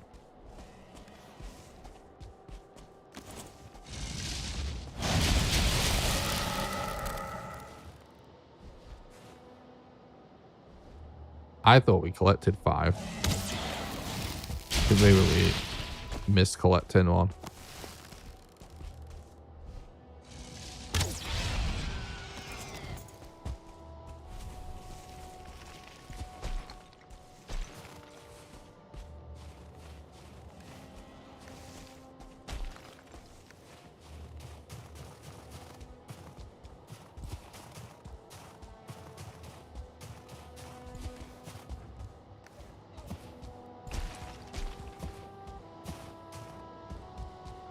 Oh, and I do stream on Twitch and YouTube at the same time, if you hadn't noticed. So if you're watching on one platform and you're trying to find the other one, just check the description. You'll find a link.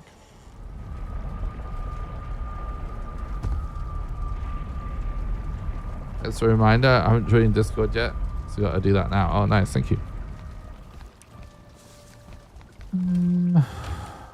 Ancient bark was something I thought I had a lot of. Oh, I do. It's just there. Nice. All right, Frosty, here we go.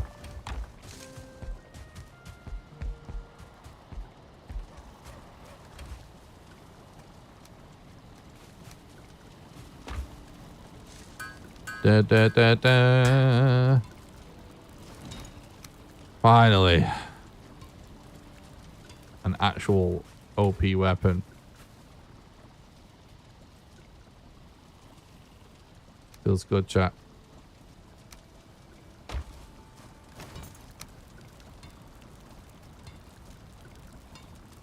Feels good.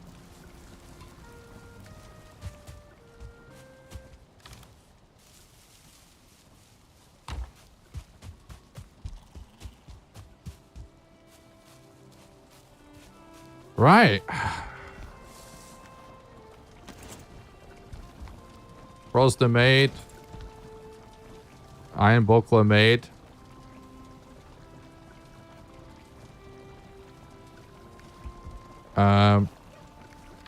Honestly, they're starting to stock up on potions.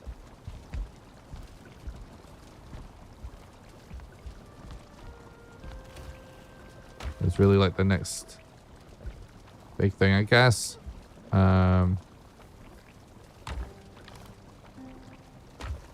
Oh. Wait. Don't we actually have the mats to make a wolf cape? Didn't we discuss this yesterday? When we just needed silver.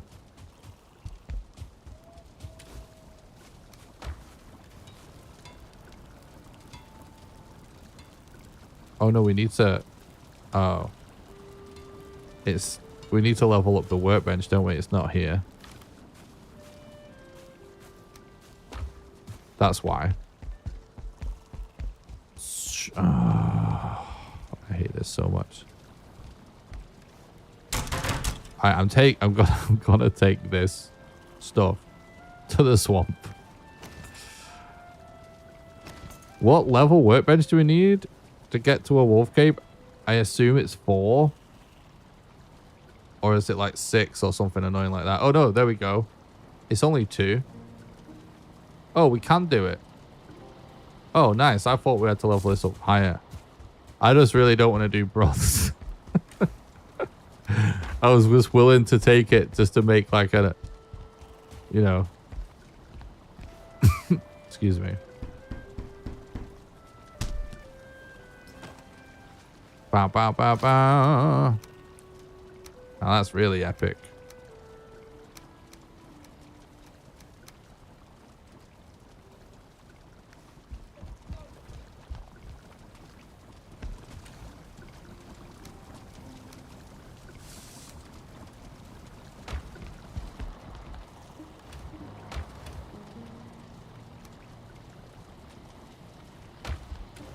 No more frost potions needed.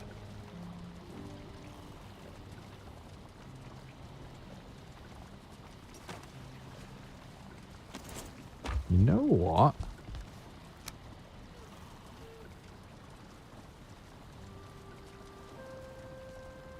Could be worth upgrading this.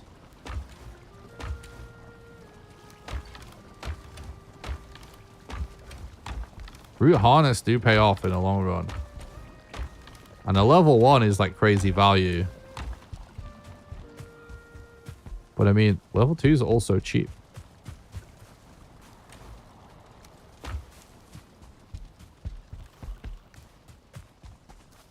It's kind of a sick get up this, to be honest.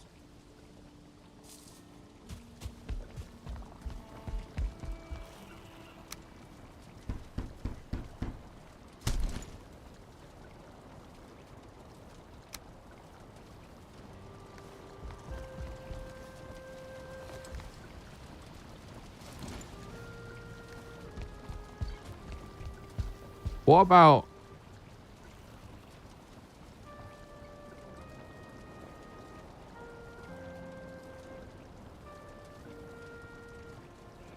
Wait, what am I missing for...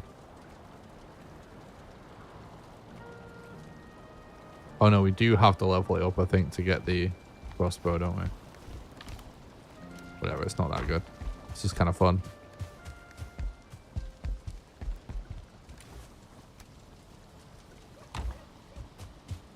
Nice. So I was just thinking like what we do potion wise. We probably do another lot.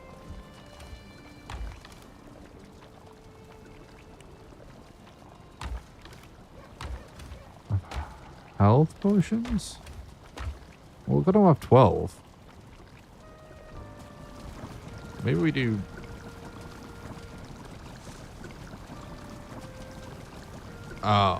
we don't have access to medium stamina yet.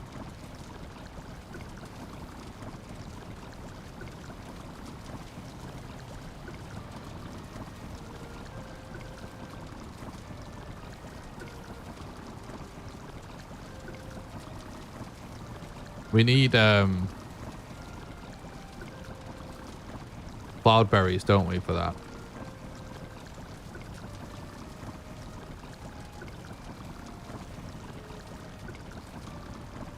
Maybe we just go all in on health. Well, not all in. Let's make one more. Let's get one more set cooking. Honey, blood bag, raspberries, dandelion.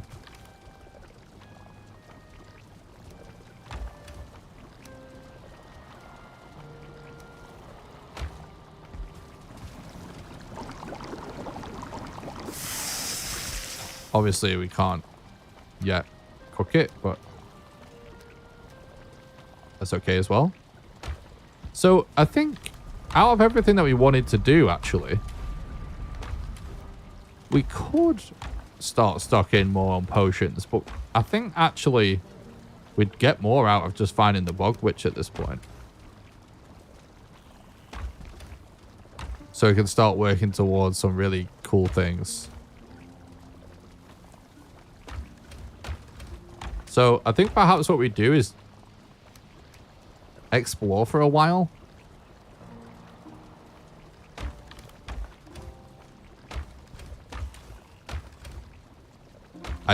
I mean, there's certain things like some taming maybe and stuff like that.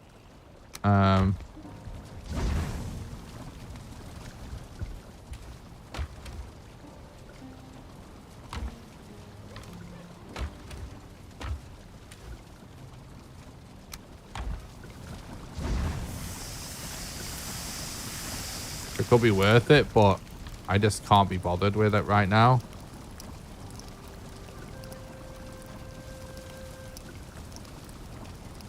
Like, we're quite stacked, considering where we're at.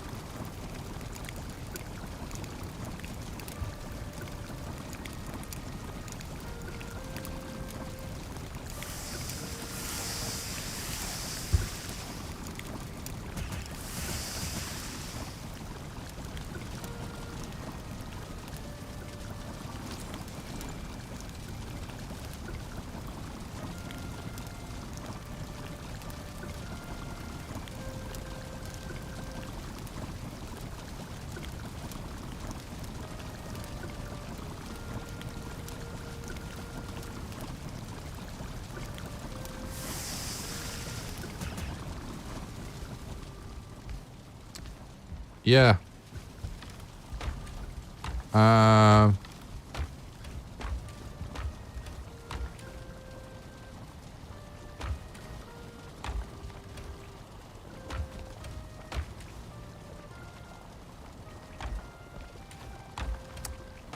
Yeah, I guess we sell this one piece of amber.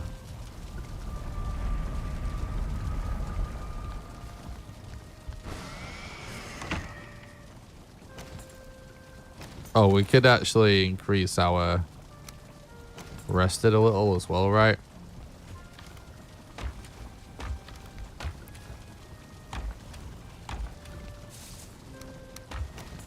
Oh, do we even have enough for another rug? Whatever, I don't care. Let's go sell this thing and go and explore. I now feel like I've done the tiniest bit of like preparation and making gear, and I just feel like over prepared, and I'm over it. I want to keep going.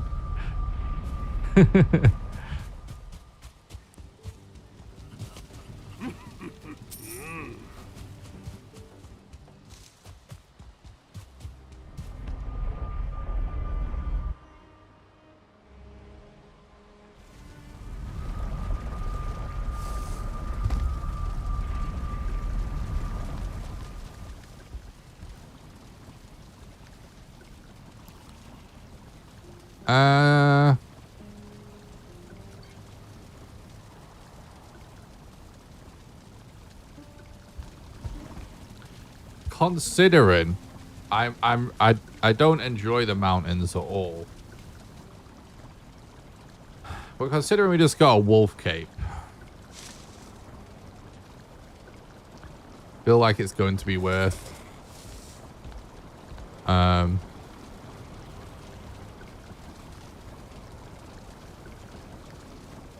checking out that mountain at the trader.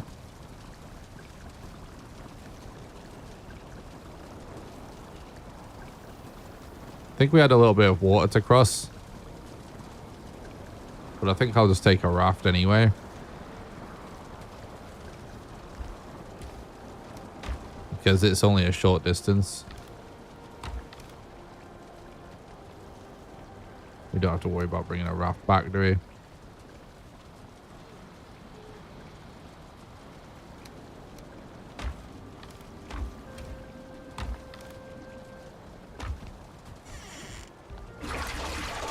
Alright, get these in.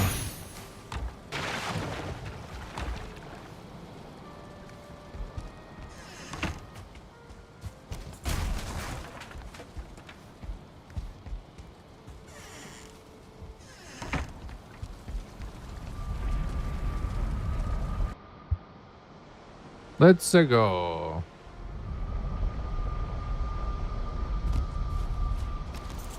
Has anyone in chat remembered me telling the story about the fact that Mario says, let's go, and how when I was a kid, and for years, because of I used to think this as a kid, I used to think he said Mexico.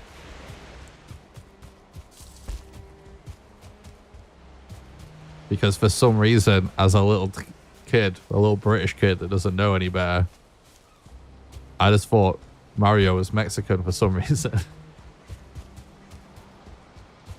And just thinking he's Mexican. Plus the way he says it, it just made complete sense. And I remember living with my best friend, who actually moves in down the road from me on Thursday. It's so hype. We're gonna have to get him on a stream at some point.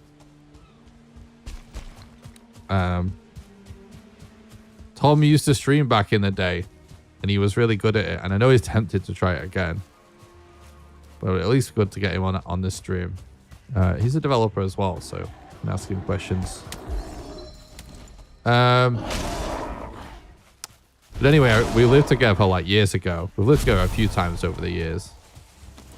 And one time when we lived together, I remember it was like the first time this topic came up. And he was like playing Mario.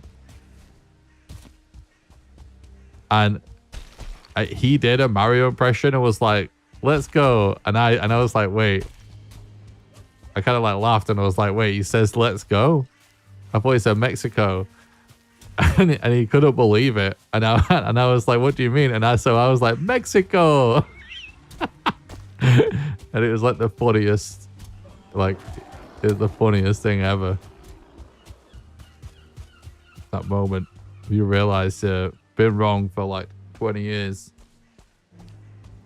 Yeah, look at this mountain right here.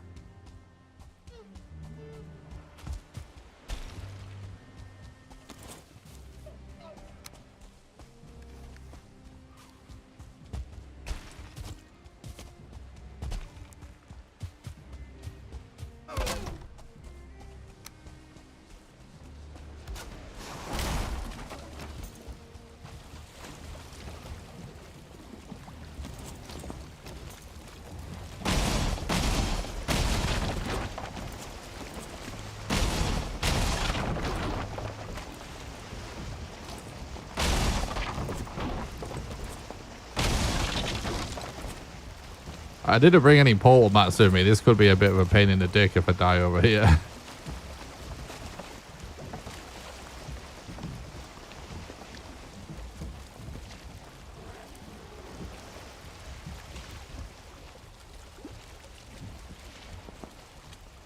Come on. Everybody blow on the screen, chat. I need to go faster.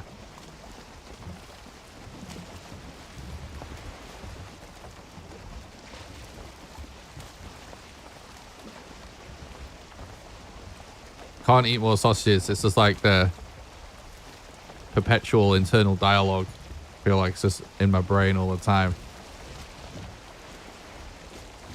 In order to not die.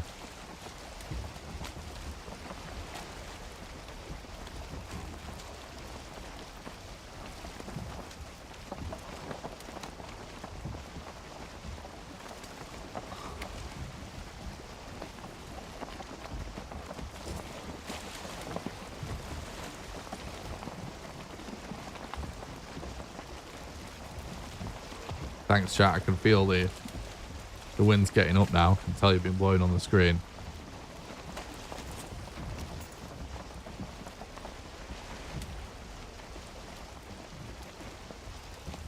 Do you remember there was an era of like DS games where there was something to do with blowing on the screen, and like how it worked was they were literally just having you blow the microphone out in order to do something in the game, basically.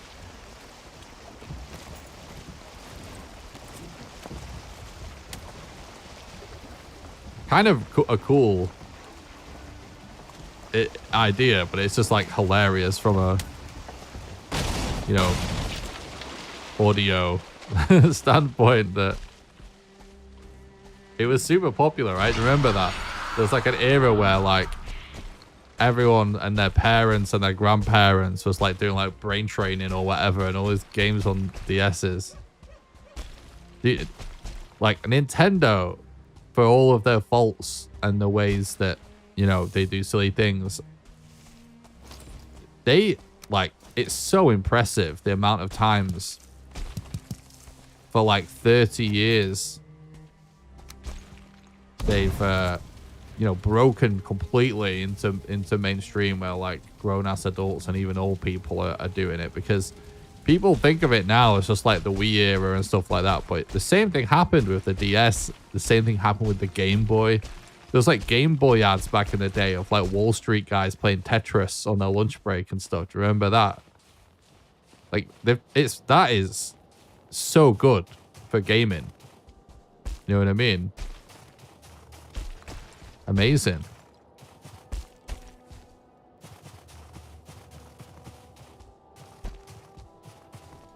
Well, we got a cave. That's cool.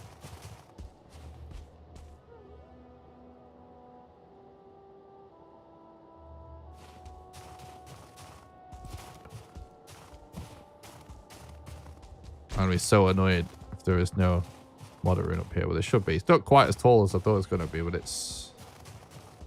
I don't know. It's pretty tall, actually. I feel like I have almost 100% track record of being able to call when we at least get a modder rune, if not the boss. I'm gonna be disappointed if it's not true. Do you see a few things where it's got bad RNG because there's...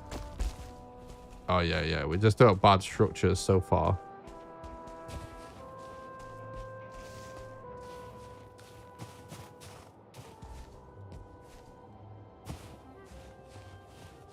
Another cave right there.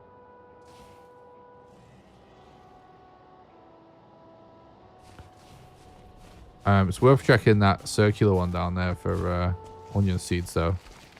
It's one of them long mountains, isn't it? So it could be scuffed.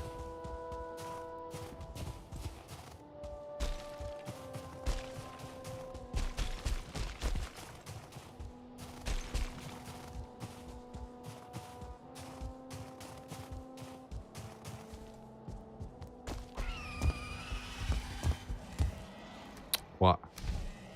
Oh my god, bro. That's actually...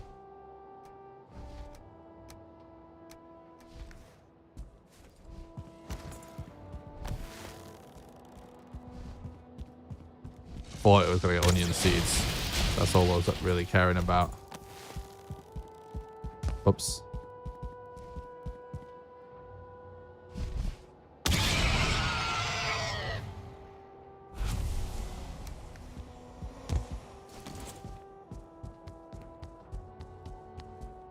Yeah, exactly, Tully. Yeah, we were talking about that before. I do think it's probably my least favorite biome. It does look cool. Undoubtedly cool looking.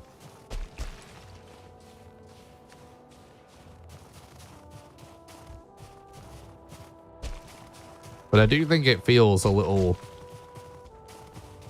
Oh, Christ. It feels like it needs a little love at this point.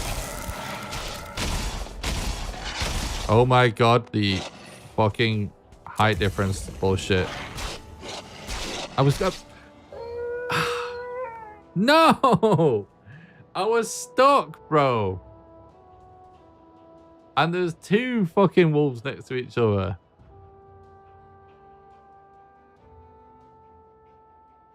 Oh, that's gonna be annoying.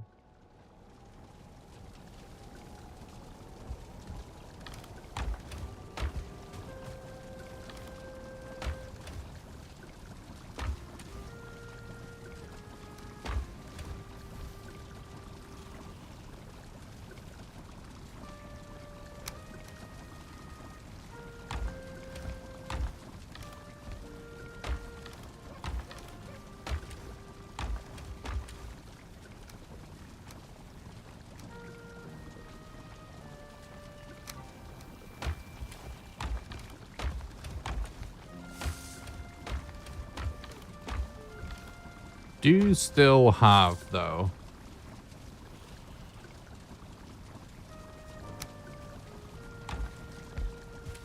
some frost potion. Or we have one at least.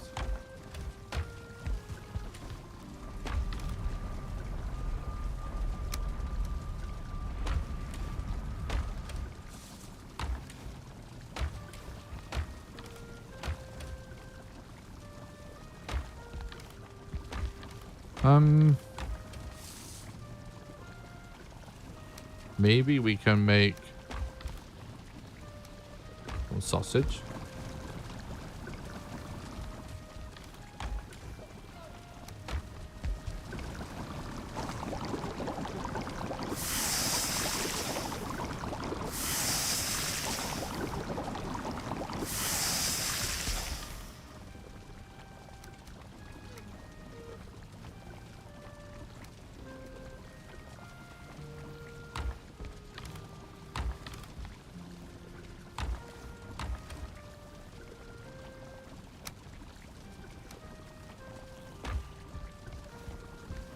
Um.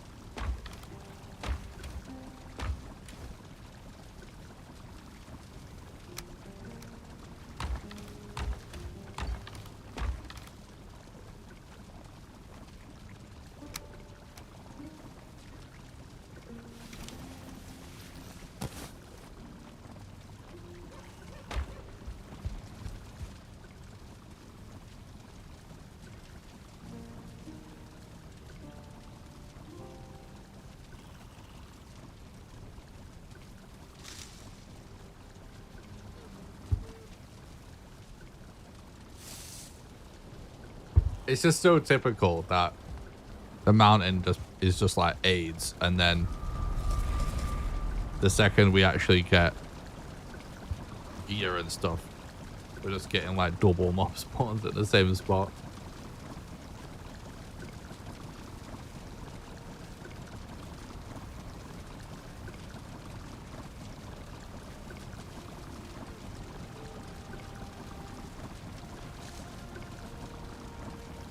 I'm just waiting to regen a little bit before we go.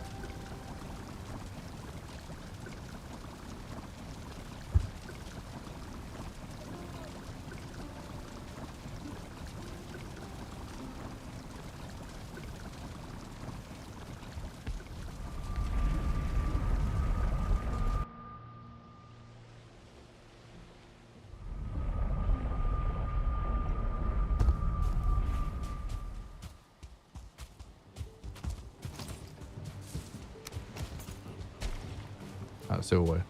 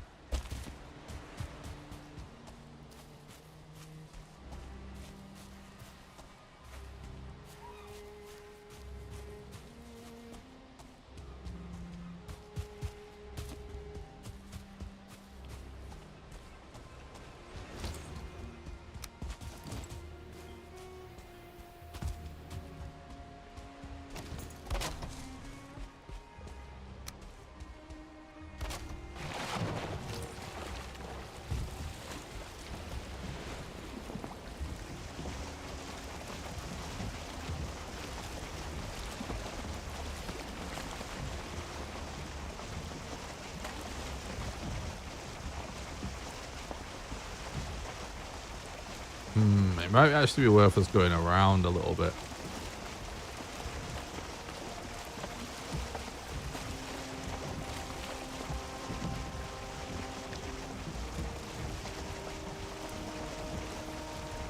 That plane's over there. Right, looks like it could be.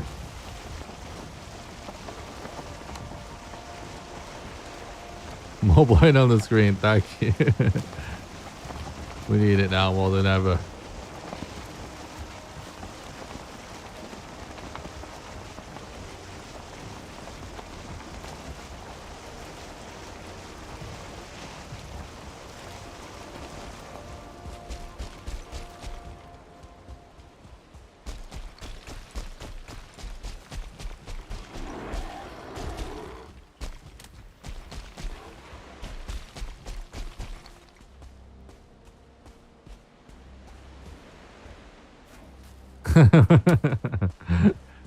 Good one, seeing Dog.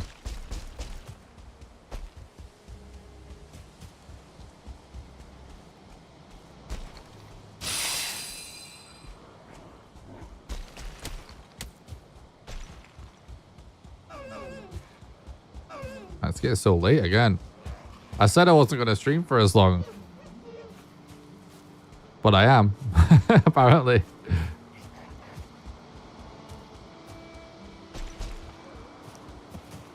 I mean, we did about 5 hours last night.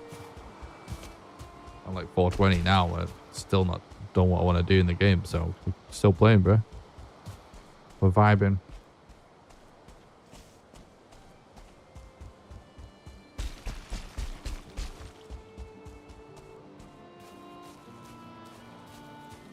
I probably won't stream much more than 5 hours though, because you know I spent last night making pallet sniffer. I've got to put it to good use now.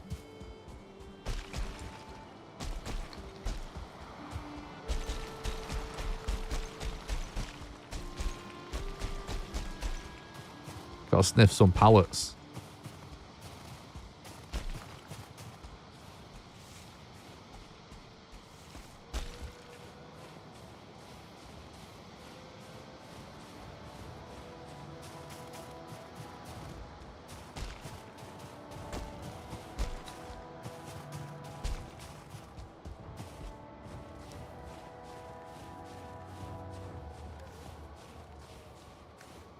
Just gonna see how the game's gonna figure out how to fuck us in out of this situation. Yeah, that's what I thought. I'm dead.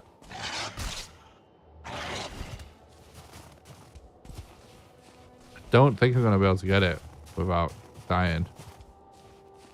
It's in a really fucked spot. Yeah. I can. I just need to drop some stuff. I need to not die when I'm dropping stuff.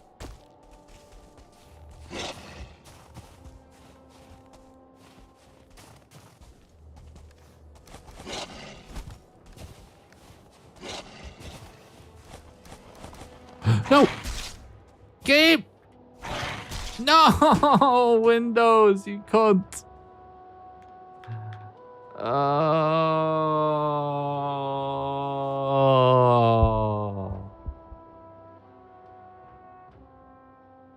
It might be time to change to the keyboard that I normally use to play Valheim with, because this shit of me accidentally bringing up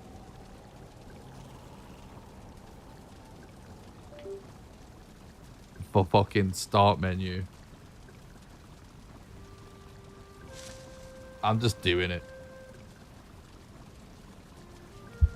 I'm using a different keyboard than what I normally speedrun the game with, because I'm not speedrunning around, I'm just chilling.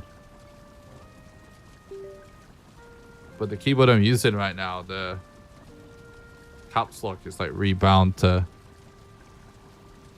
escape. And if you hold it, control and press escape, it does this. So if I fat finger press in tab and I've got control held down, I end up doing it.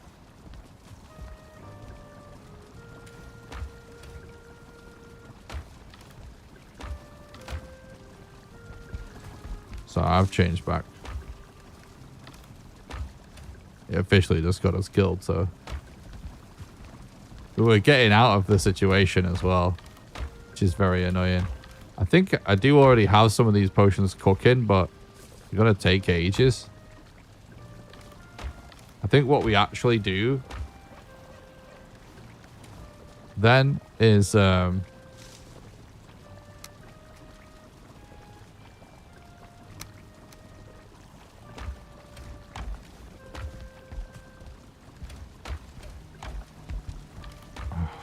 annoying. We just take like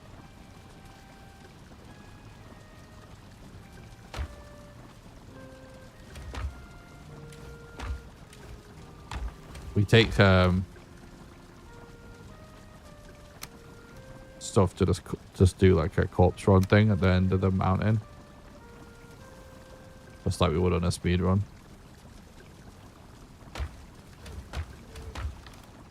So it's gonna get it over with much faster.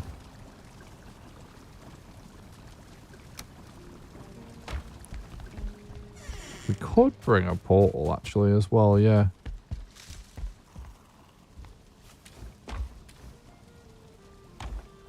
Yeah, maybe that's actually even better.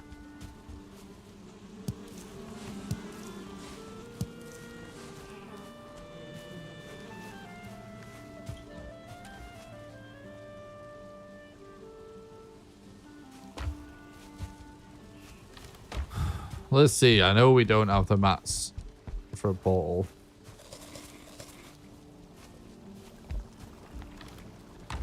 But we can get... can we get them? We can't, it's not worth it. We're going to have to go the wood route. Because our only axe good enough is up there. We're going to have to make an iron axe or something. Just to do it. Which I don't know if it's really worth it.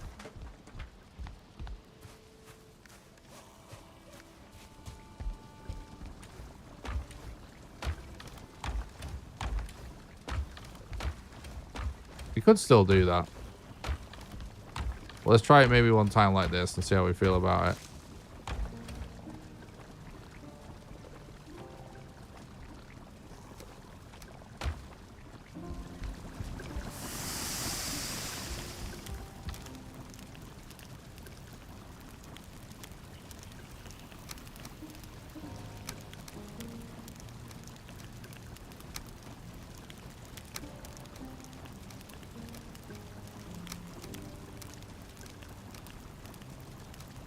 Actually, no, we're just doing like that.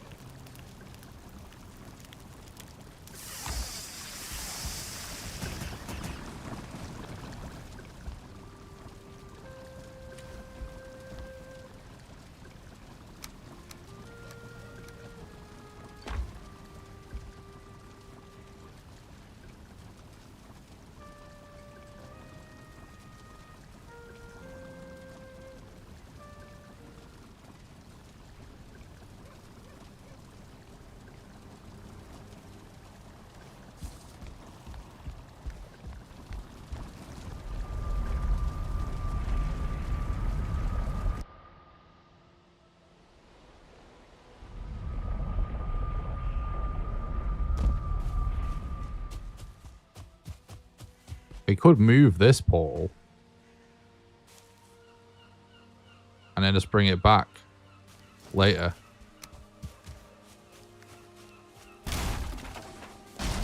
There we go. That's what we do.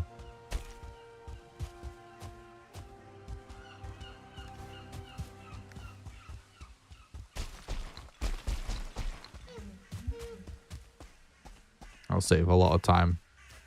And then we can still do the corpse run strat as well. And so we'll definitely be sorted then.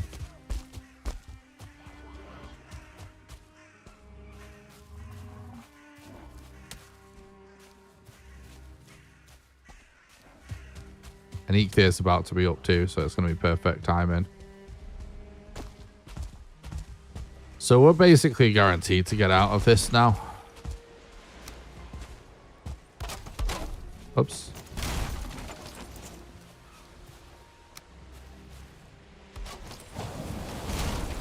Sometimes Valheim just fucks you. It is what it is.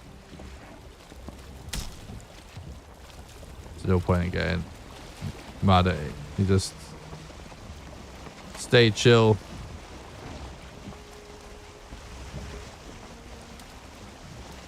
Eventually you get out. Everything's a question of preparation. We're obviously quite under-geared. But obviously we could like really prepare for us this corpse run to get our stuff back. We could well prepare now for this next bit if we wanted to.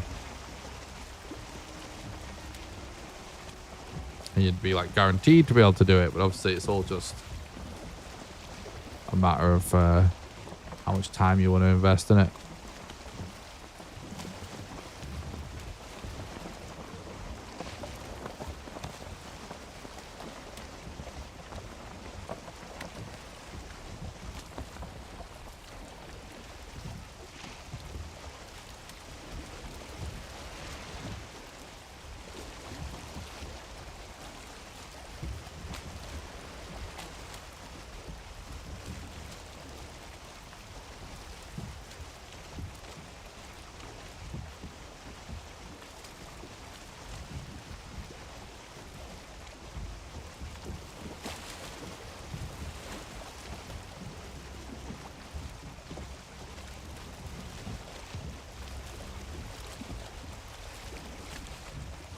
It's still kind of funny, isn't it, that they've never bothered doing an animation for this. I don't know why that just popped into my head. Well, Valheim is actually very, you know, really quite polished from a visual standpoint. It's sort of interesting.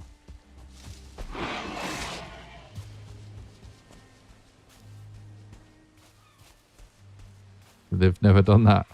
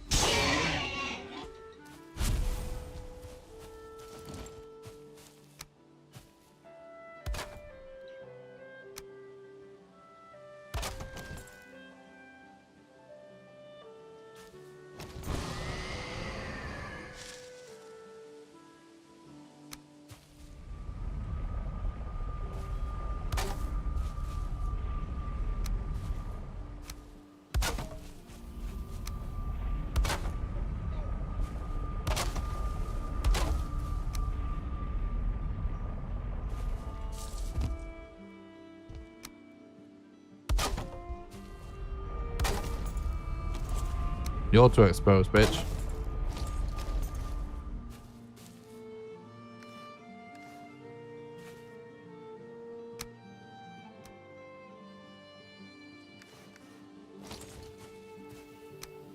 Well, like I might as well use my actual keybinds that I normally use for the run and everything at this point.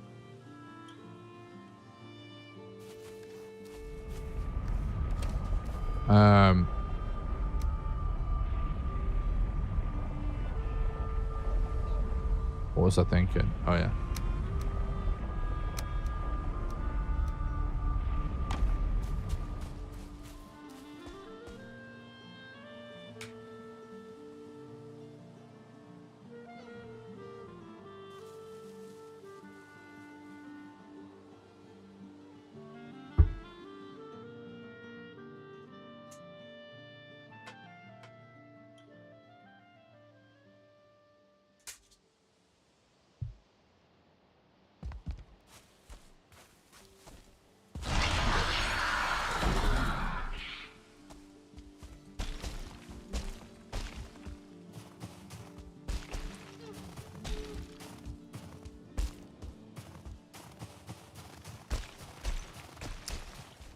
Fucking Drakes as well now.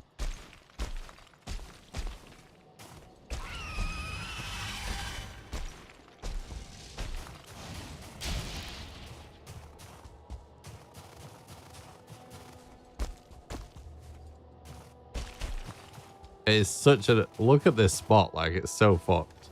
It's kind of no.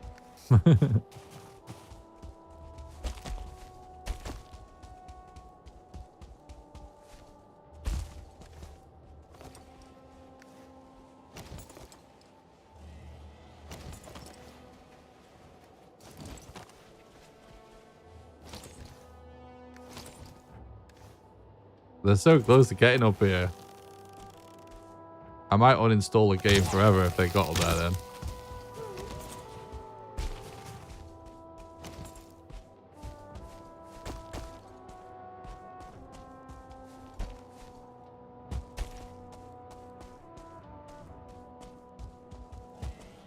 What? They're invisible.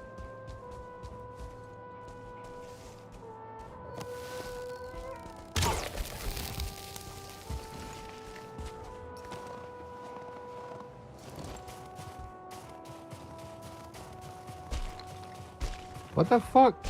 Where are these little dipshits going, dude?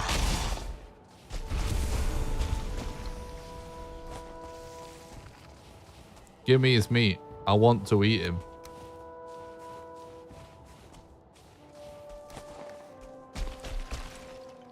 I have to eat these fucks.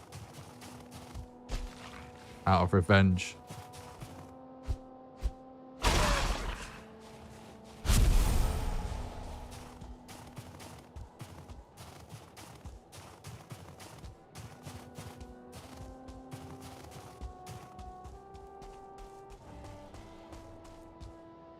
Oh, it's like the most cancer mountain possible, basically. Where it's just long.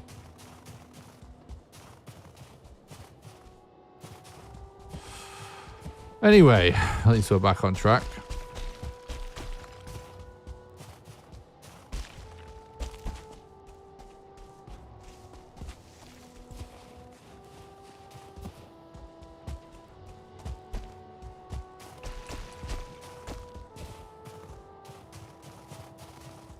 Might as well check for onions.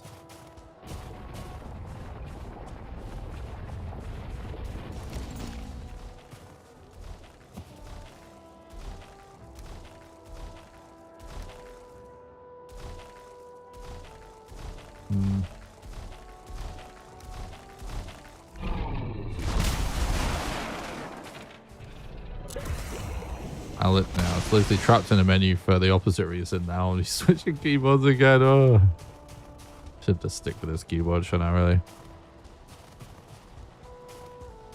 It's a problem with like switching keybinds and stuff.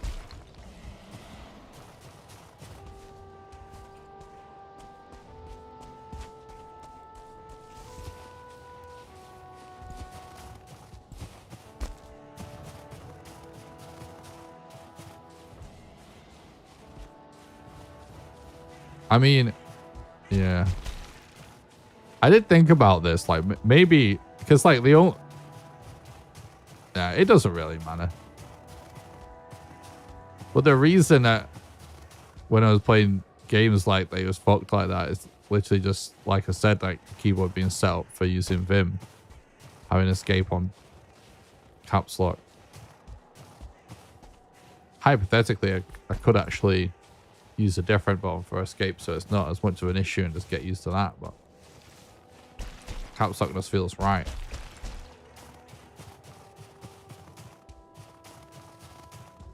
It's also like the pointless button. Look at that!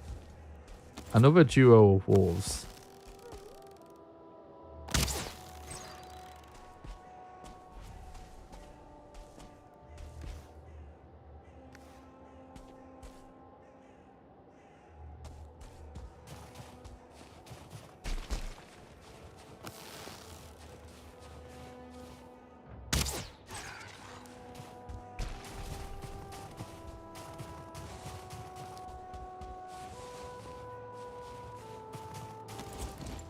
Any Vimmers in the chat use anything other than caps lock for escape?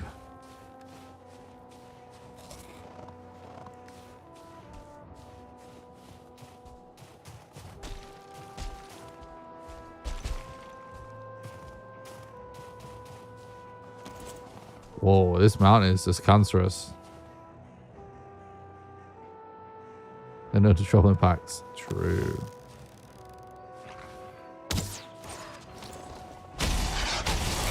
Nice. We're being hunted. I'm leaving.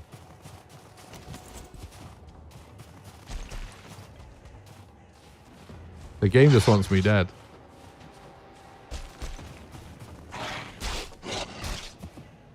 You fucking bastard.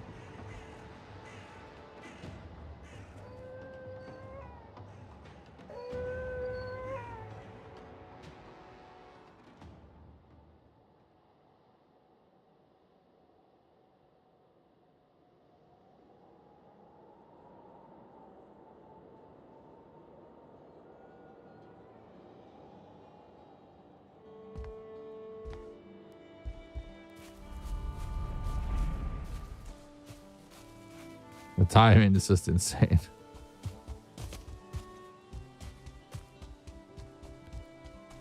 Well, this mountain turned out to be kind of garbage anyway. The only thing interesting is that cave, so.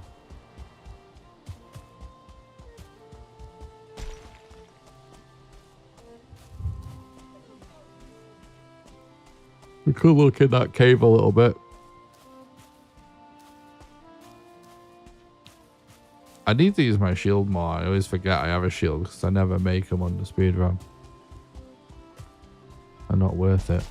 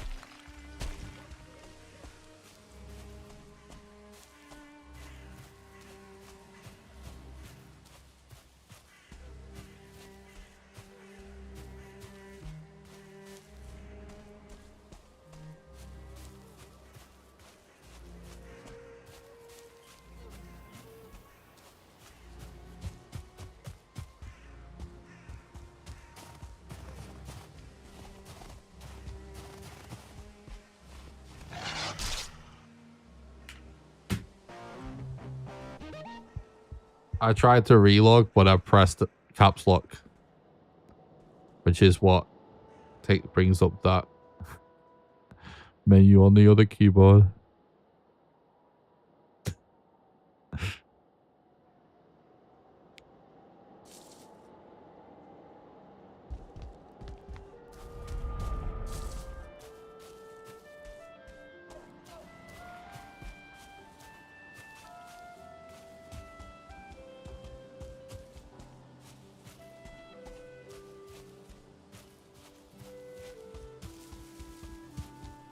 I'm not that tired now.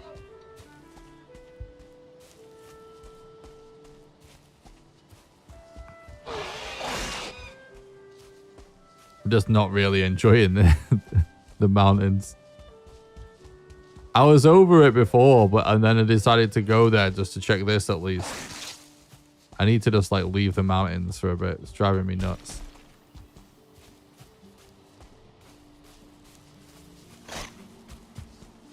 Like, it's supposed to be doing chill, cozy, relaxing gameplay. It's just like pissing me off.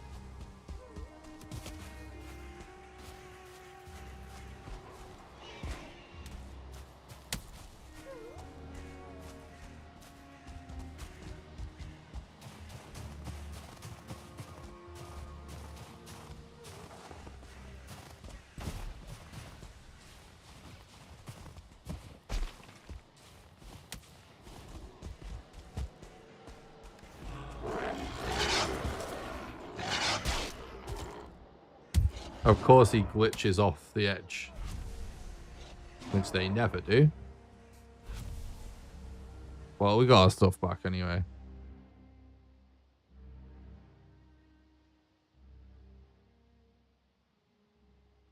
Fuck this place. I'm out of here.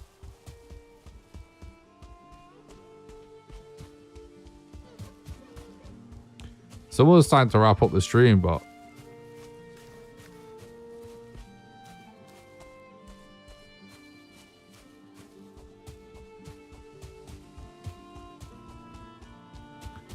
I feel like we haven't made progress since we made the Frosner. Be nice to make a little bit more progress.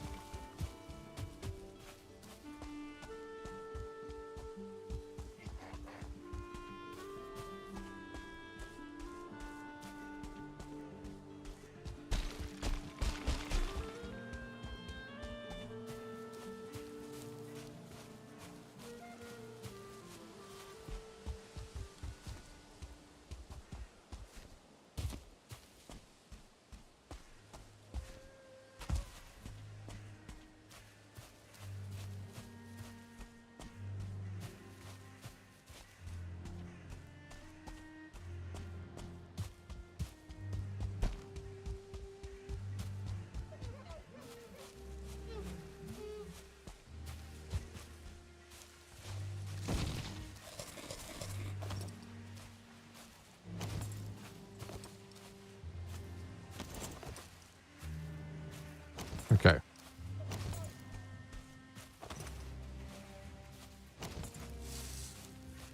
Dude, we literally got a mountain full of double wolf spawns, whether they spawn in pairs.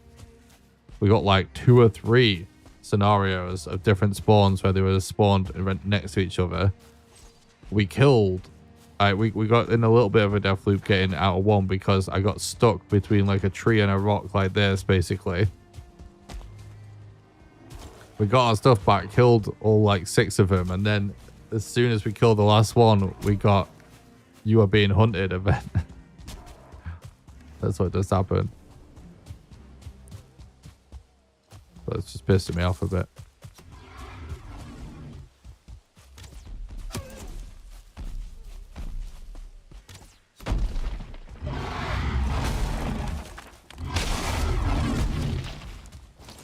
I'm not even fighting this guy. Can't be bothered.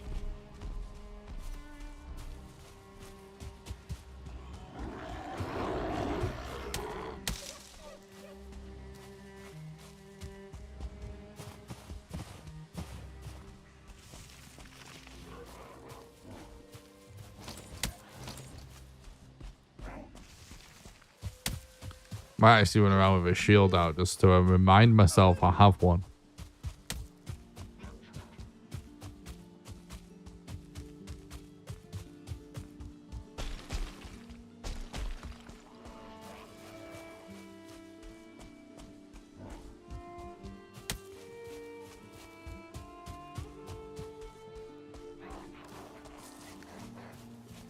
Right. Actually, I think what we should do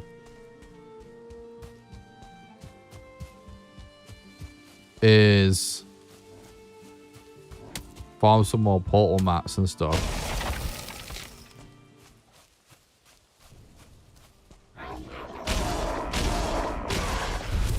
And so we can actually set up a portal here.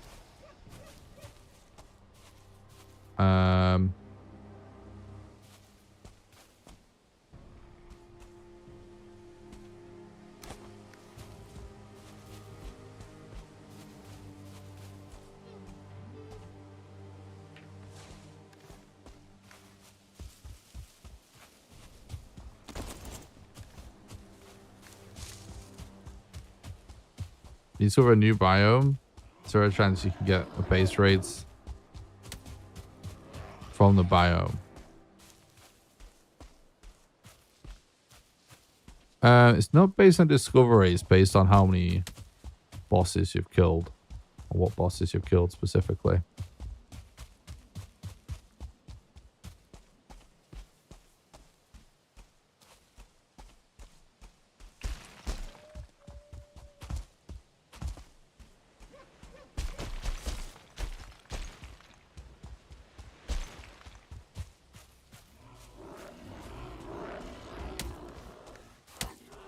Where's the music?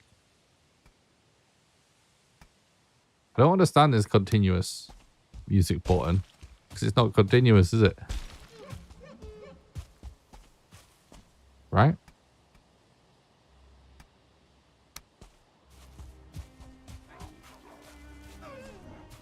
Yeah, it's on by little neurons gear, yeah. That would be annoying. This is a really bad mountain. I might not end up bothering with it. But if we end up in need of silver or something, it's got to be worth dipping into that cave at least a little bit, though. Because there is always a chance it has a modder rune.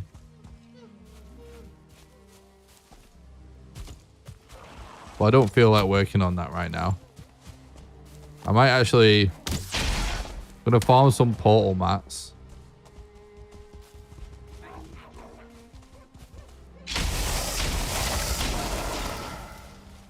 And then I might actually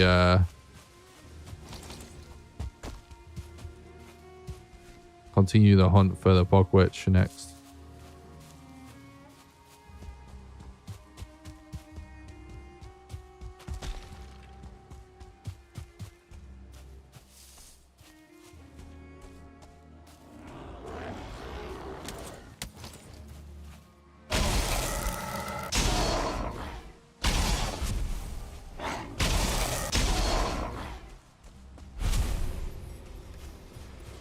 We could use more eyes.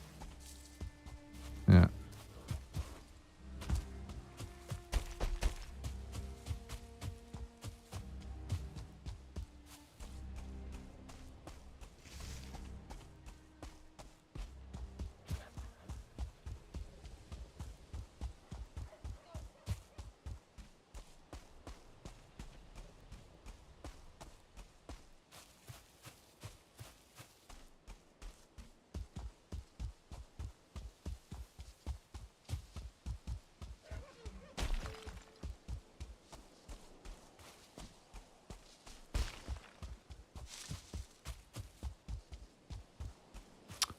I am going to have to end the stream pretty soon anyway, though, to be honest.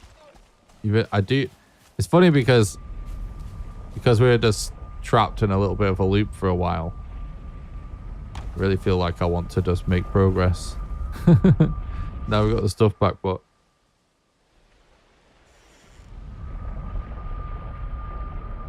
it is 9 PM and I do need to get a little bit of game dev done before I get to bed. So I'll have to sign off pretty soon anyways.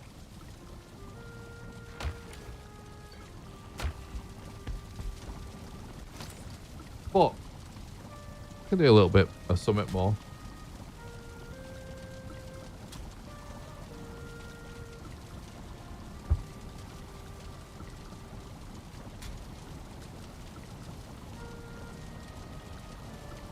We're looking for more specifically.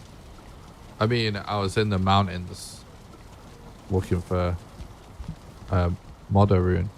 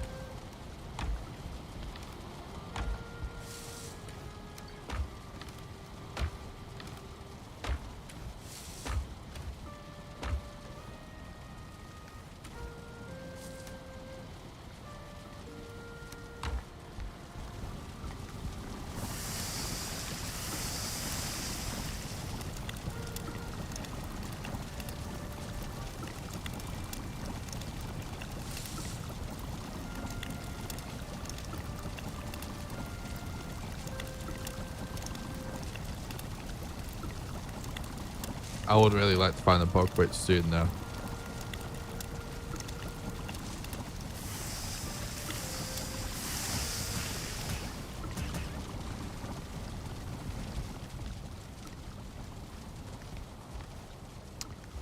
Ah, yes, we need to wait a while to sort out our trader stuff.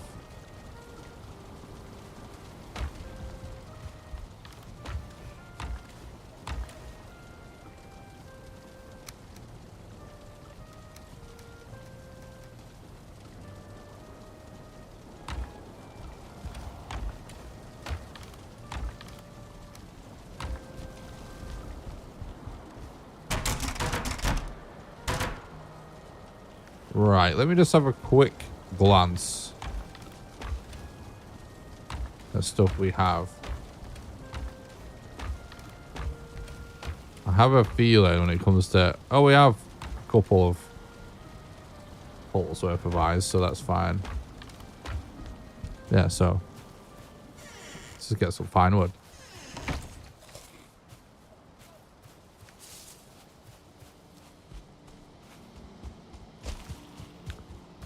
I'll probably just farm a little bit of fine wood so we're set up for sorting our portal situation out, and then we'll wrap it up for the evening.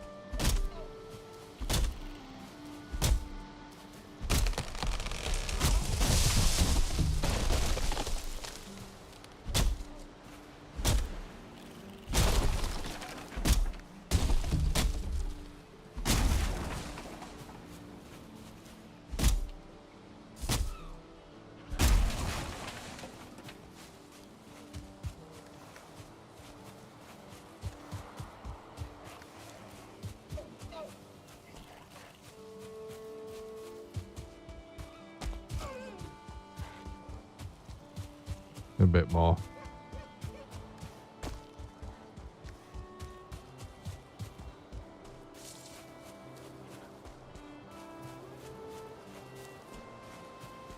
Frost through the ball just feels wrong.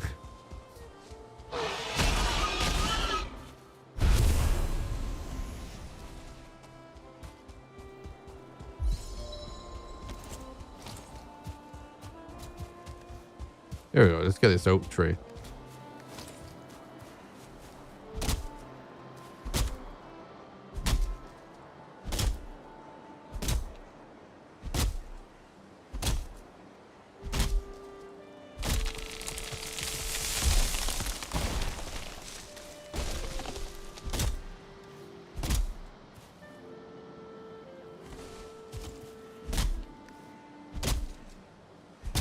Acorns are a nice looking little sprite and model that you don't see that much.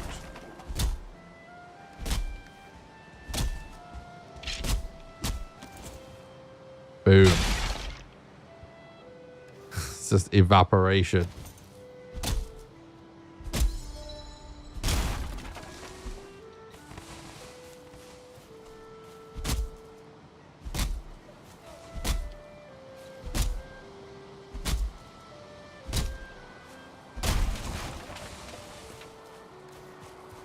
There we go, there's plenty. Not going to need any more than that for a while.